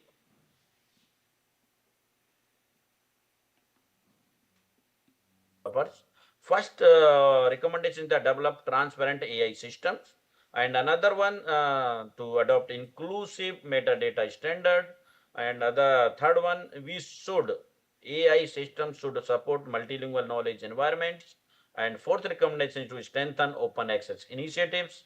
Fifth one, community participation should become an integral part of AI development. Sixth, particular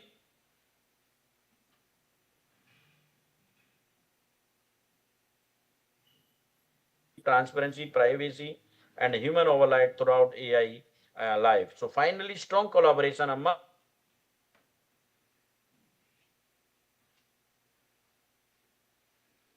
part because time not allowed to permit me more. So I would like to summarize the three most important message from this presentation. First message is that the AI should empower rather than exclude. And second message, the libraries must become ethical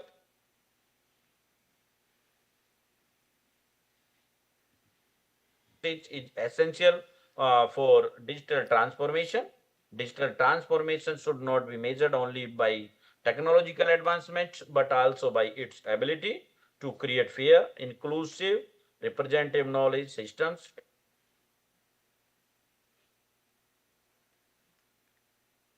strengthen human dignity, respect cultural diversity, preserve indigenous knowledge, and contribute to a more equitable global information society. Ladies and gentlemen, thank you very much for your kind attention, for your interest in this presentation. I hope this discussion has demonstrated that artificial intelligence is not only a technology.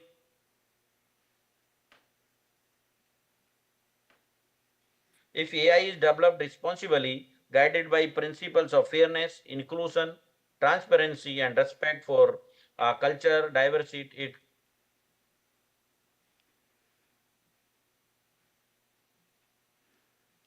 information professionals, researchers, policymakers, technology developers all have an important role to play in ensuring that AI serve humanity equity. With that, I conclude my presentation. Thank you once again for your attention. Now, please to answer if you have.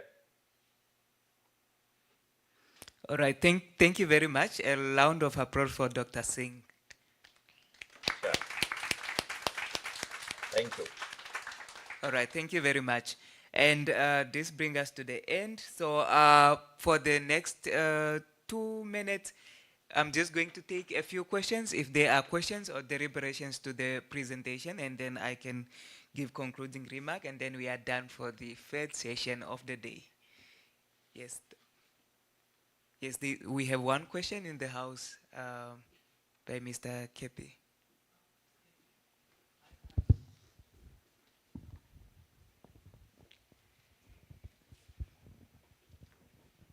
Thank you for the presentations, Program Chair. I think my question is directed to, is it Lillian?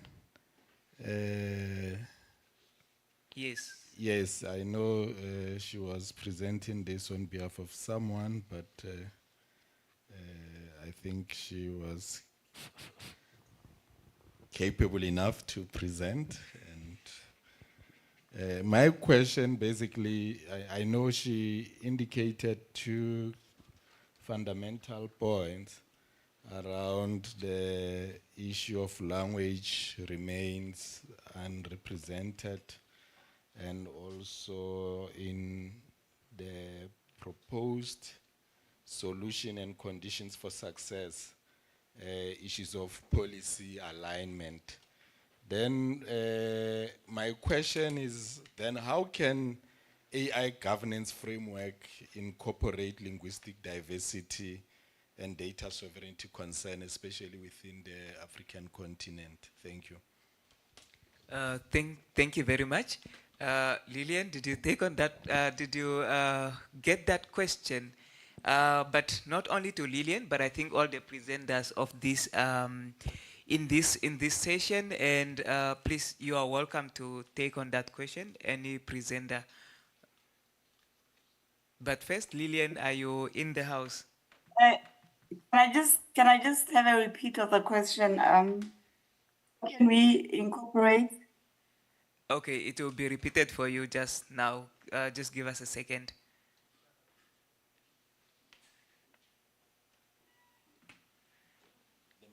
It's about AI governance framework.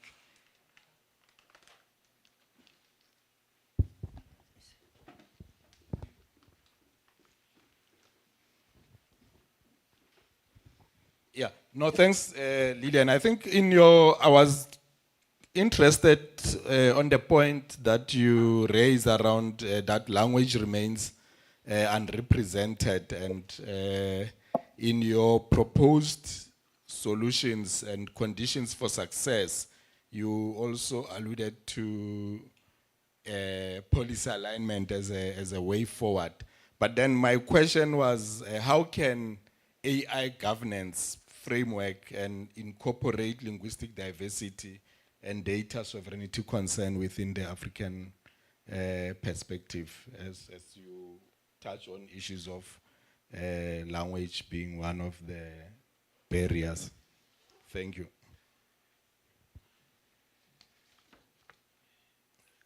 And like the chair indicated, Yes, perhaps then the other colleagues can also assist. Yeah. Yeah. Okay, I will try.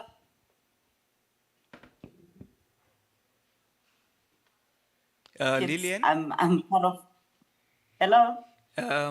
You cut a bit there, so can you just repeat that?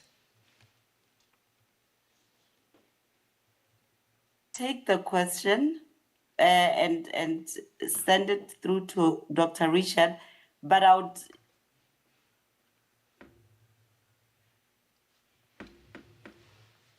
say that because currently in Botswana we are on our draft AI policy at governance level. And these are some of the concerns. As I was going through the draft, like we had a webinar, I think a month ago, and those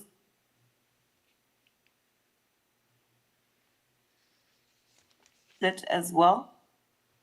I don't have the answer to it, but it's just some of the points that we put forward to make sure that it's part and parcel of the policy, so that at governance level that is addressed.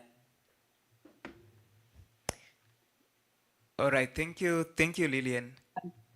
Oh, okay, thank you. All right. To the presenters in the house, do we have anyone to add to that?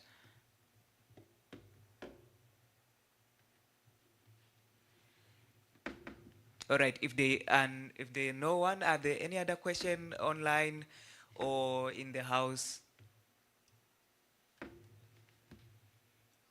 This is the chance to all the students to ask all the questions that they have. All right, if there are no other questions, maybe just to conclude on this session about global perspective and philosophical approaches, and mostly in all the presentations that were delivered here, they talk about the colonial approaches, and they talk about African philosophy, the issue of Ubuntu, the issue of community, and the issue of Indian philosophy that that Dr. Singh just have highlighted. And as librarians, there's that thing to say: are we passive adopters or co-creators? And I think we ask this question a lot in most of our meetings, most of our conferences. And I think from when we are walking away from this question, I mean from this satellite meeting, we are co-creators, and I think we should step up to that role, because we are speaking about it, but I don't think we are stepping onto that role. And the other one is that we talked about, most of the presentation talked about AI literacy engagement, but I think as much as we talk about AI literacy, I don't think we have to move away from information literacy. Is information literacy, and how do we incorporate AI to make sure that information literacy become an issue of critical engagement to library science. And also inclusive data stewardship, and how do we co-design AI support in our institutions, and how we come to the party to co-design AI support when it's coming to research. With that said, ladies and gentlemen, thank you so much. I'll give now to the lead moderator. And also, just before I leave, maybe if there is a group photo that is organized already, then that will be perfect. Thank you.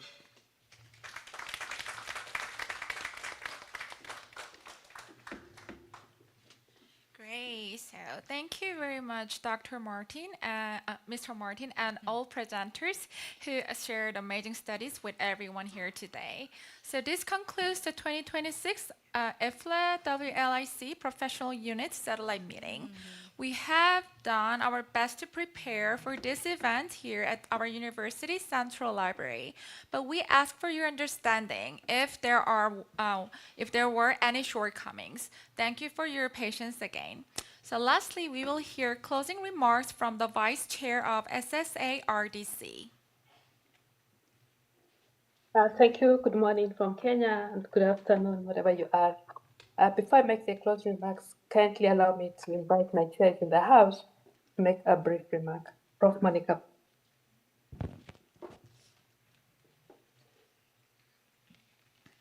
All right, thank you. So let me have a quick issue on, or okay, sorry. Yes, I'm here. I don't know if you can hear me. Yeah, we can. Okay, so thank you very much, Nerissa, for this. And as we come to the end of the session,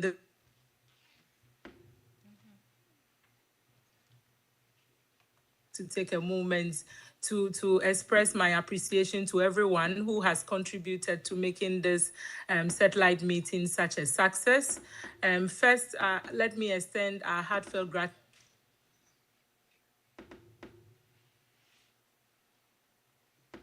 in all the special cuisines that you have enjoyed today. Thank you very much. And on behalf of the IFLA Sub-Saharan African Regional Division Committee, thank you for welcoming us so warmly. I also like to sincerely thank all our presenters for the outstanding papers that you have shared with us today. The presentations to me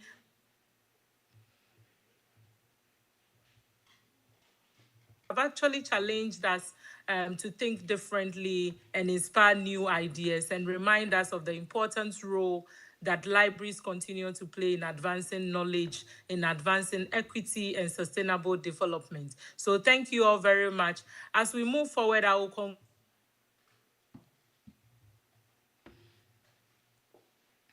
continue to build on the ideas that we have shared, strengthen our collaborations and support one another, and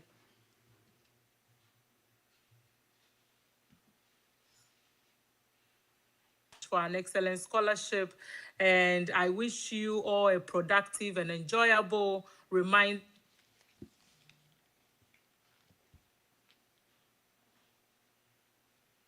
Thank you. Thanks so much. I'll do the official closing remarks for today's satellite theme, epistemic justice and the AI frontier, African libraries driving the ethical transformation. Distinguished delegates, esteemed colleagues, and valued partners, on behalf of the SSA RDC,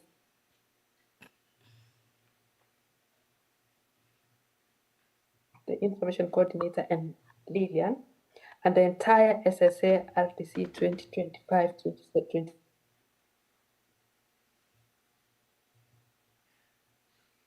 We conclude this SSA RDC Media Satellite meeting.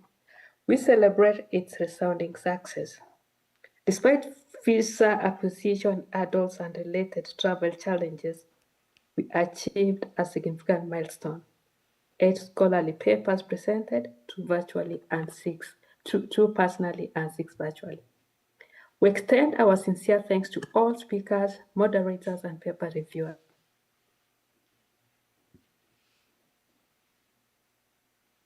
The quality and richness of this program. These achievements reflect the resilience, inequity, and unwavering commitment of our community. We express our deepest gratitude to our host institution, the Central Library of Dong Ed.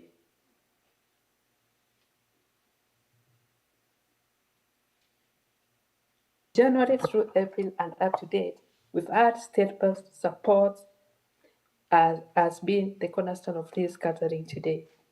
We especially acknowledge support from team led by Mr. Da, the director Yong Shik Ha, and Prof.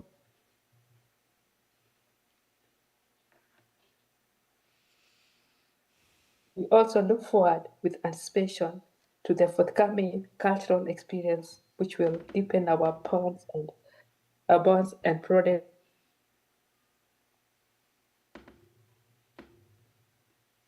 Partnership forged here inspires sustainable alliances and collaborative activities that will advance epistemic justice and guide ethical transformation across African libraries.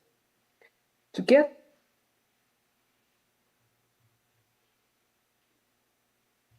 justice, equity, and innovation.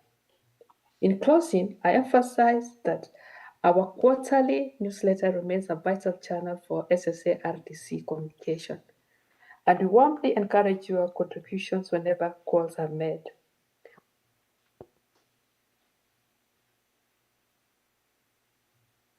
TBC on Tuesday, 11th August. I know the registration complete.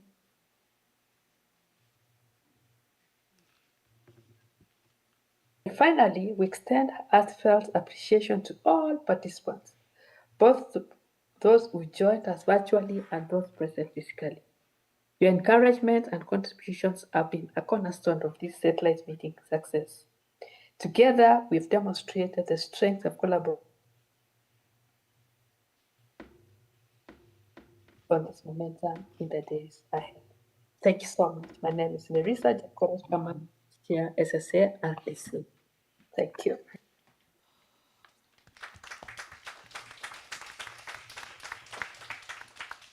All right, thank you so much. So let me have a quick announcement before we wrap up. So we have prepared a traditional Korean god keyring making cultural experience program, but we are kind of running out of time because of many reasons. So we switched this program to library tour. Hope you guys enjoy it. So the assistant will deliver the complete version of Korean god keyring, so no worries about it. And then for the group photo, those who really interesting about. So before we finish this satellite meeting, we would like to take a group photo. So since the weather is awesome, right? Why don't we take a group photo outside of the library, right? So please feel free to move with the staff members around you. Thank you. We have a group photo online as well. Please do. Please, online colleagues, switching your videos. We must be here. Where are you guys? Where are they? I wish you take me a picture with my card here. Somebody will take us. Can you give your phone to somebody to take us? Can you take us? Yeah. Hi. Please take us one and go. Just take us as you sit down. Just take it. Then you share on the platform. Can you take us one? Yeah. As you sit here. Even me, I'm here. Yeah. All of Ah, us. All of us. Yeah, all up to there. Then you share on the platform.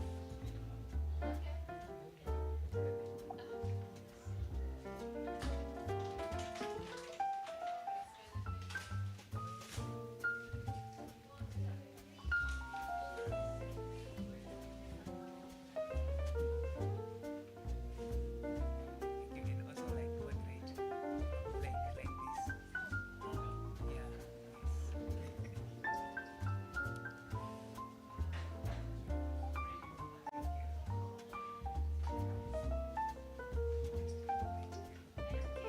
Thank you so much.